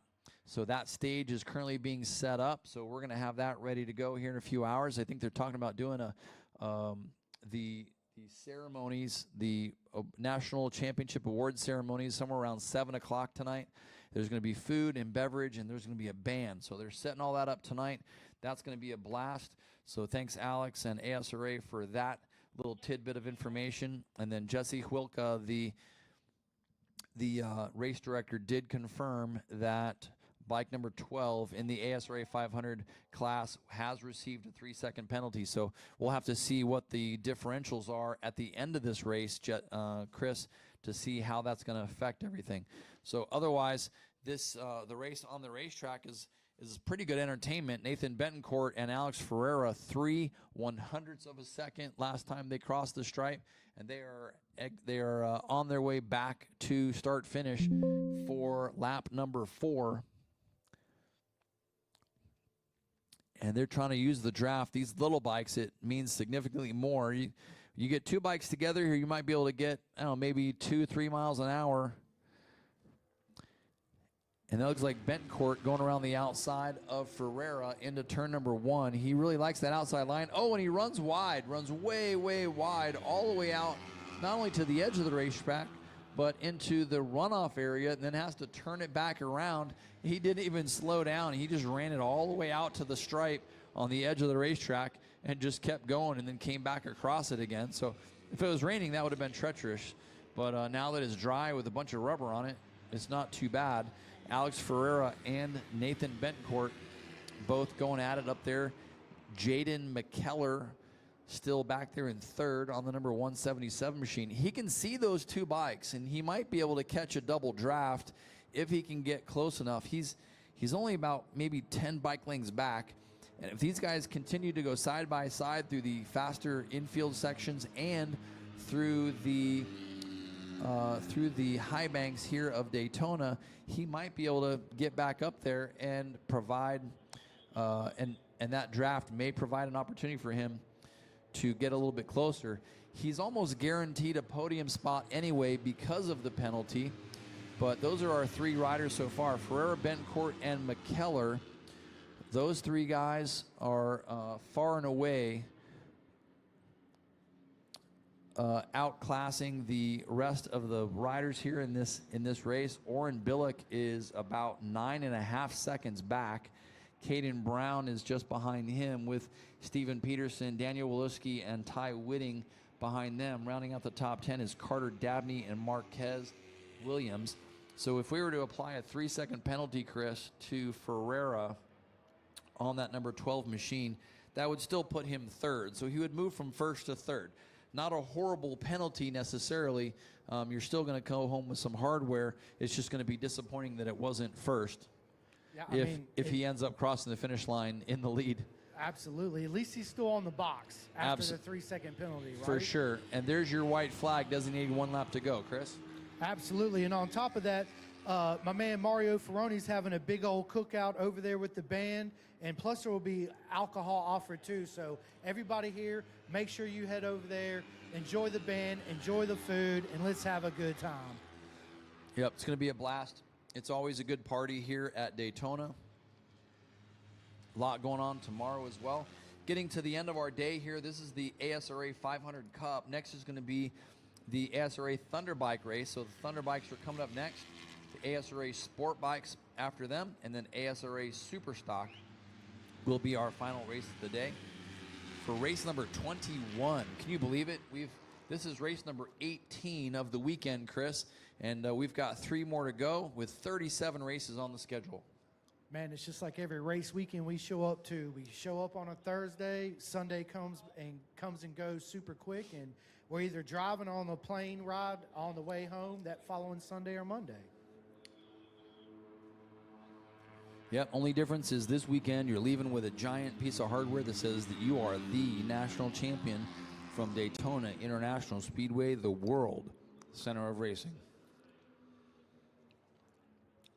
Absolutely. When you get it home, that's big bragging rights. I'd brag to all my friends. I'd put it out there on all the social medias, be like, I'm the champ at Daytona International Speedway. There you go. White flag being shown to the remainder of the field here. Leaders working their way back to the checkered flag. Out of the chicane they go. They're going to run a low line. Again, they are racing to the checkered flag. Ferreira and Bencourt will call it as we see it on the racetrack. Ferreira continues to lead. That's the bright white motorcycle coming at you with Bencourt on the green machine. They have to dodge a back marker on the way to the checkered flag, and it'll be Ferreira who will cross the finish line first, with Nathan Bencourt, who's going to be very disappointed that he crossed the finish line second. And then Jaden McKellar will cross the line in third. Here comes your 4th place rider who is in the mix here.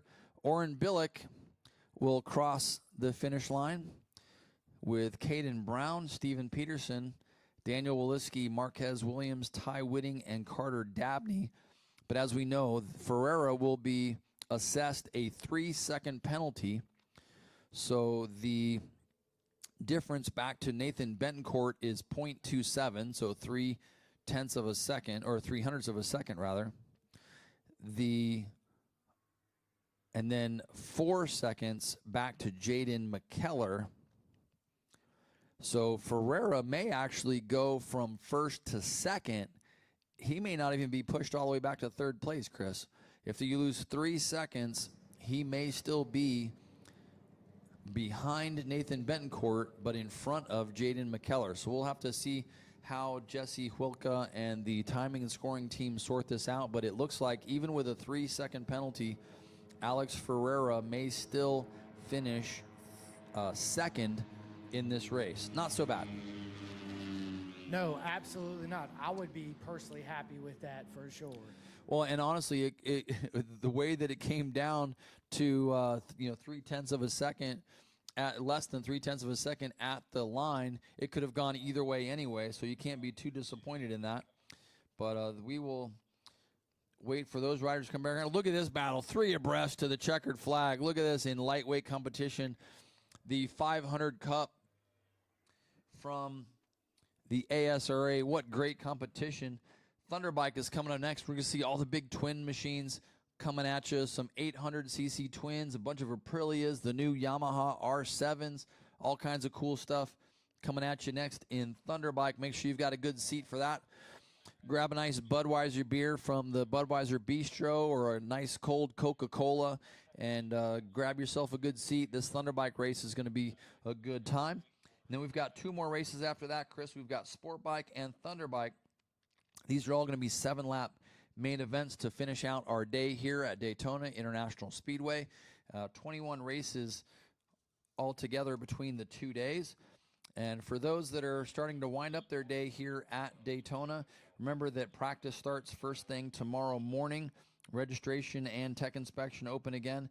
And then we go back on track at 8:30 tomorrow morning with all amateur unlimited riders. We have 6 groups of practice tomorrow, although none of it's qualifying. This is all going to be just practice and warm-ups. They're probably going to be 10 minutes, so just a few laps to make sure the bike is ready to go. Maybe sort out some things you changed overnight. It's a quick warm-up, and then we get right into racing with AMA Vintage Formula 40. As race number 22, we're going to run 6 races before the lunch break, Chris. So 6 races before the lunch break. And then we're going to do a 1-hour lunch break, and then we do these same ASRA races, and then we get to race number 37 tomorrow afternoon. 37 total races on the docket. A lot of our racers have made it back to the paddock area. I'm going to send it downstairs to the Mobile One Victory Lane with Chris Simcoe.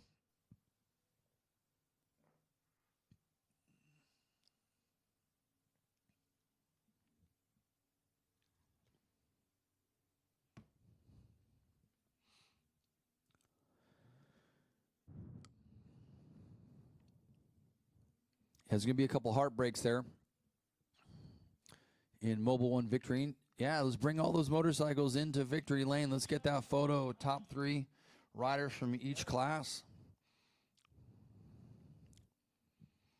As we get ready to go with our Thunderbike class coming up next. Those bikes all being called to the grid here pretty soon. We've got a little bit more time here between races as we celebrate these the top 3 from each race. And again, these are amateur and expert combined races, so we're not splitting these. There isn't an expert winner and an amateur winner. These are all of the experts and amateurs are all combined. So first, second, and third, we will see all those riders there on the podium. Chris, you got them down there?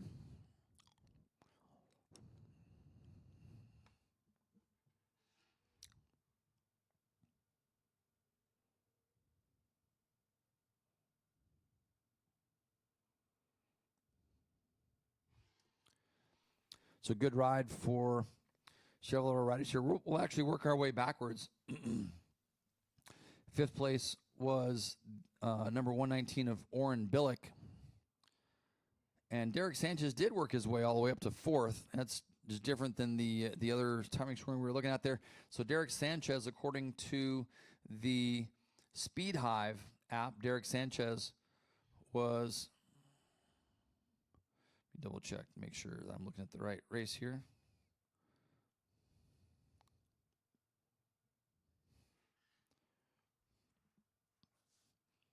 Looking at ASRA Racing, or ASRA Live, we had slightly different results than on Speed Hive. But yeah, Speed Hive will show 5th place as 119 Oren Billick. The 23 of Derek Sanchez made his way all the way up to 4th place. Good ride for Derek starting from the back of the grid. Number 177 of Jaden McKellar was 3rd. And Alex Ferreira and Nathan Betancourt with a great race there. Less than 0.3 of a second will separate the 2 of them. You got them down there, Chris?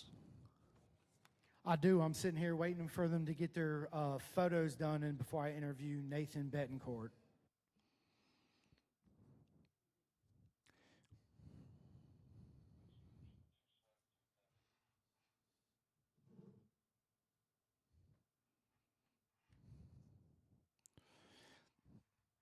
Gotcha. Yeah, we appreciate everybody being here this weekend. Of course, you'll see the Chevy trucks around the speedway here. Chevy Trucks, a massive partner for the racetrack and for all of the sanctioning bodies that come here. They help with recovering vehicles that are stranded out around this 3.5-mile road course.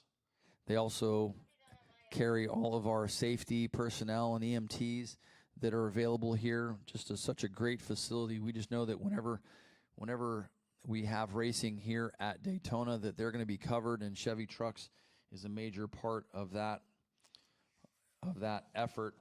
Want to make sure you're covering us on all your socials. If you're taking photos and videos throughout the weekend, make sure you're tagging us in all of your social media, whether it's Facebook, Instagram, or X. You can find and tag Daytona at Daytona or at Daytona International Speedway, depending on the social media platform that you're on. So make sure that you are taking tons of photos and videos and tagging Daytona in all those videos. You guys ready to go down there, Chris? Yes, I'm sitting down here in the Mobile One victory lane with the number 9, Nathan Betancourt. Congratulations on your win today. Nathan, walk us through that race. I mean, I had a great start starting from pole, so I mean, I just wanted to get out and go out front and try to check out on the first lap, but I knew that wasn't going to happen, and it didn't happen. So once he got by me, I mean, I think we just battled for the whole race, and saw there was really no one behind us, so I knew we had a big gap, so we could just take it easy. I could just sit behind, maybe wait for the last lap, and I went wide, super wide into turn 1, lost a bunch of time, but I gained it back in the infield on that last lap, and then I was waiting to draft him to the line, and out of nowhere, I just saw some random guy that was on the track, and I had to swerve out the way, but he had some penalty, so I got the win, so I'll take it for sure. Did you do any bike change setups for this race? No, not at all. Just keep it the same. I love it. So who's all on your team to help you achieve this race victory today? All my sponsors, my dad, my mom, and like Woodcraft, Arai Americas, Woodcraft, I already named them. I'm blanking here. AK Race Fab, everyone that helps me out. Well, congratulations, Nathan Betancourt, on your win. Let's go! Absolutely, Chris. Yeah, make sure you talk to everybody down there. We definitely got time between these ASRA races. They've allocated a little bit more time to celebrate these national classes.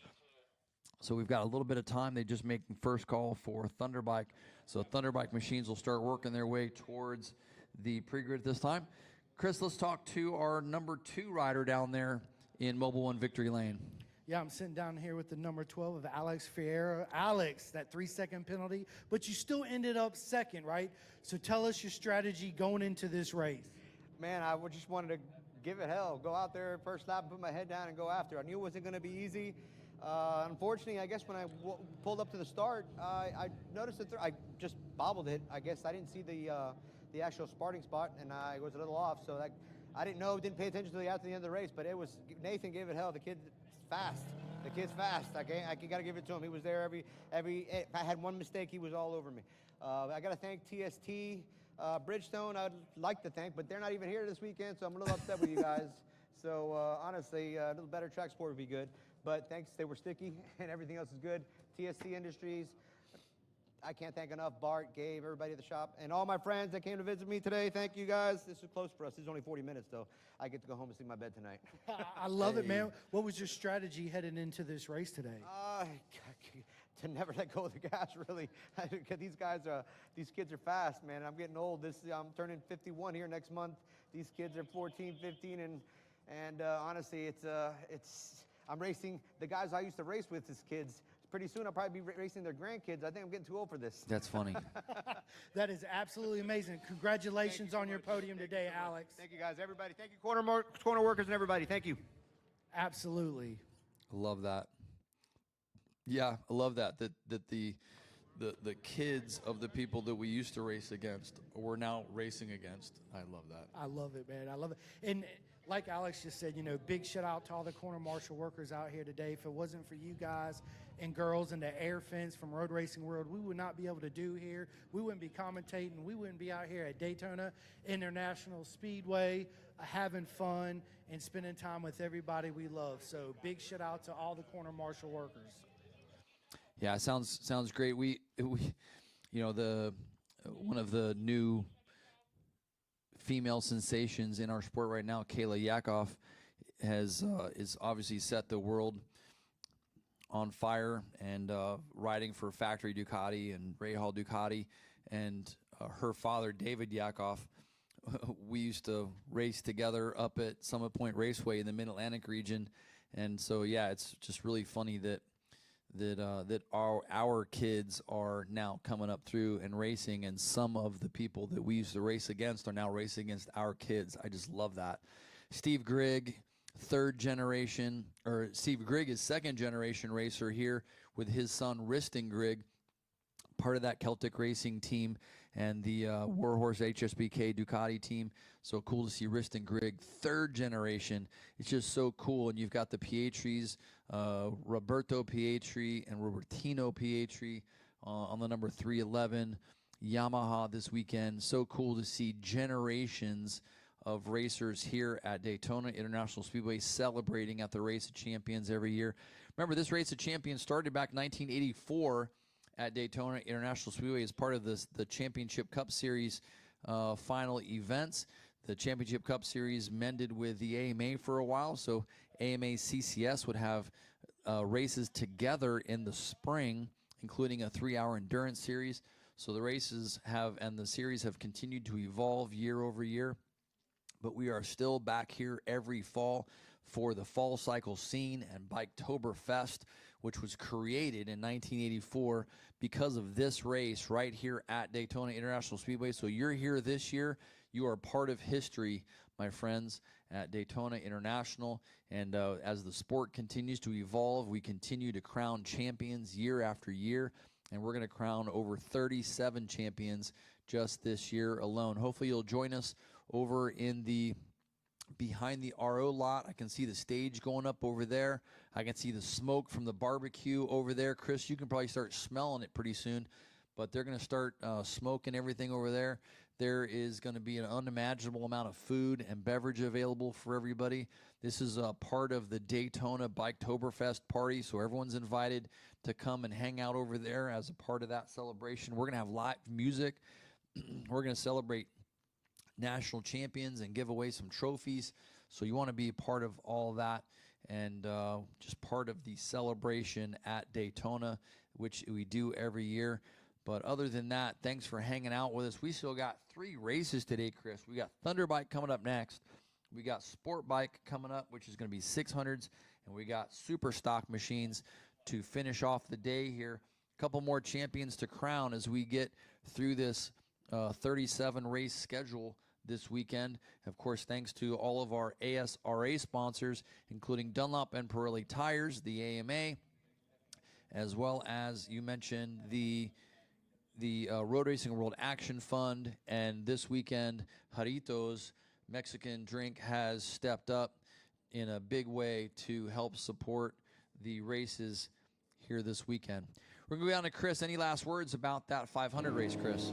Man, that was a proper mega race. Congratulations to all 3 of the podium. All 3 of everybody on the podium today. Great emotions, great race. Congratulations. There you go.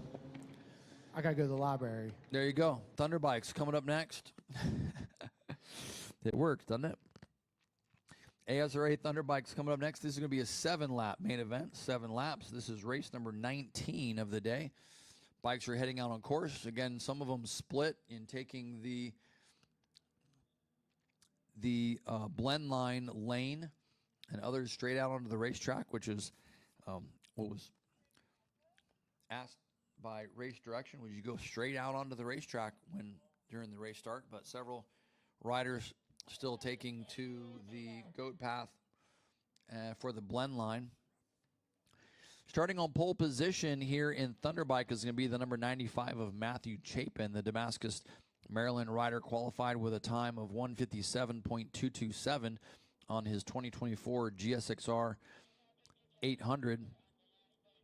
Next to him will be the number 96 of Isaac Woodworth, already with a championship this weekend. He qualified with a lap time of 1:58.903. Only, about a full second off the pole time of Matt Chapin. Isaac Woodward is from Sanford, Florida, and he also is on a Suzuki GSX 8R. Next to them is number 71 of Levi Batty. The New Hartford, New York rider is on a Suzuki GSX 8R. So an all Suzuki front row here, folks. This is going to be interesting. Now back to row number 2. You've got number 814 of Travis Carr. He is the Virginia rider on a Yamaha MT-09.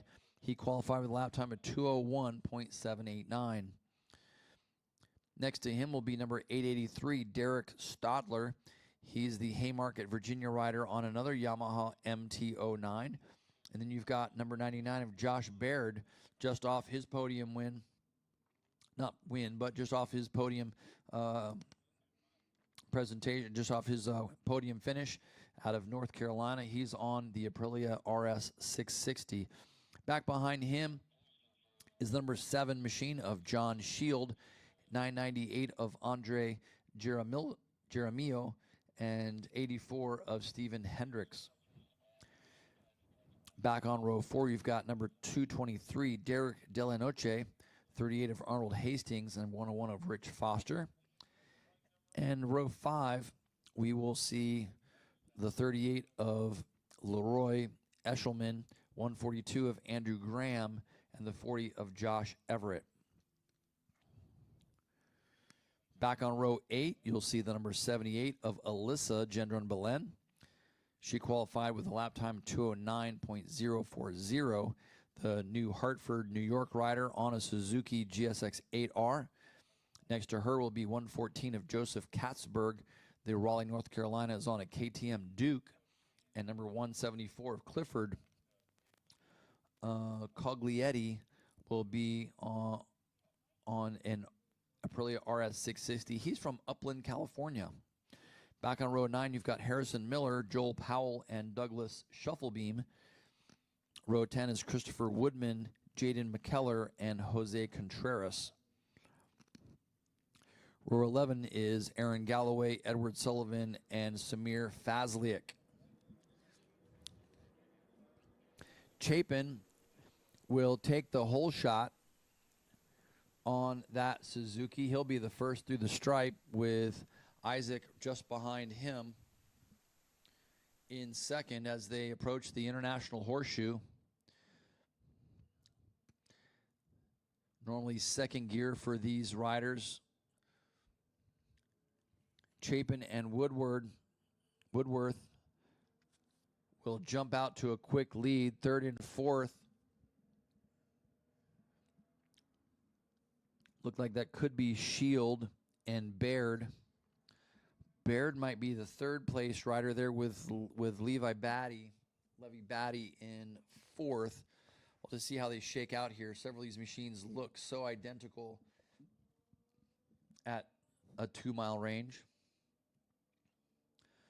So we'll get the corrected order when they get across the stripe. Oh no, one of the riders there looked like missed a shift, had a problem getting out of the infield and up onto the banking, and he will ride right along the apron.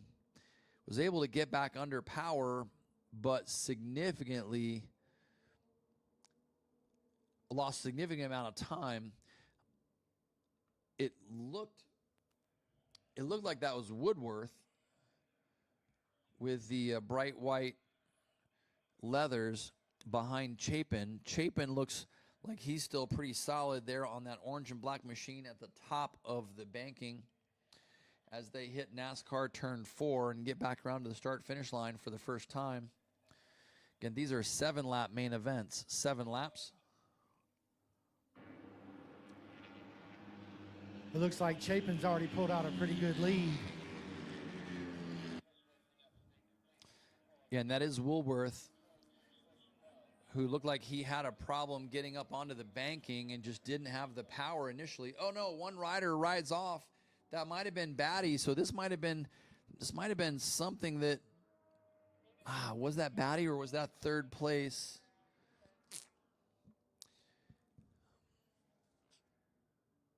That could have been Woodworth. We'll have to watch the electronic timing and scoring. Woodworth and Batty have virtually identical setups with white leathers and blue Suzuki 800s, and it looked like they got together there in turn number 1. One of them rode really wide, so I'm not sure which one rode off there, but Chapin continues to lead from the front there on his machine. So Chris, take us through the top 10 there. So I'm sure I got number 95 of Matthew Chapin, followed by 96 of Isaac Woodworth. On my timing screen, it says 71 of Levy Batty, followed by the number 814 of Travis Carr. And then in 5th place, we got the 883 of Derek Stroller. And in 6th, the number 38 of Arnold Hastings, followed by in 7th, the number 99 of our race winner yesterday, Joshua Bird.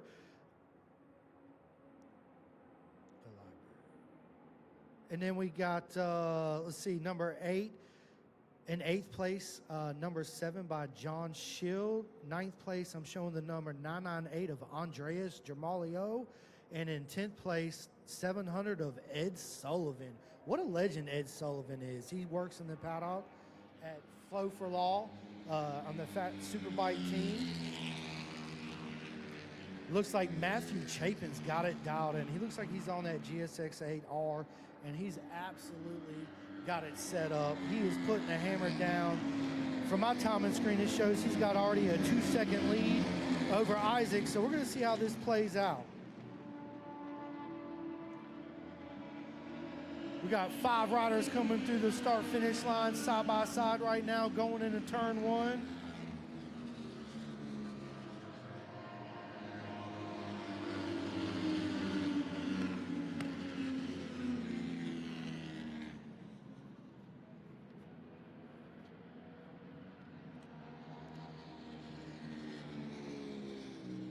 For everybody here, make sure you make it to the marketplace. The motorcycle marketplace is open daily, October 16th through the 19th, starting at 9 a.m. and free to the public. Visit many of the nation's top aftermarket products, vendors to find parts, accessories, and apparel at the Daytona Motorcycle Marketplace located in the Midway. And don't forget, everybody, to make your way over there to the concert and all the free food and the beverages we're going to have. It's going to be a proper mega good time.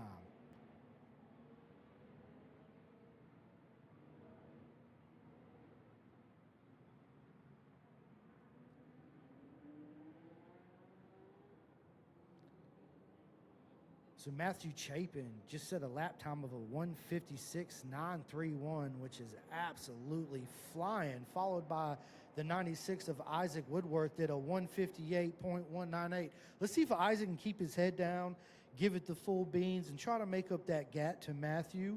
And then in 3rd place, number 814 from Travis Carr, which did a 202.270. Matthew Chapin coming down the front straightaway. Absolutely has got a gap right now.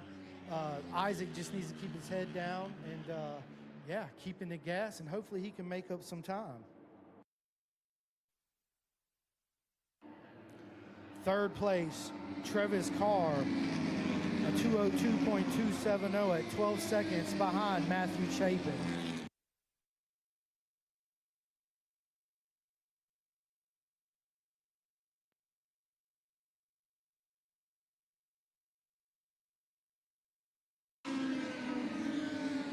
And make sure everybody keeps up with all the breaking news and all the latest fan information. Stay connected with the World Center of Racing by liking us on Facebook at facebook.com Daytona, and follow us on X and Instagram at Daytona and also at Daytona International Speedway. Yeah, make sure everybody's following all of the social media posts through the weekend, and with all of the photos and videos happening, make sure you're tagging Daytona International Speedway in all of your posts. Hashtag Daytona International Speedway. Looks like one rider down on the apron there with a mechanical problem they were trying to get off as they worked his way around. So we'll have one rider returning to the paddock area there. Chris, maybe you can check in with him and see what happened as he works his way back to the garage area. Looks like Derek De La Noche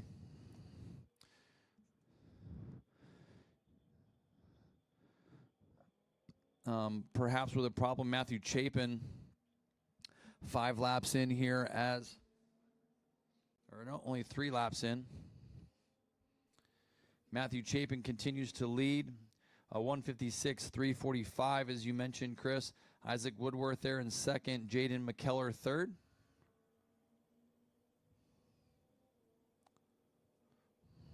Man, Matthew Chapin looks like he's just an autopilot.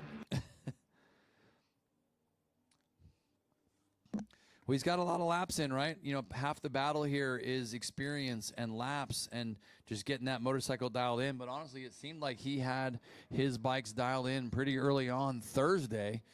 You know, he had so much time on Thursday, and then by the time he hit the track yesterday to start qualifying, he was just ready to go. And clearly they've got that bike set up and ready to go. Maybe next time you talk to him, Chris, you can figure out the origin of the motorcycle. Did that come from one of the Vance and Hines teams, one of the pro teams that had already run it and developed it here? Oh, no. One rider down in turn number 3 at the International Horseshoe. So waving yellow flags there. No passing. No passing in the turn 3 area, and they will go to a red flag. There will be a red flag here. 4 laps complete with Chapin out front. Chris, maybe you can check with some of the riders when they come back in here, and we'll let you guys know if we're going to regrid and continue, or if that will be the conclusion of the race. Riders now starting to slow down and get back under power here. Looks like not all stations. There we go. Now we're getting all stations to a red flag here. Most everybody has acknowledged the red flag and starting to drop down on the apron, going around the super speedway and getting back to pit road here. So we will wait for race direction to figure out if they will restart this race or if they will jump to the next race, which will be Sport Bike. Looked like we had 4 laps complete. Chapin in the lead. Usually they want to do 75% or 90% of the race. So we'll see how they determine this. This was going to be a 7-lap main event here this afternoon. 4 laps complete. They may do a 3-lap restart, and it'll be a 3-lap sprint. But they've got safety vehicles in that area over there. Of course, the Chevy trucks picking up the motorcycles so they can get it back to the paddock. The other safety vehicles there, the bright red Chevy trucks and the ambulance, everything all there, provided by Chevrolet. If you have a Chevrolet and you're looking for some accessories for your Chevy, you go to Chevrolet.com/accessories, and looks like they're sending everybody back. It looks like they're sending everybody back to the garage, Chris. So that may be the finish of the race, in which case you're going to probably want to try to catch Matthew Chapin,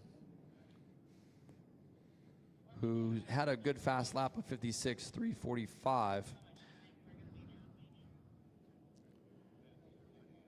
Absolutely. I'm standing here waiting on Matthew to come down. Yep. So it sounds like they may restart this race, but they may be sending them back so they can get tire warmers back on, and then they might be calling them back up again. So we'll let you know how that's going to go down here when we get confirmation from race control. Otherwise, I'll throw it down to you, Chris. Absolutely. I'm sitting here waiting on Matthew Chapin to come up to me right now. Matthew, we don't know if they're going to restart the race or not, but coming into this race, did your strategy change at all? Not really, to be honest. We just put on a new tire, so the whole strategy was just to go fast. And, you know, I almost got my 55, but not quite, so we'll keep working at it. Absolutely. And this particular machine, did you guys get this from Vance and Hines? No, we actually got this from Carnes. Carnes built it for me, and this has been my practice bike all year, and it's ran like a gym, so I can't thank Jason enough. Absolutely. Well, if they called the race, congratulations on another win. Thanks. You're very welcome. Who all helped you get here today? My mom, my dad especially. Thanks to all my family for coming out. KYT, Revit, all my personal sponsors, thank you guys. Mission, everyone else, thank you. Congratulations on your win. Matthew Chapin.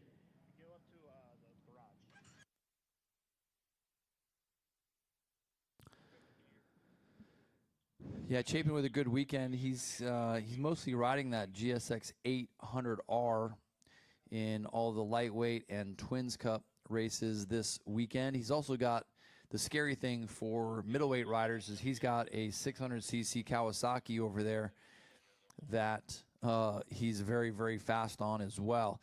It looks like they sent the lead bikes over to Tech Inspection, Chris. So it looks like they're going to call that a race, and they will move on to the next race on the schedule, which will be the ASRA Sport Bike Race. That'll be another 7-lap main event. Now, in ASRA, the Thunder Bike, Sport Bikes, and Super Stock bikes, all of those machines, I think, as well as the 500 Cup bikes, all those machines need to go to Tech Inspection at the conclusion of the race. So they are queued up over there in Parc Fermé, ready to go through Tech Inspection. They need weighed and make sure that those bikes are legal for the class. We'll see these same classes up tomorrow as part of the main event here at Daytona International Speedway with the ASRA. If you're looking for a schedule for the weekend, it's really easy. You go to asraracing.com, and they have the schedule. They've got a live video feed going. You can watch live timing and scoring. You can look at grid sheets. Everything you want to know about this weekend is located there at asraracing.com. If you ever thought about getting a racing license, you can start your journey there as well. You go to ASRA Racing, you can contact them there. There's also a quick little educational video that you can watch and take a test, and that'll be part of the pre-certification for a racing license. And so you can start that journey at ASRA Racing as well. Hopefully you're having a good time with us. You've got a nice big cooler full of ice and Coca-Cola. Maybe you switched over to the Budweiser by now as well. So thanks for hanging out with us on a beautiful day in Daytona Beach. A little bit cloudy, which is okay. We'll take it. Keeps it a little bit cooler. We've had just a slight breeze today, which is fantastic as well. You couldn't ask for better conditions for racing in Daytona than this. It's fantastic, and thank you so much for joining us. There's a lot of manufacturers within our industry that help make this thing go. Everything from the local dealerships to the promotional arms to the vendors and everything that goes into it, into the economy of motorcycle road racing. Of course, Pirelli and Dunlop tires, the exclusive tires and exclusive tire vendors of ASRA Racing, so we thank them for being a part of it.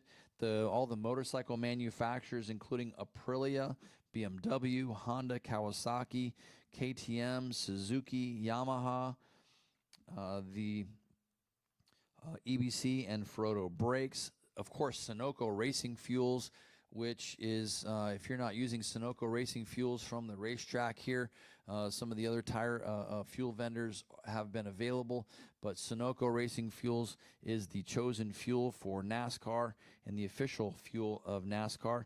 A lot of leather companies and leather distributors. Of course, one of the long-standing fixtures in the Daytona International Speedway motorcycle paddock is Miles over there at Street and Competition. Go see him. He's got everything you could possibly imagine.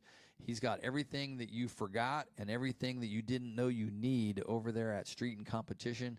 He's got everything from sprockets and chains to suits and boots. You name it, he's got it in there, or he's got access to it. So go see him over there. A couple other vendors through the paddock area. You have leather suppliers. You have people that are modifying leathers. So if you need anything, they are located here. And if you can't find them here, guess what? They're on the other side of the grandstands here in the motorcycle marketplace. And they are open, I think, until 9 o'clock every night. I think they're open 9 until 9 every night. Everything from exhaust pipes to tie downs, you name it. The J&P Cycles folks are over there. They have a space the size of 2 long tractor trailers, and they have everything you can possibly imagine for your street bike over there. So make sure you stop by and see them. Tell them that the folks inside Daytona Speedway sent you. The Geico fan zone is over there. They have some cool prizes. If you're here on a street bike, you need to roll up on their stage. They're going to record your mileage, and they're going to give you a prize based on your mileage. And then at the end of all of that, the highest mileage actually wins a grand prize. I think it's a $500 gift card. And you have your choice of $500 gift cards. It could be to different marketplaces. So make sure you get over there and check out the motorcycle marketplace and the Geico interactive fan zone, JP Cycles, and everything else over there. There are 51 different vendors over there in the motorcycle marketplace. So make sure you get over there. Oh, and forgot about the test rides. They're test riding the new Can-Am machines over there. Of course, Yamaha has all of their new motorcycles over there, so you can actually test ride one of those MT-09s, the R9s. You can test ride one of the new MT-07s or R7s if you haven't had those yet. They've been winning races here for the last couple days. You can also test ride some of those Royal Enfield machines. They have a whole host of test rides going on over there. So yeah, make sure you get over there and test ride the latest motorcycles and see all the latest aftermarket parts and accessories in the motorcycle marketplace. They're open 9 to 9 every day, today and tomorrow. They also have a lot of other stuff going on. So get over there and check in, and they'll get you taken care of. It's just a cool place to walk through over there. So thanks so much for joining us this weekend. Of course, a few more races here this afternoon. Thunderbike, we just crowned another national champion there in Thunderbike. That's going to be Matthew Chapin, and then we have Sport Bike and Superstock coming up next. That'll conclude our day after those 2 races. Those are both 7-lap events, races 20 and 21. Don't forget about the riders meeting tomorrow morning. Remember, that is an early riders meeting, 8 o'clock a.m. riders meeting. It's mandatory for tomorrow. Some changes in tomorrow's schedule, so you want to make sure you get here early. Get here at 7 o'clock when the garage is open, and then meet us in the Mobile One Victory Lane for the mandatory riders meeting tomorrow morning. Again, mandatory riders meeting tomorrow morning, 8 a.m. There are some changes in tomorrow's schedule, so make sure you get to the riders meeting to figure out what all of those changes are so that you are up to date on what's going on tomorrow. Tomorrow's schedule will see some of the AMA races. So the AMA Formula 40 races, that's going to be a 600 and 1,000 cc race, Thunderbike, Super Sport, 500 Super Stock. And then we have a lunch break. We get back into the ASRA national classes, the same ones we're running today. So round 2 of ASRA 500, Thunderbike, Super Sport, and Super Stock. And then we've got races 33 through 37. Some more Superbike racing with ultralight Superbikes, middleweight, lightweight, heavyweight, and unlimited Superbike classes. 37 races and over 37 national champions being crowned here this weekend at Daytona. All thanks to Dunlop Tires, Pirelli Tires, the AMA. By the way, if you're not already a member of the AMA, it's super easy. You call 1-800-AMA-JOIN. The Jarritos Mexican drink is also one of our major sponsors this weekend, and of course, the Road Racing World Action Fund. Chris Simcoe is over in Mobile One Victory Lane, and what do you got, Chris? Yeah, I'm down here with Matthew Chapin again. Matthew, I said it earlier, congratulations on another win, another championship to take home. How does that make you feel coming into Daytona International Speedway, taking home 2 championships? It feels really good. This place is really cool, and you know it's always a pretty special event every time we're here each year. It's very different here, so it feels really good to win some races here, knowing that it is the world center of racing. So it's a lot of fun, and I'm really looking forward to March when we come here with Moto America. Oh, absolutely. All these wins and changes you made to your bike just put you ahead of the game coming into March next year. Yeah, no, me and my dad have this thing dialed right now, so I'm excited for what next year brings. I feel sorry for everybody else. Yeah. All right, ladies and gentlemen, Matthew Chapin on his 2nd championship today. Let's go. Yeah, I think in the Thunderbike class, I think they still got one more race to go tomorrow before they crown that championship. However, I think he has definitely put his thumb on that trophy. So we'll see how all the points work out between the races coming into this round and the two races here this weekend. He could very well take home a national championship from the ASRA National Championship races that are happening here. Safety personnel still over there in turn number 3. They're just getting things cleaned up over there, getting cones all set up again, and just making sure that everything's good to go. One reminder, chapel service tomorrow morning at 7 a.m. If you're away from your home church, we are doing chapel service at 7 a.m. Check in with Ray Rizzo. Let me double check my messages here real quick and make sure I have the location correct for that. Sometimes they do that in the driver's lounge, but nope, it'll be in Victory Lane. That's what I thought. Okay, so tomorrow morning, 7 a.m., we'll have the chapel service in Victory Lane. So if you're missing your church tomorrow, you can join us right here in Mobile One Victory Lane for chapel service. That'll be at 7 o'clock tomorrow morning. So as soon as the gates open to the garages here, at 7 a.m., you can make your way over, turn your tire warmers on, and make your way over to the Mobile One Victory Lane for chapel service at 7 o'clock. And then the riders meeting will be at 8 o'clock, and we'll go on track at 8:30 tomorrow. You got anything else for us over there, Chris? No, not right now. I'm just sitting here looking at Matthew Chapin holding up his number 1 plate, the 2nd one for this weekend. Yeah, that's cool. Absolutely. Yeah, we got the staff down there. So like I said, we've got a Thunderbike race today, another Thunderbike race tomorrow. Same for the ASRA 500 Cup, the Sport Bike, and Superstock races. So 4 races today, another 4 races tomorrow. So we'll see how all of those results factor into the overall national championship points, and we'll see how all that shakes out. And of course, they'll do trophies at the end of today for everything that's been wrapped up today, and then everything that gets wrapped up tomorrow, they'll do trophies for all of that tomorrow. As we mentioned, chapel service first thing tomorrow morning at 7 a.m. as soon as the gates open, and then the riders meeting at 8 o'clock, and we go on track at 8:30. Yeah, the live stream is up, and they're showing images of Matt Chapin there in the Victory Lane, talking about his win there. He's got a little Jarritos sports drink with him. So waiting for the track to sort of reset here and get back underway. And our next race up is going to be that ASRA Sport Bike main event. Again, coming up this afternoon, or this evening rather, 7:30 p.m. 7:30 p.m. We're talking about doing the awards presentations. These are all going to be out at the main stage next to the RO lot. They're going to have food and drinks out there, music by Kim Lovering. So make sure you make it out there for that. Again, that's going to be 7:30 this evening. And just a reminder, everyone, we need to clear the garages at 7 this evening. So if you are just arriving today or you've got a lot of work to do on your motorcycle to get it ready for tomorrow, we have until 7 o'clock in the garages.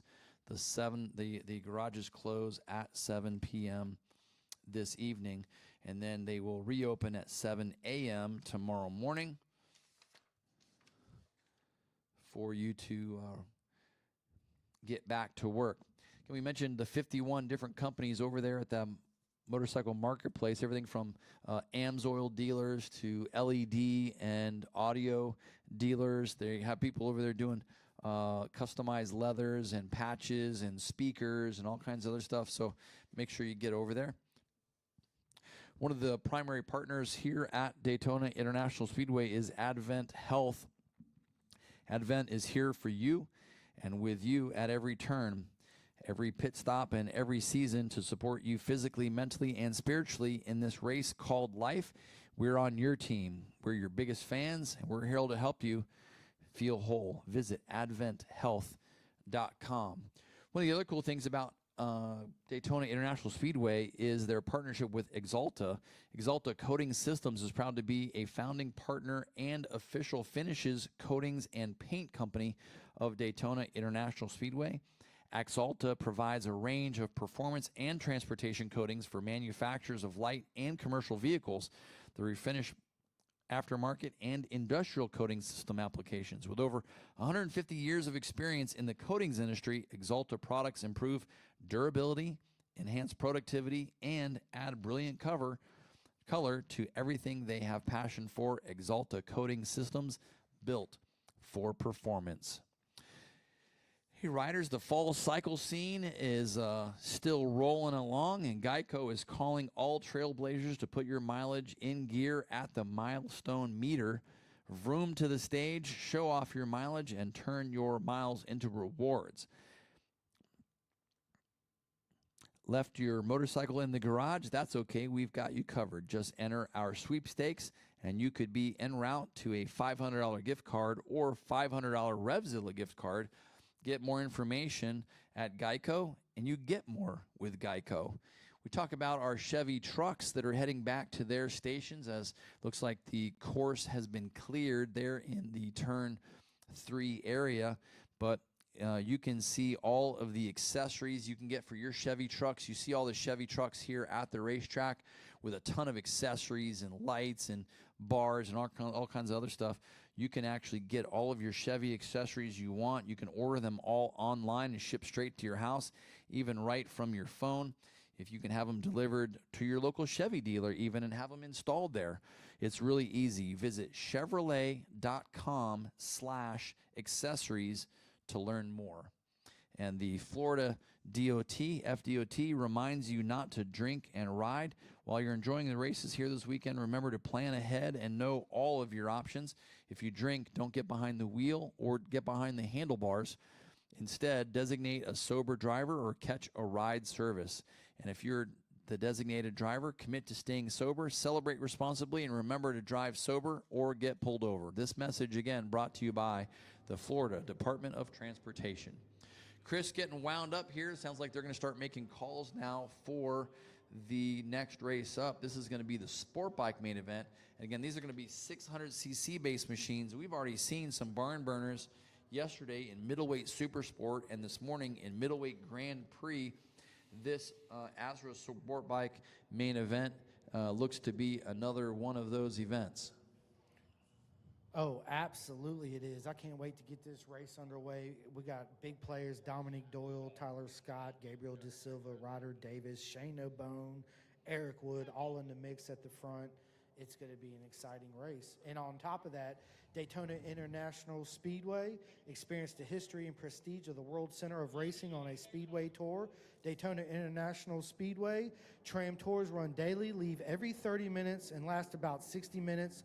We also have VIP tours that takes you on an exclusive stop to the NASCAR Archives and Research Center and Press Box. For more information, visit our website at www.DaytonaInternationalSpeedway.com or visit our ticket office, purchase online, or by calling 1-800-PIT-STOP. That sounds fantastic, doesn't it? Absolutely. I want to go on the tour. Oh, it's fantastic. It's fun. Yeah, it's a great tour. They take you down behind all of the grandstands. They take you by the world famous Lake Lloyd. They, yeah, it's pretty cool. And there's a whole Daytona experience building in front of the speedway here. If you've never been to the Daytona experience, you got to do that too. Actually, the Race of Champions, we used to host the awards presentations in the Daytona experience building. There's a giant theater in there that feels it's like a giant icon theater. And we used to, have this really cool video that would play as we present the national championship trophies there to everybody, and all the teams can celebrate there. You get to play all the video games and all the cool NASCAR and racing interaction stuff. They actually had Daytona motorcycle games, so where it's a replica of the Daytona 200, and you could race against each other around the racetrack and qualify. And man, it's such a cool place. If you keep coming back to Daytona Speedway, or this is your first time there, you need to make it over to the Daytona experience. Maybe that's a Saturday, or maybe that's a Monday thing you do before you leave town. But it is one heck of a time. You got to get over there. It's definitely worth it. And of course, they got a ton of merch over there if you want to leave Daytona Speedway with some official Daytona International Speedway merchandise. So you may have grid sheets, Chris, for these last couple races. I do not. I don't see them posted online yet, so I will try to do the best I can with some of the timing and scoring information that's available to get everybody to the grid here. And we'll look at the leaderboard. So again, this is ASRA Super Sport, and this is going to be another 7-lap main event, 7 laps for race number 19. Race number 19. One of the amateurs in the field, Noah Vanderweide, taken to the racetrack there. Charles Kiley and Sean Durand. Ryan Webb, one of the amateurs in the field, along with Austin Payne and Mohamed Moshe. And Benjamin Vowles. Let me see if I can separate these here and just look at the amateurs. We'll go through the amateur grid here real quick. Noah Vanderweide, Charles Knightley, and Sean Durand. Ryan Webb, Austin Pine, and Mohamed Moshe, along with Benjamin Vowles, Trevor McRae, and Conrad Bestable.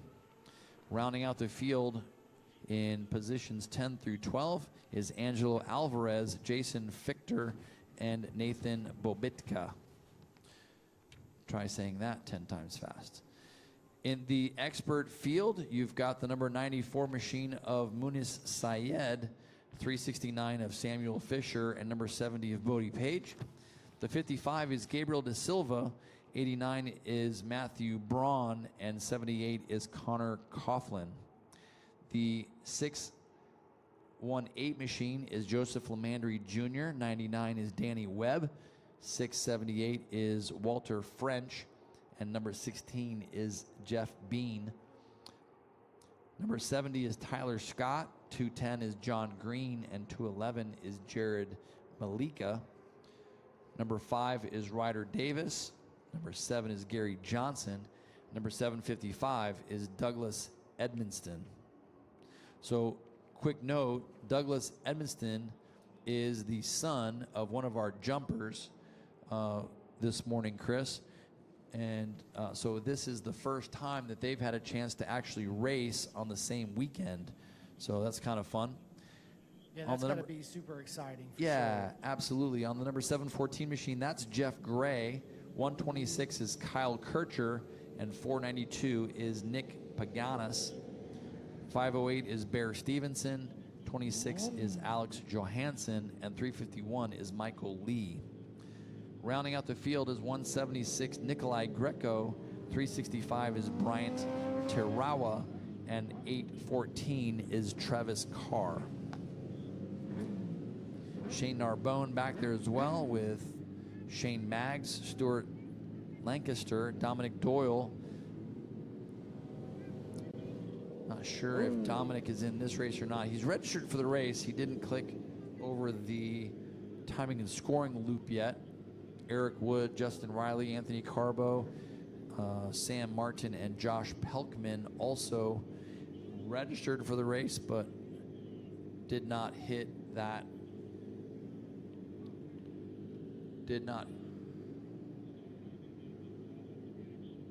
Yeah, it looks like we got a little confusion going on down here. Oh my gosh. Sounds like they may be red flagging this already. Yep, they're pulling people off the grid now. Yeah, there was an incident. It looked like something happened. Something happened back in turn 9 or turn 10. Whoa, whoa, whoa, whoa. For some reason, they're releasing motorcycles onto the racetrack. I think that was by accident. Racers are taking to the track. Racers are taking to the track as though this is a warm-up lap. This might not be a good idea, Chris. No, absolutely not.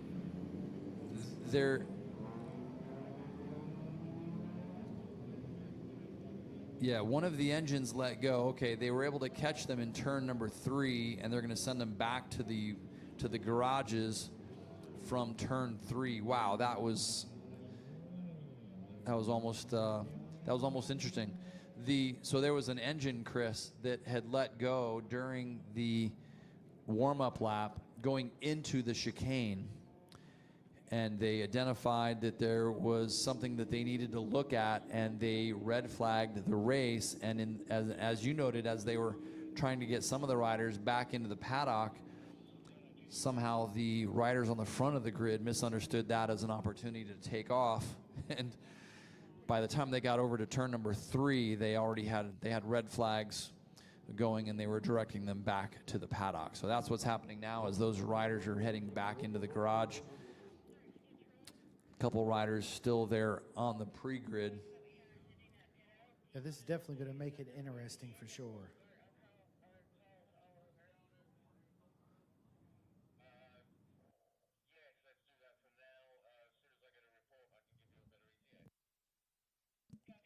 Yeah, so we're going to wait for our corner control personnel to get us a timeline after they do a full inspection of that back straight. They are starting on one end of Lake Lloyd, Chris, and looking all the way back into the chicane just to make sure that they see anything and everything.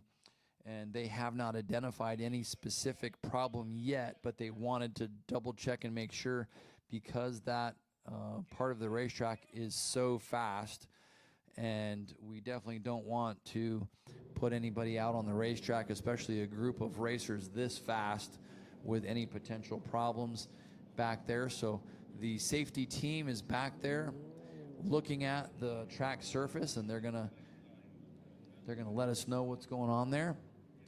And it sounds like they're going to call the racers back up when they know that the track conditions are ready to go.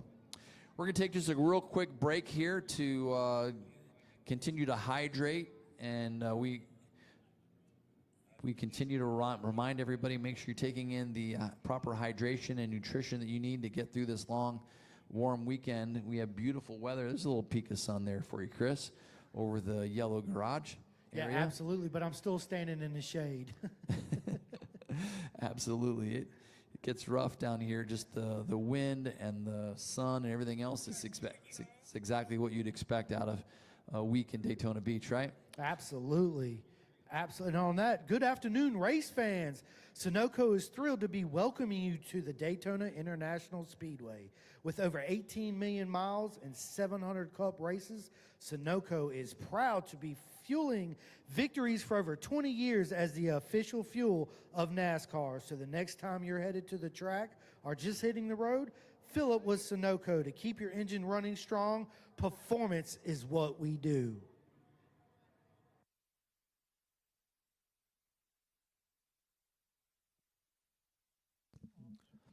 Yeah, it sounds like they're starting to make first calls, Chris, so we'll see those competitors working their way back up to the pre-grid here pretty quickly. So that's a good sign that there wasn't anything major to worry about back there as they're working back through the calls, and we'll get everybody back to the pre-grid. Chris, go ahead. Yeah, I'm really looking forward to this race start. Last two races of the day was super sport and then we got Superstock 1000 coming up. So it's exciting, man. What a proper mega weekend. What beautiful weather. What proper mega racing we had going on this weekend. It's just been an absolute blast seeing all my friends around this paddock and obviously hanging out with the legend, Kenny Abbott himself. Absolutely. Hey, we wish Richard Chambers the best. Both Pat Gonzalez and Richard Chambers have been the voices of Daytona International Speedway during motorcycle races here for a long, long time. Richard Chambers had been announcing here, I believe, since the 70s. I believe it was the mid-70s that he started announcing here, and he started coming down here in the late 60s. So he's seen almost every Daytona 200 and every motorcycle race ever held here at Daytona International Speedway. He's just a library of information for this place, and it's always cool to hang out with him on his podcast and just be in his presence. And he has decided that he is going to stay in Canada and may limit his time in Daytona Beach moving forward. And he was gracious enough to sort of pass the torch the last couple of years as he transitions out of the role of the primary voice and commentator and announcer here at Daytona International Speedway. And but we give him props and respect, and I talked to him a couple of weeks before this speedway, and I guarantee he's going to call me on Monday morning and ask me how it went. So we just give full props. He is inducted into the Daytona 200 Hall of Fame down on the beach. He is absolutely part of the Daytona legend here at Daytona International Speedway and all the motorcycle events. And then when CCS Championship Cup Series first started racing down here in I believe 1984, he was a part of that, and he's been the voice of the Race of Champions ever since. And this is, I believe, the first year that he's missed, or second year that he's missed this event. So all props to the legendary voice of Daytona, Pat Gonzalez. And then on to Richard Chambers. He raced here all the way up into the late 70s, early 80s. I was doing my research, and I saw him in the results from the 1976 Daytona 200. And so Richard Chambers has been here for a long, long time as well. They are both inducted together as race commentators and announcers here at Daytona Speedway at the Daytona 200 Hall of Fame. And if again, as a reminder, if you haven't made it down to the beach to see the Daytona 200 monument, you can do that, and you can also follow their socials, Daytona 200 Monument, on all the social medias. But Richard Chambers has also been a legend here. When I first came here, he was announcing everybody and interviewing everybody up and down pit road. He's got on his little Vespa scooter and zipping up and down pit road and doing all kinds of interviews. And those were the voices of Daytona, but those were the guys that were just making everything happen and telling all the stories. And it's just really cool to maybe step into those shoes for, even if it's a short amount of time, to continue the entertainment of motorcycle racing here at Daytona International Speedway and just kind of keep those stories going. So appreciate what you're doing down there, Chris, and you're bringing us the stories from the paddock and bringing us the stories from pit road and helping celebrate the national champions here at the annual Race of Champions. And we will just keep going as long as we can here and putting on some good entertainment as we get back underway here. Bikes are on track with the ASRA Sport Bike Race. Chris?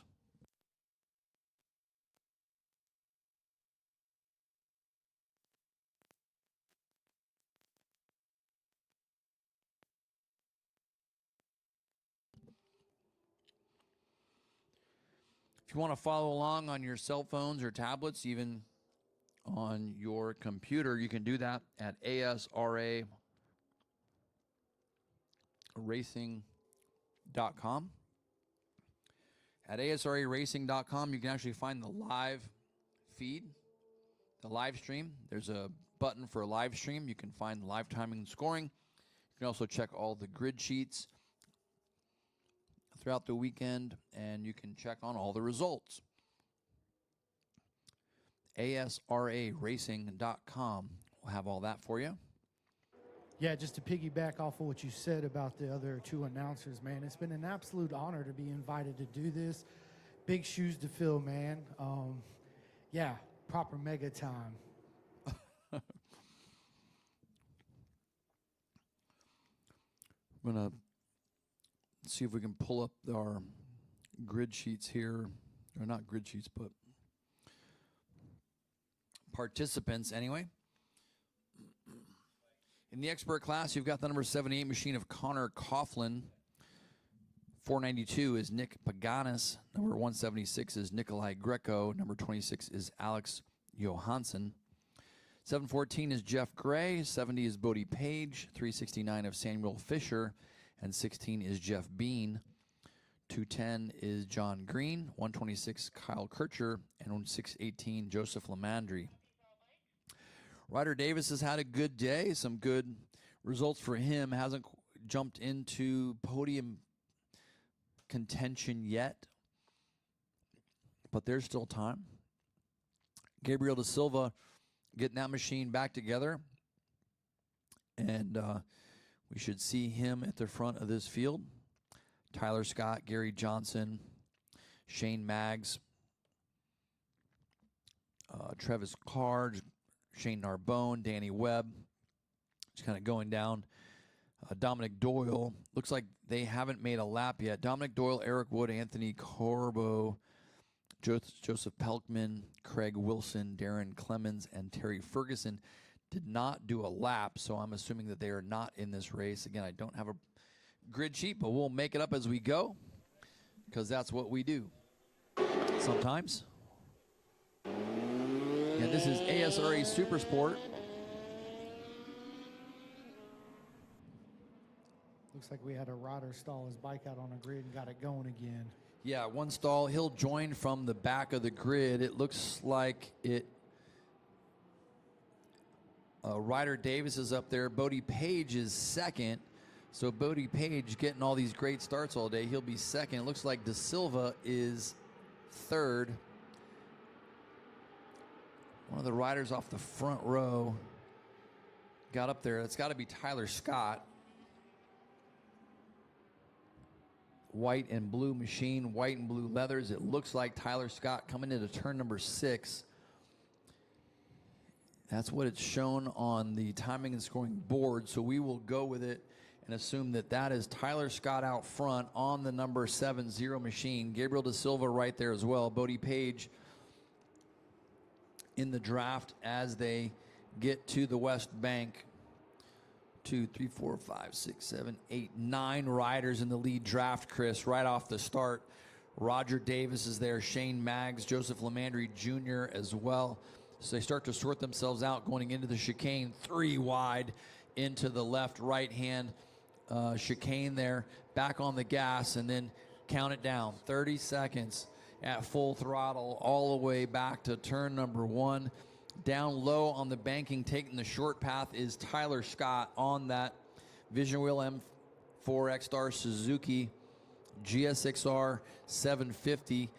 Da Silva looks like he's working his way up through the pack, but it's Bodie Page on the other Suzuki. Ryder Davis, I think, is on that number 5 machine. He's finally in that lead draft. Ryder Davis all day has been right there between 5th and 10th, Chris, and finally able to put that thing up there within the top 5 and maybe be able to catch the draft of Bodie Page as they work their way through the infield here. But he has 3 fast riders right on his tail, including Da Silva, Lamandry, and Shane Maggs. Oh, yeah. For Ryder Davis, this is going to be one heck of a race, and he's going to learn a lot during this race, too, as well.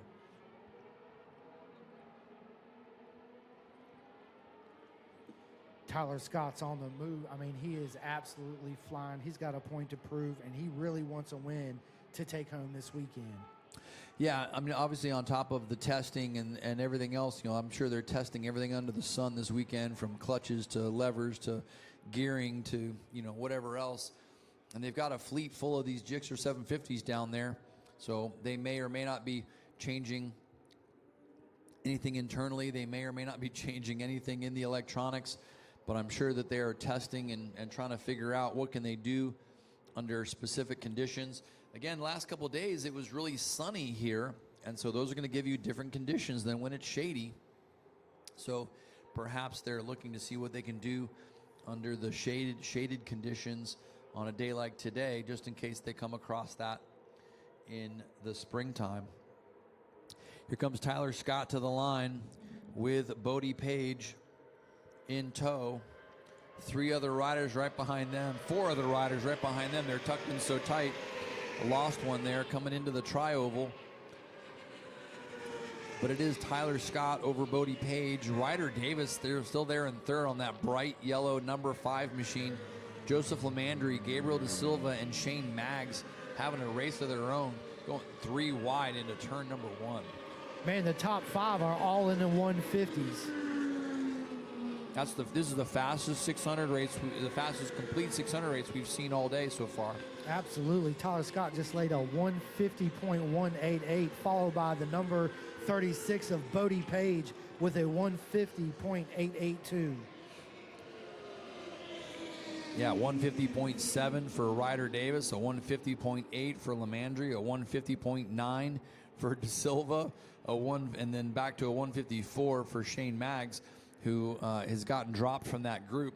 But interesting that, you know, throughout the weekend we've seen 1 or 2 riders in a race hit 150, maybe 149, and in this race 5 riders all in the 150s. Nice work.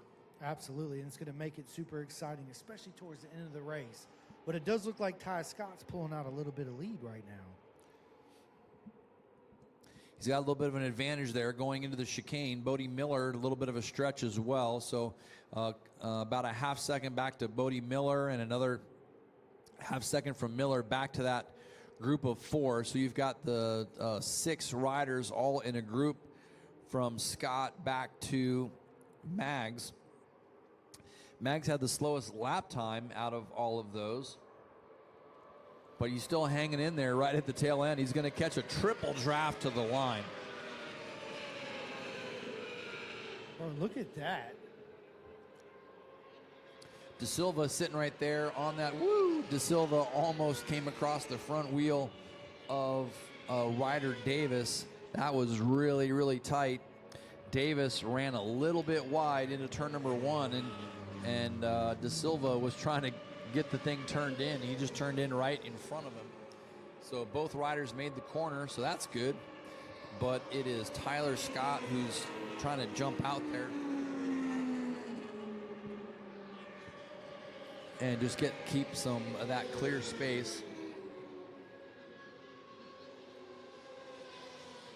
And we talked quite a bit yesterday and the day before with one of his teammates, SDK, Sean Dillon Kelly, who he said he got on the 750 for the first time. He hadn't ridden the GSXR 750 because, you know, remember, he's been riding the big super bikes that the Vision Wheel M4 X-Star Suzuki team has in their shop. So he's been riding the big Suzuki super bikes all year for the Ulrich team and Team Hammer. So yesterday was the first time he was able to jump on the GSXR 750, and he was like, that's a really proper motorcycle.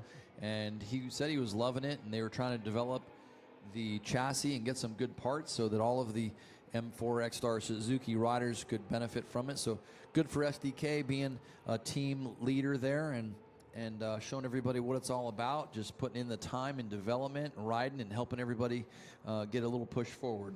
Oh, absolutely, and he was fast on that 750 too. Standing yellow flag being displayed at start finish.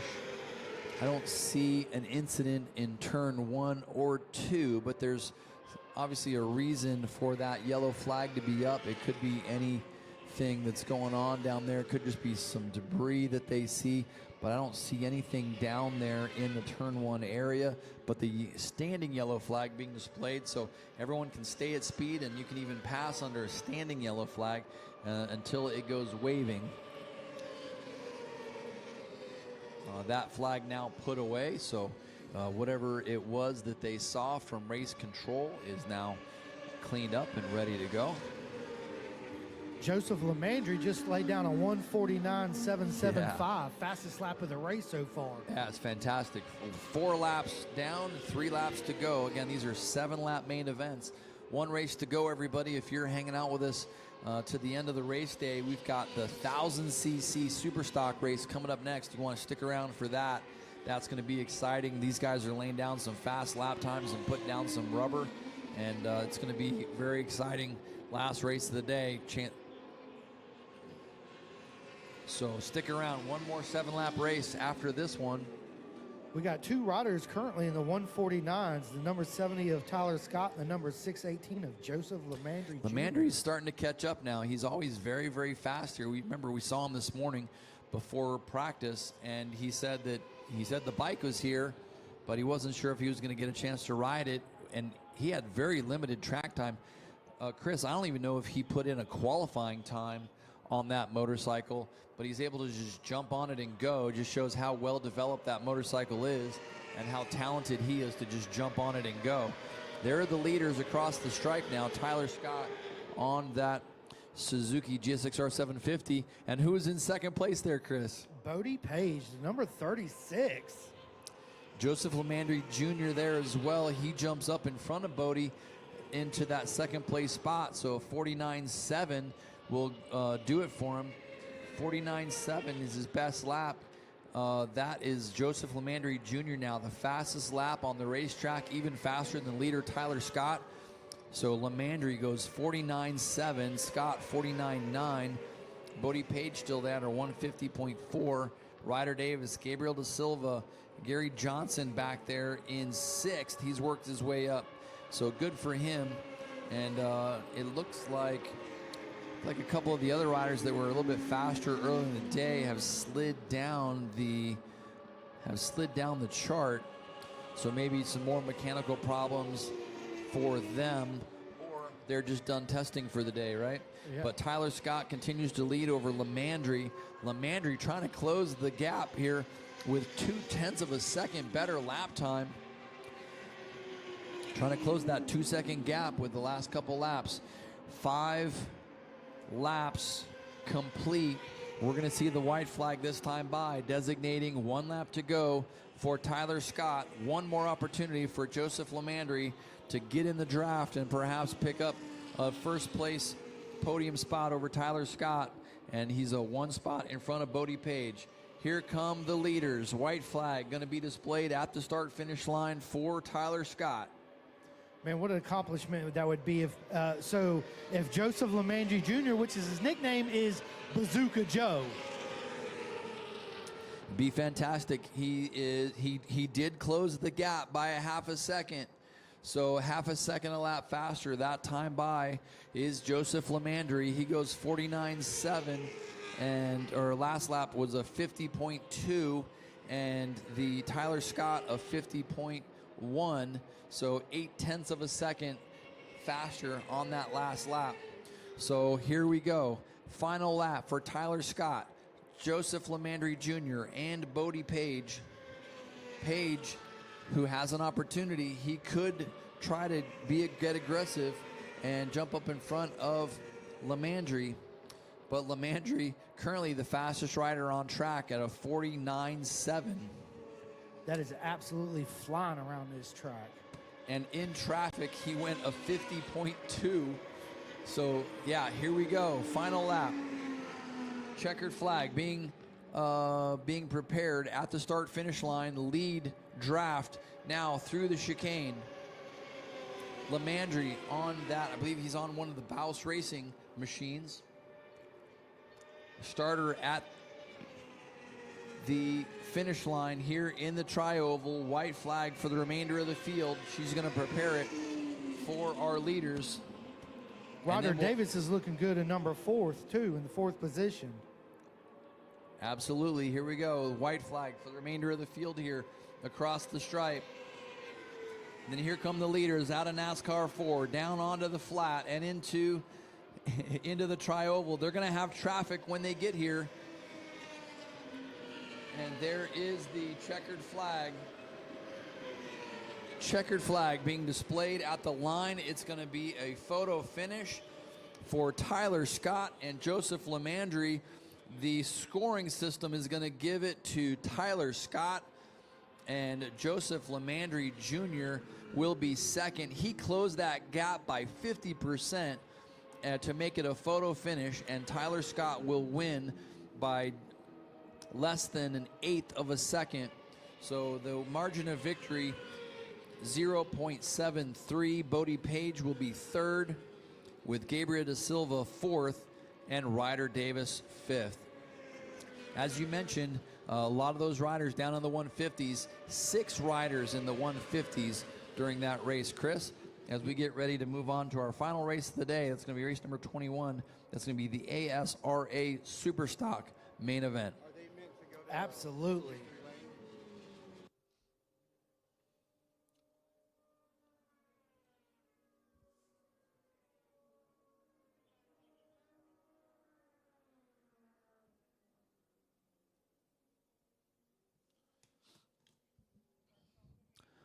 So a great final lap for those riders.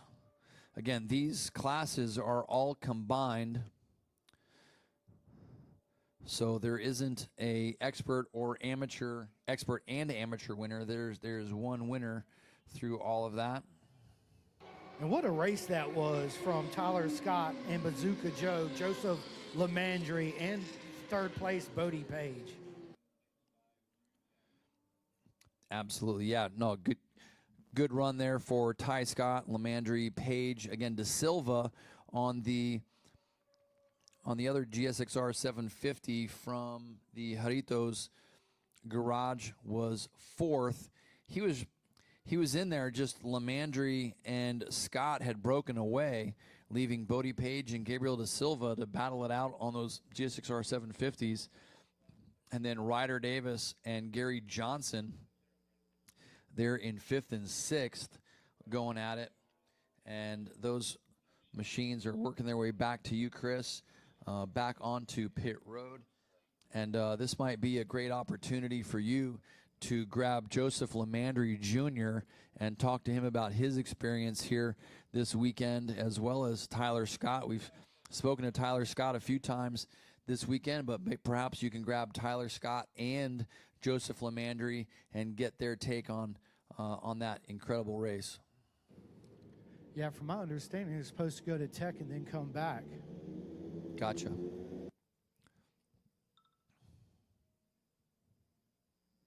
Yeah, fantastic. So we will let those guys go to Tech Inspection, Parc Fermé. Top 3 riders that we will expect back at the podium in Mobile One Victory Lane will be Tyler Scott, Joseph Lemandry Jr., and Bodie Page. So as soon as they clear Tech Inspection, they'll work their way back.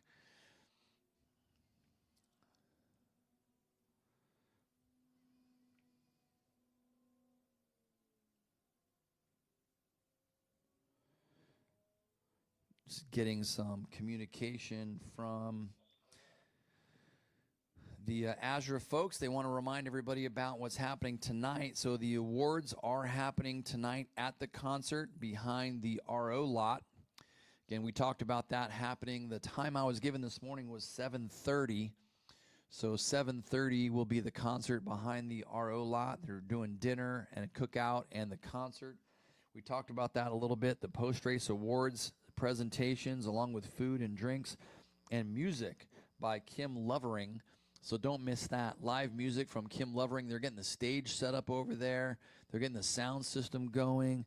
So they're going to be over there all night tonight. So hopefully you can join us for that. A lot of this, of course, also brought to you by Jarritos Mexican drink.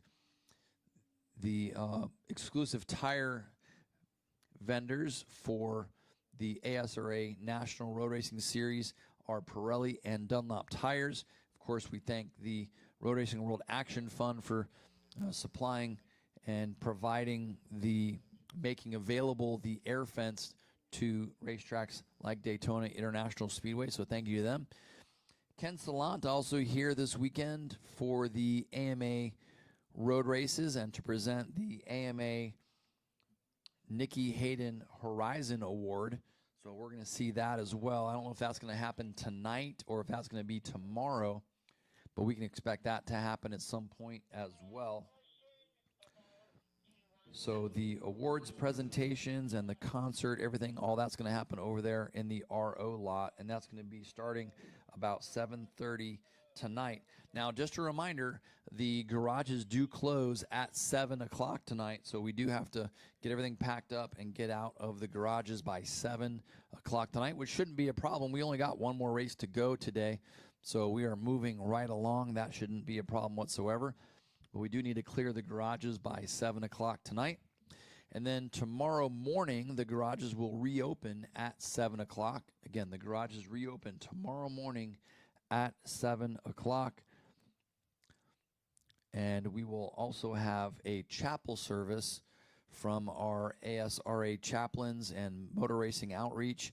Motor racing outreach chaplains will be in Mobile 1 Victory Lane tomorrow morning at 7 a.m. for the chapel service, which will be which will predicate the mandatory riders meeting at 8 o'clock, and we are scheduled to go on course at 8:30 with a 10-minute warm-up for each of our classes. Again, just 10 minutes for each class tomorrow morning, and we will get straight into racing at I believe 9:30. So 9:30 we start racing tomorrow morning with some of our AMA vintage or AMA Formula 40 classes or vintage classes. Ken Salant will be here again to present those #1 plates to those national champions. We'll have an hour lunch and then back to the same 4 ASRA races that we just had. We're going to have those again tomorrow, and then we'll finish the day with races 33 through 37 of the ASRA regional championship classes to finish out the day. And again, trophies and everything will be provided for that. So again, all the activities tonight will start at 7:30 over in or behind the rider owner RV lot. So great hanging out with us. Appreciate it. Again, waiting for the top 3 riders to work their way back to the winner's circle to do their ASRA race photos and trophies for those riders. As third call is being given for our next race, that's going to be the Superstock race coming up next. Again, that's going to be our final race of the day, 1,000cc Superstocks. So if you're joining us for the first time at Daytona International Speedway, thanks so much for taking the day to hang out with us. Man, you picked a beautiful one. This is what you dream about when you dream about coming to Daytona Beach, isn't it? Motorcycles at the Speedway with beautiful weather, a cool breeze, and being able to walk around the blue and yellow garages and check out all the cool motorcycles and all of the modifications and be able to get photos and autographs from everybody.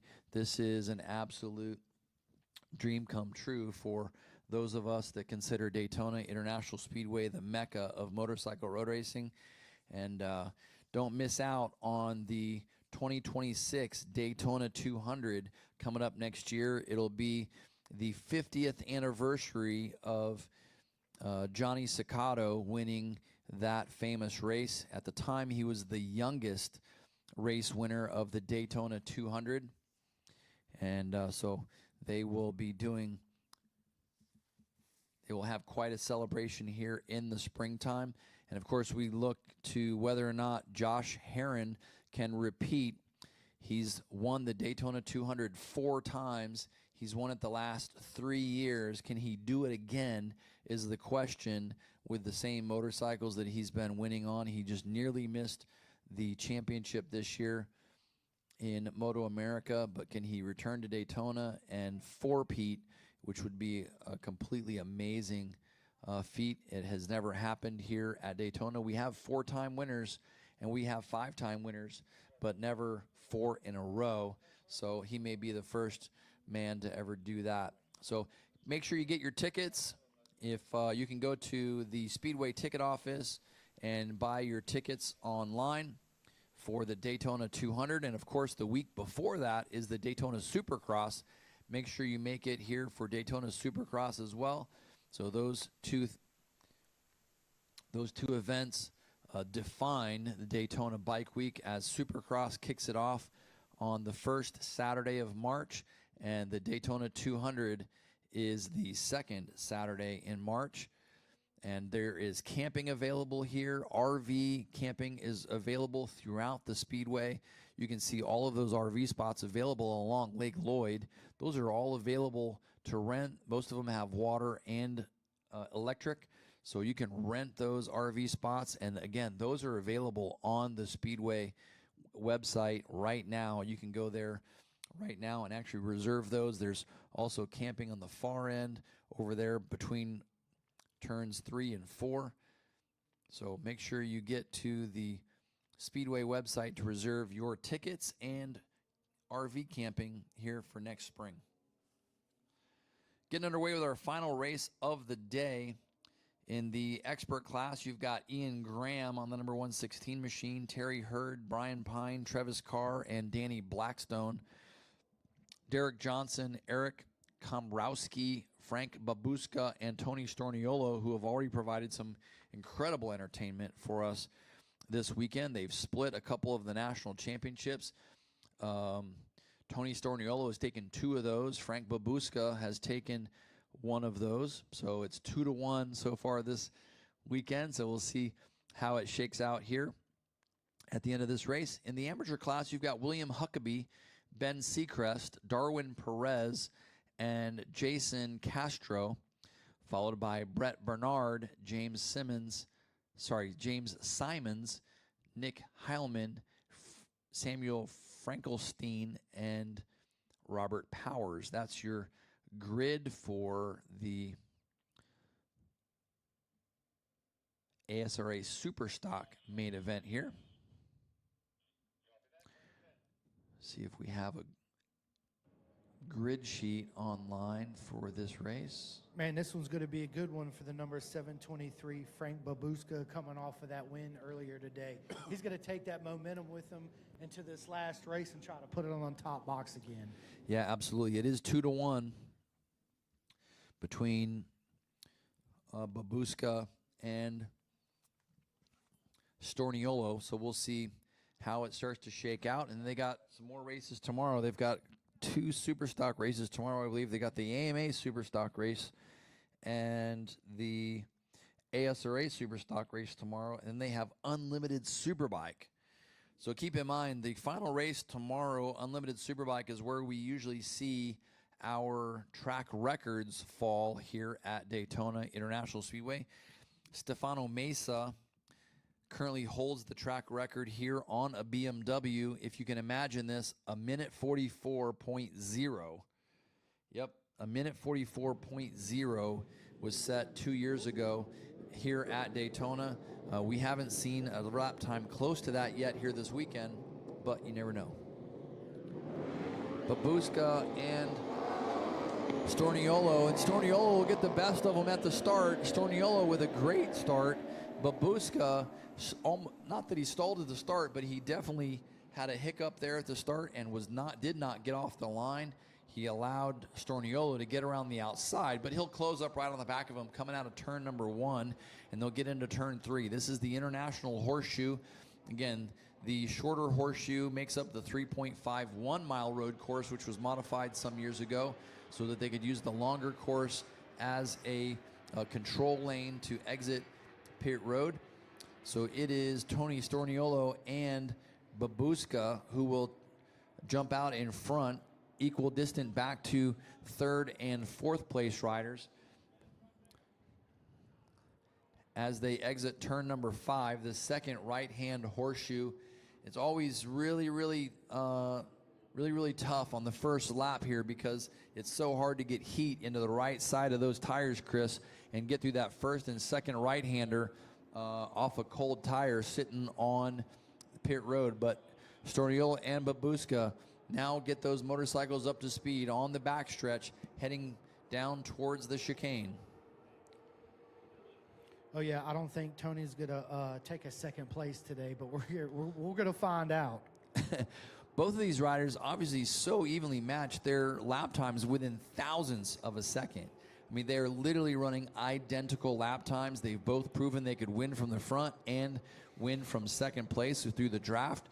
So this will be interesting. Again, this race plus at least 3 more tomorrow if they entered all 3 races. And here you go, Chris. They've already broken away from the field with Storniolo leading the first lap. It looks like we just put the race on replay from earlier today. Yeah, right, except that Ian Graham is up there into 3rd with Brian Pine in 4th, Travis Carr in 5th. Travis Carr up from your area in Virginia. Oh, and a red flag comes out, Chris. Red flag comes out. So red flags all the way around. Looks like most of the riders have checked up here. They've seen it in the infield. So they're past turn 3, and they're being waved to continue around turn 3 to the rest of the speedway, watching the cars, or watching the Chevy trucks rather, and where they report to. It looks like the Chevy trucks all reported to turn number 6.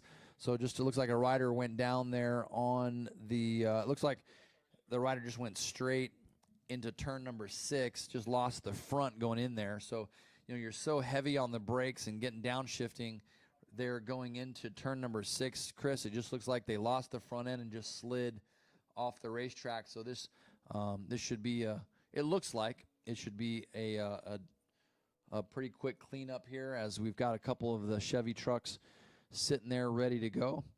Something about this unlimited class, isn't it, Chris? We keep having the red flags, but I think all of the red flags have been in this unlimited in these unlimited classes. Yeah, absolutely. It appears to be that way this weekend. I'm just glad that everybody's safe, and I can't wait for the restart. Yeah, I think maybe we had one in the middleweight class, but again, it just looks like the rider, you know, probably just lost the front end going into turn 6 and just slid straight there. So we'll take a quick little break and get that cleaned up here, Chris. We'll send it back down to you. Absolutely. People prepare for the 2026 Daytona Bike Week. Bike Week returns to Daytona February 27th through March 8th. Be here all week to experience back-to-back motorcycle events that thrill fans of all ages. From high-flying stunts to intense racing, Daytona is the place to be. It all kicks off February 28th with Daytona Supercross. Featuring fast-paced racing and fierce competition, the excitement continues with Daytona Short Track on March 5th and 6th, showcasing the best flat track riders in the world. And don't miss the Daytona 200, March 5th through the 7th, the world's most historic motorcycle race. From start to finish, Daytona Bike Week is packed with thrilling events that you do not want to miss.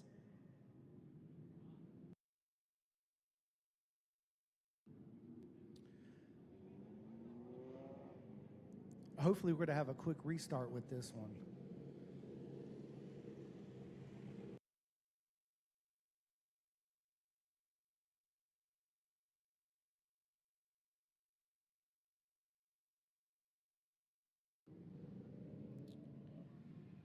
Get ready to kick off the 2026 Bike Week with Daytona Supercross at Daytona International Speedway on Saturday, February 28th. The thrill of Daytona Supercross gets taken up a notch in 2026 with high-flying side-by-side action on a course designed by 5-time champion Ricky Carmichael. The 56th running of Daytona Supercross is sure to bring the thrill and spectacle under the bright lights here at Daytona.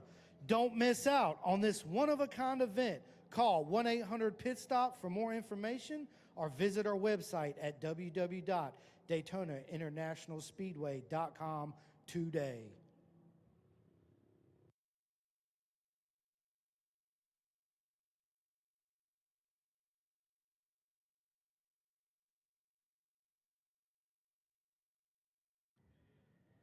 The Great American Race returns Saturday, February 15th. Unforgettable moments, edge of your seat racing, It's all part of the legendary Daytona 500. Be here as history is made and a new champion is crowned in the race that defines legends. Tickets and packages are available now at DaytonaInternationalSpeedway.com or by calling 1-800-PIT-STOP. Don't miss your chance to be part of it.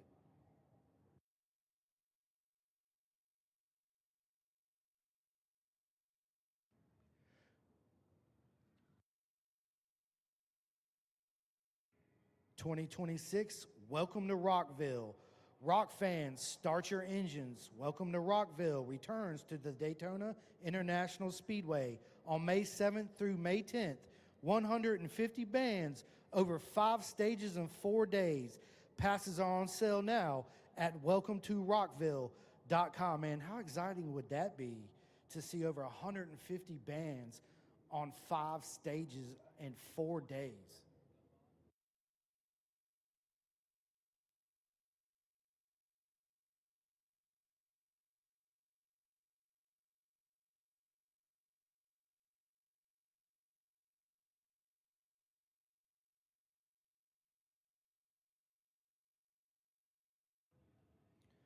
Be sure to keep up with all the breaking news and all the latest fan information. Stay connected with the World Center of Racing by liking us on Facebook at facebook.com/Daytona and follow us on X and Instagram at Daytona.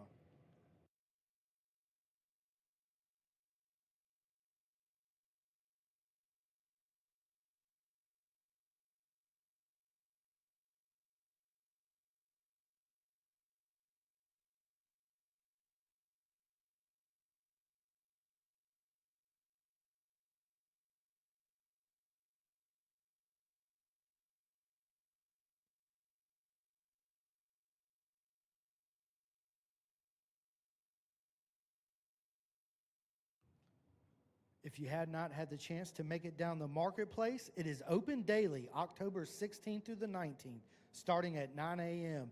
and free to the public. Visit many of the nation's top aftermarket product vendors to find parts, accessories, and apparel at the Daytona Motorcycle Marketplace, located in the Midway, and they have something for everybody out here. Make sure you stop by there and check it out.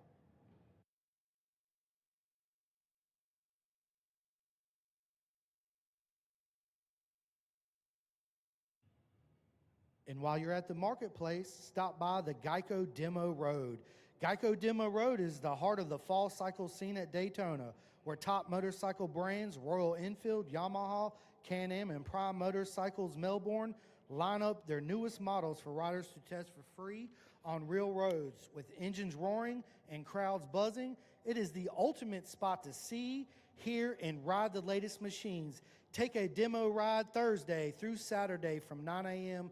to 5 p.m. or Sunday from 9 a.m. to 12 p.m.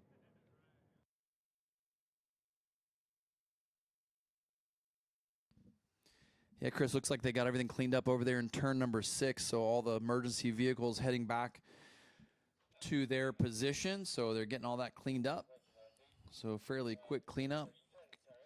Thanks to the Daytona operations team and the Daytona safety team here, and of course utilizing those Chevy trucks here at Daytona International Speedway. So we are they should be making calls to get riders back up to the pre-grid area.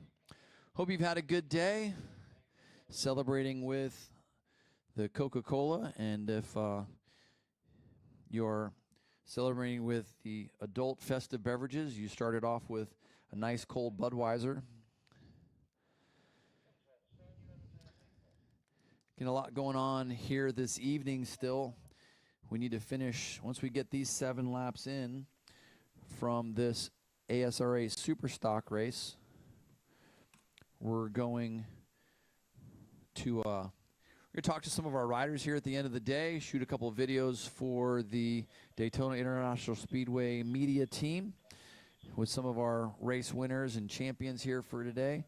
And then we're going to make our way over to the RO lot and the festivities happening tonight, where they're going to crown some national champions. We're going to celebrate all of our riders here, and we're going to have a picnic here at Daytona and consume some beverages. And there's going to be some live music from Kim Lovering.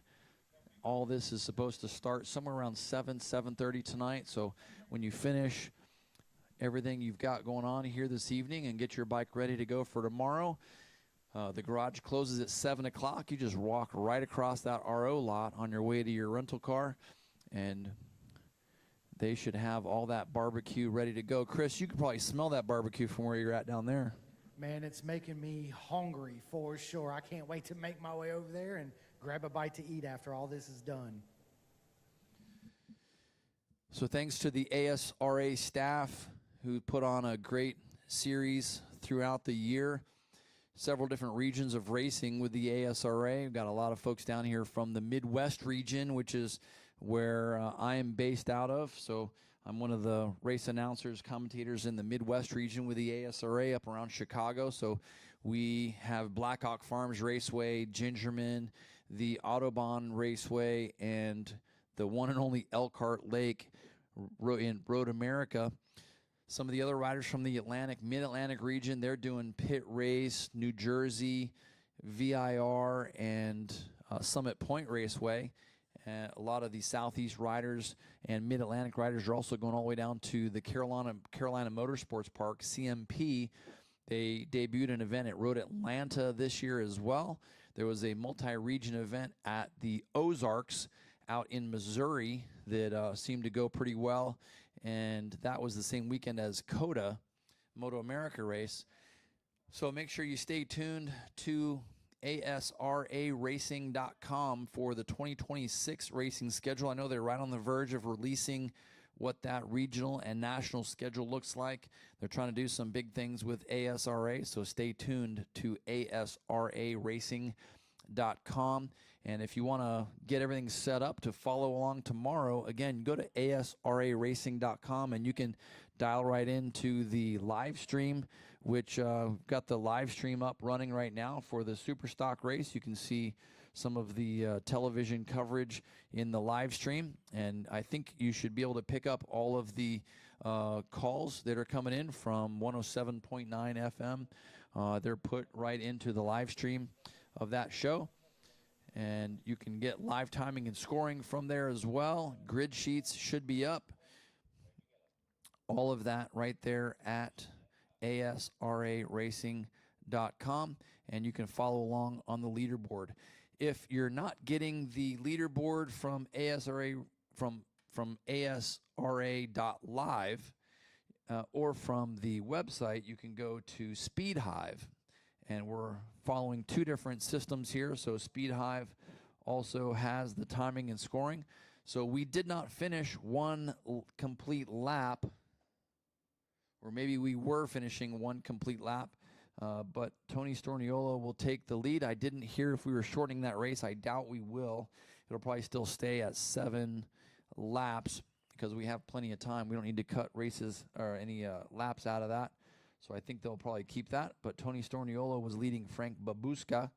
Ian Graham was third on that 116. He had a good year last year. Chris, I think he was one of our top amateurs here last year and took home a couple national championships. Just a little note in case he makes it onto the podium today. Brian Pine is back there in 4th with Travis Carr in 5th. Darwin Perez was 6th overall. Jason Castro back there in 7th with William Huckabee in 8th and Nick Heilman in 9th. Rounding out the top 10 was Samuel Finkelstein.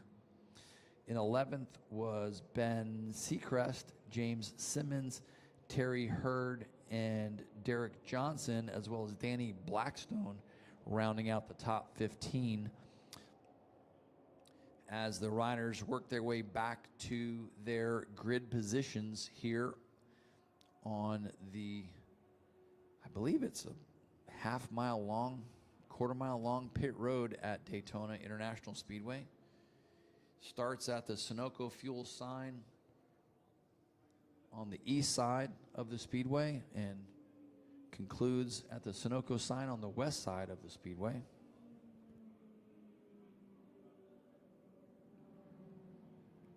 Everybody's coming back to line up on the grid so we can get this race underway.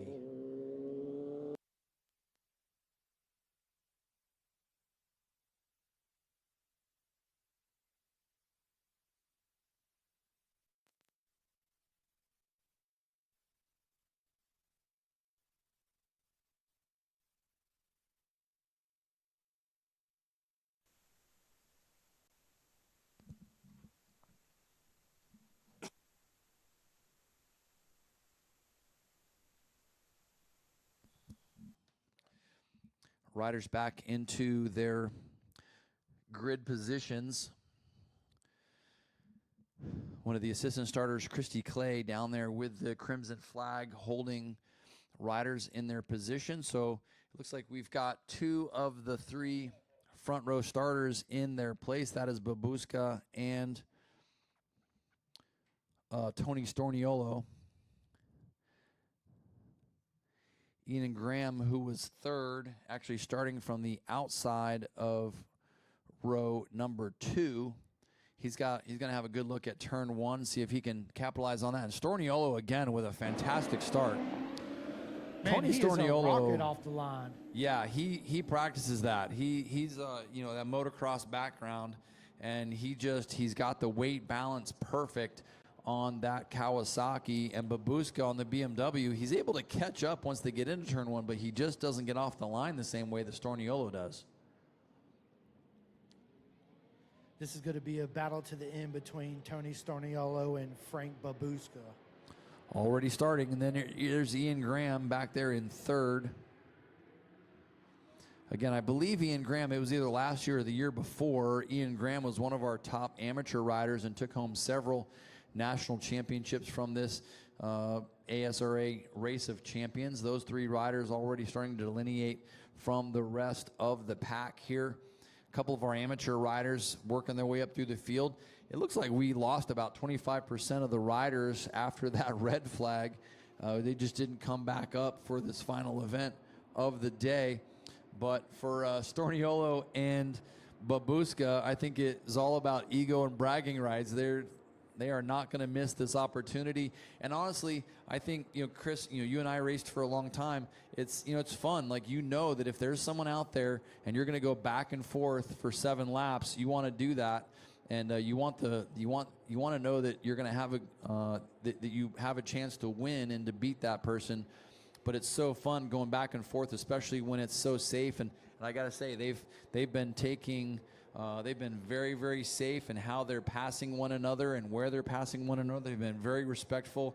What a great gentleman's race here as they come to the finish line, rather, to finish lap number 2 and put that in the book. They may say that that's lap number 1 because the first lap in the previous race wasn't finished by all of the competitors. So, yeah, it looks like that's going to be lap number 1 of 7, Chris. Yeah, absolutely. And you're right on everything you just said. You know, it's always fun to go back out there and battle with somebody that you fully trust and respect. And you know it's going to be a good show for everybody that shows up and pays to be here.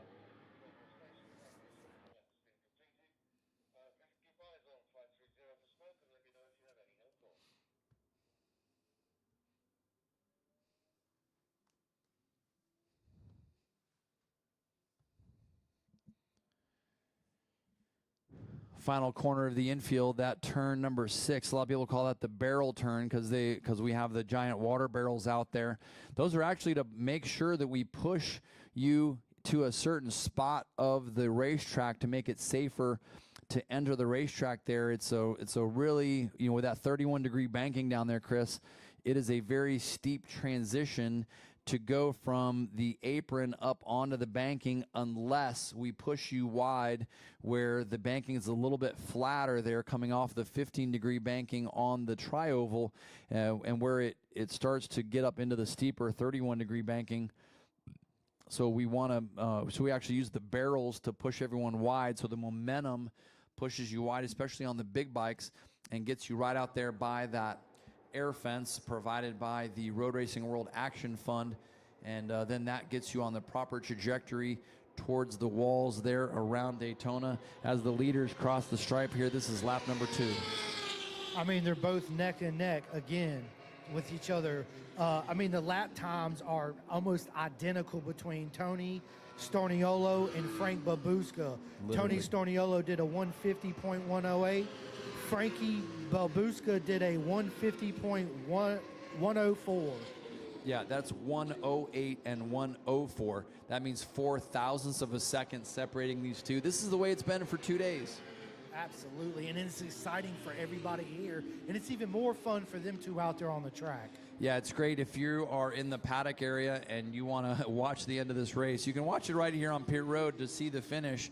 And the cool thing, too, is both these riders are on the exact same tire. So it's coming down to rider and machine. And you can watch these guys right there in the International Horseshoe, turn number 3. Just line up against the fence there and be a waffle belly and watch these guys here at their final laps. They are making significant progress through the infield here. Again, they're turning the lap times of 150.108, 150.104. They may not be as fast as some of the pro riders through the infield, but guaranteed these guys are 190 plus mile an hour through the tri-oval. And they are some of the fastest motorcycles we'll see all weekend. And this entertainment brought to you by Mr. Tony Storniolo and Mr. Frank Babuska on a Kawasaki and BMW. They have left the rest of the field. These guys are going for it here. They want that final trophy of the day. And here goes Babuska. He's going to line up Storniolo in the draft, coming off the NASCAR 4. They're going to come onto the flat here. He's going to use that momentum to come down low on the apron. Looks like he rolled off the throttle. He's going to let Storniolo lead for lap number 3 as they cross the stripe and get their way back into turn number 1 again. They go past the Sunoco fuel sign into turn number 1, catch that last back shift into second gear, and continue around the corner there.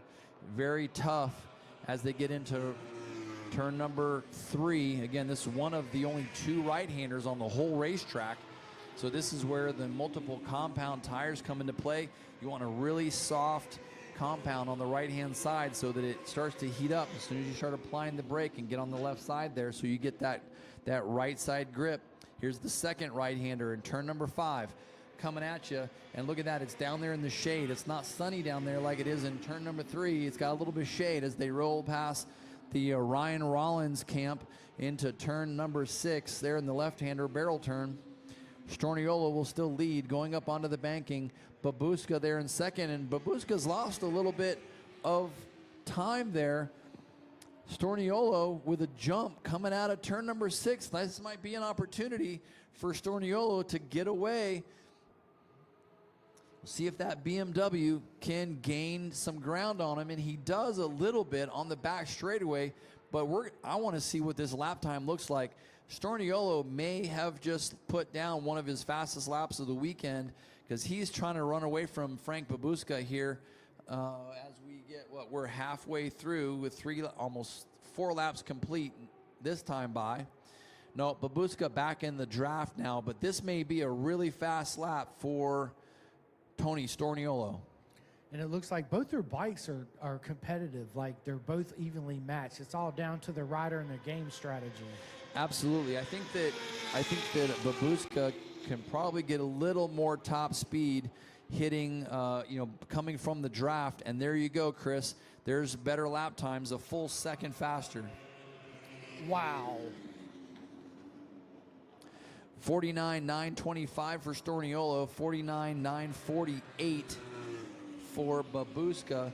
Again, if Babuska would have pulled out of the draft there at the start-finish line and through the tri-oval, we probably would have seen about a 49.5, maybe a 49.6 from Babuska. But you can see him roll off as they get to the Advent Health, to the beginning of pit lane where the Advent Health advertisement is there. And those 2 riders with 5 laps complete back on to the super speedway. Again, Storniolo significantly faster through those last 2 sections. Turns 5 and 6 and up onto the banking. Storniolo has a significant advantage, and he's able to gap Babuska. And then Babuska just uses the long legs of that BMW M1000 RR to catch him on the gas. Storniolo better on the brakes getting into the chicane, and getting out of the chicane. So it seems like Storniolo is definitely better at getting on the gas and gapping coming out of the corners, and maybe has a little bit of an advantage on the brakes. But Babuska seems like that BMW is maybe wound just a little bit tighter and can get to top speed a little bit better than Storniolo. and he's just waiting and setting him up for maybe a last lap pass. Yeah, Tony's got that bike so dialed in, too. You can tell when he's out there on the track. He's fast everywhere. And it's hard to pass a rider like that. Yeah, these are 7-lap main events, Chris. 7-lap main events, and we just passed lap 6, and we didn't see the white flag. So I'm wondering if they're going to extend this one more lap and whether or not that fuel calculation was made before the race. So the starters have the white flag in hand. They're going to go to a white flag on lap number 7. And again, I wonder what that's going to do with fuel mileage running one extra lap here in the afternoon, and if they've calculated this in their heads that they did not get the white flag that last lap. Yeah, this could be an interesting last lap for sure. So their best lap, they dropped down into the 49.4s. Their last lap, they picked it back up to a 50.6. So that could also mean that the wind is changing a little bit, Chris. Oh, yeah, for sure. You know, I've never rode here at Daytona International Speedway. It's a track on my bucket list I would love to come out here and experience. So the starters have both the white flag and checkered flag prepared at the start-finish line. The racers out of turn number 3. They're coming into NASCAR 4. They're coming to the start-finish line. Whether they're expecting the white flag or the checkered flag may depend on what Babushka does here. He pulled out like he was going to go and race to the checkered flag, and he tucked back in and took the white flag. That he looked surprised. He popped out like he was going to go low on the banking and cut underneath Storniolo, and then he clicked back into the draft quickly. So it feels like Babushka has the horsepower and the top speed to make that happen. 7 laps in the books now, going to 8 here in the ASRA Superstock Race. We almost kind of forgot about Ian Graham on the 116. He's doing a phenomenal job back there in 3rd place, just ripping some 51s. He slowed down. He has no competition behind him, so he's just getting here to the end of the day. He's just going to milk this thing to the finish line. He threw down a 54.6 his last lap, but he's got about, 20-second lead over the 4th place rider, so he's got plenty of time and space. Oh, yeah, he's on cruise control right now for sure. Absolutely. The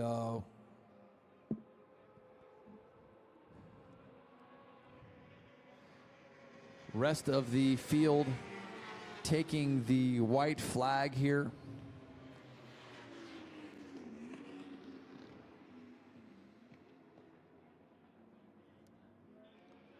As the leaders come out of the chicane, past the Sunoco fuel sign, Storniolo trying to get a break here. He goes all the way to the top of this to the banking. Now he comes back down. What that's going to do is he's going to slide all the way out to the wall here, and he does that. Babushka takes advantage. He goes low, coming to the line. Oh my gosh, they almost touch. Oh, what a race! Wow, what a race. That was so scary. Babushka almost came across the front wheel of Storniolo as they got to the tri-oval. Oh my gosh. The time differential 0.010 to the finish line, and Babushka will tie the score. It's Babushka 2, Storniolo 2. Tomorrow there are 3 races, Chris. This is going to be an excellent weekend in unlimited racing here with the ASRA. Man, I can't wait to see it played out. I mean, the past 2 days have been absolutely amazing between Frankie Babushka and Tony Storniolo. So, yeah, they're going to bring the fight absolutely tomorrow, and I can't wait to watch it happen.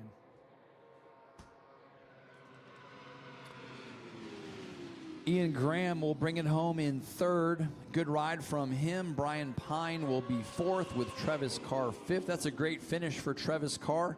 Nick Heilman will be 6th with Darwin Perez in 7th.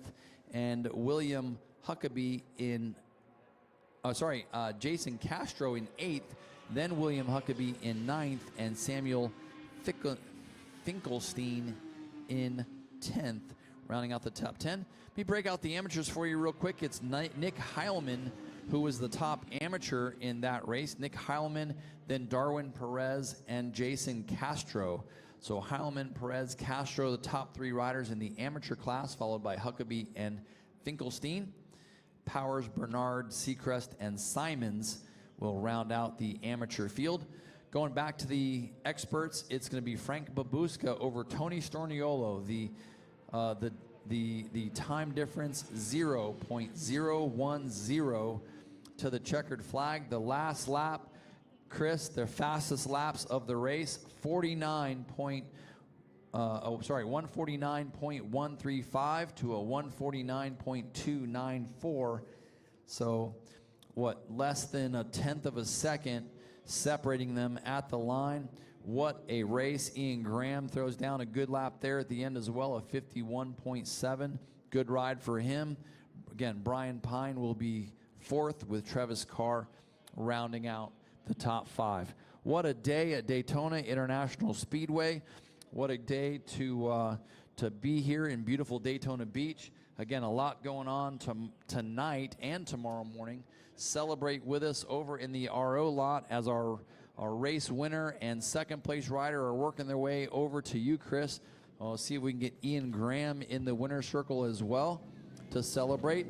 Again, these, they're going to go to Parc Fermé first and get weighed and make sure that they are legal before they come back over to the Mobile One Victory Lane. Rolling past the Rolex bridge there. Chris, I know being down there on pit road, we rely on Rolex not only for the time here at Daytona International Speedway, but we rely on Rolex for a little bit of shade as that sun shifts across the speedway. Absolutely. I've been chasing this shade around. Well, here a lot more lately than earlier today, that's for sure. Yeah, we had a beautiful day this morning. It was actually a little overcast, which was nice. You didn't have to hide from the sun down here in Daytona Beach. And but as that sun shifts, man, you're looking for any little bit of shade, and make sure everyone's wearing their sunblock tomorrow. We're going to have another beautiful day here in Daytona Beach. Make sure you're hydrating, taking in those calories and carbohydrates tonight. So do some carbo loading and get that nutrition going as well as hydration. We got another full day of racing tomorrow. Races 22 through 37 all coming up tomorrow.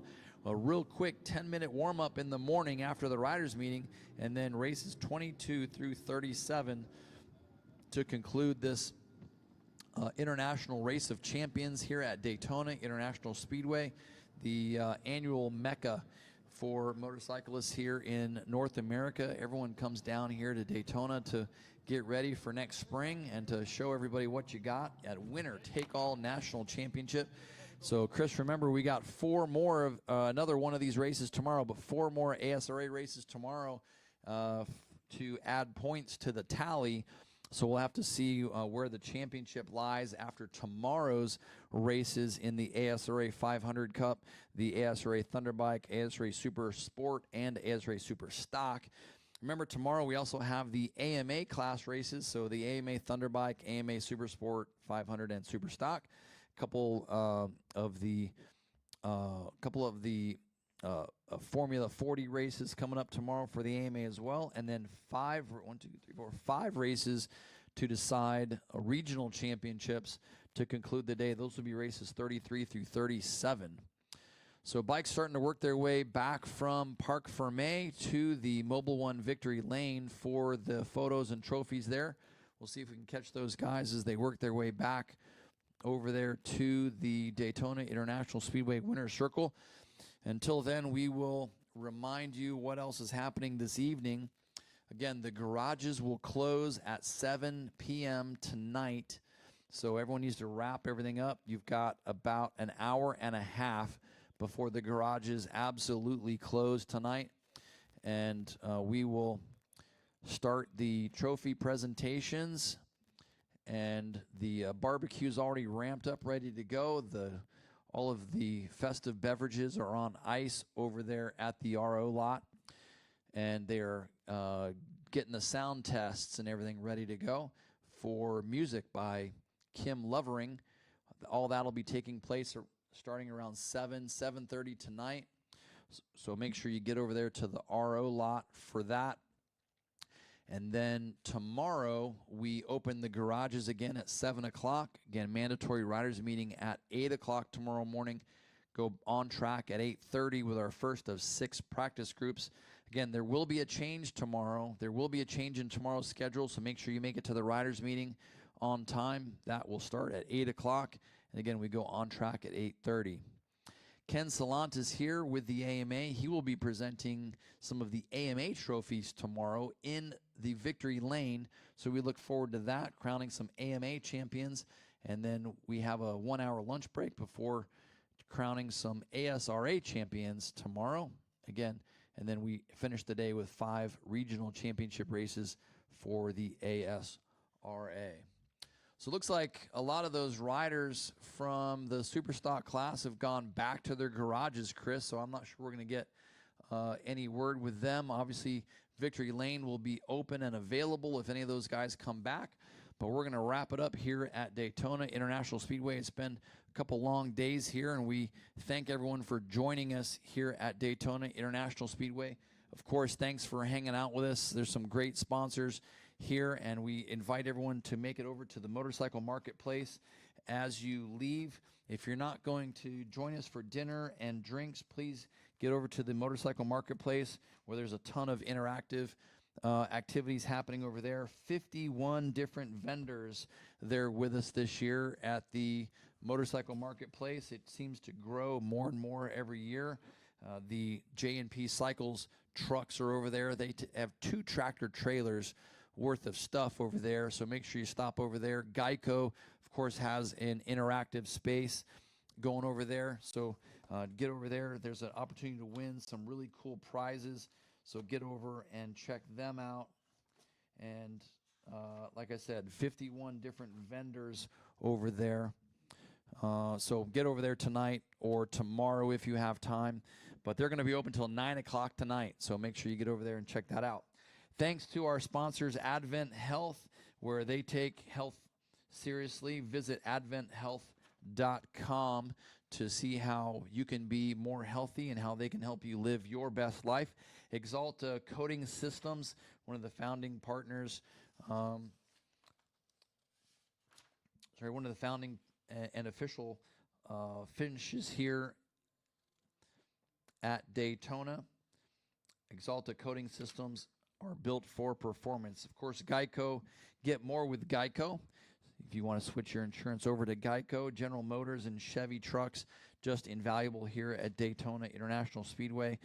Messages brought to you by Florida Department of Transportation. Please don't drink and ride while you're here in Daytona Beach.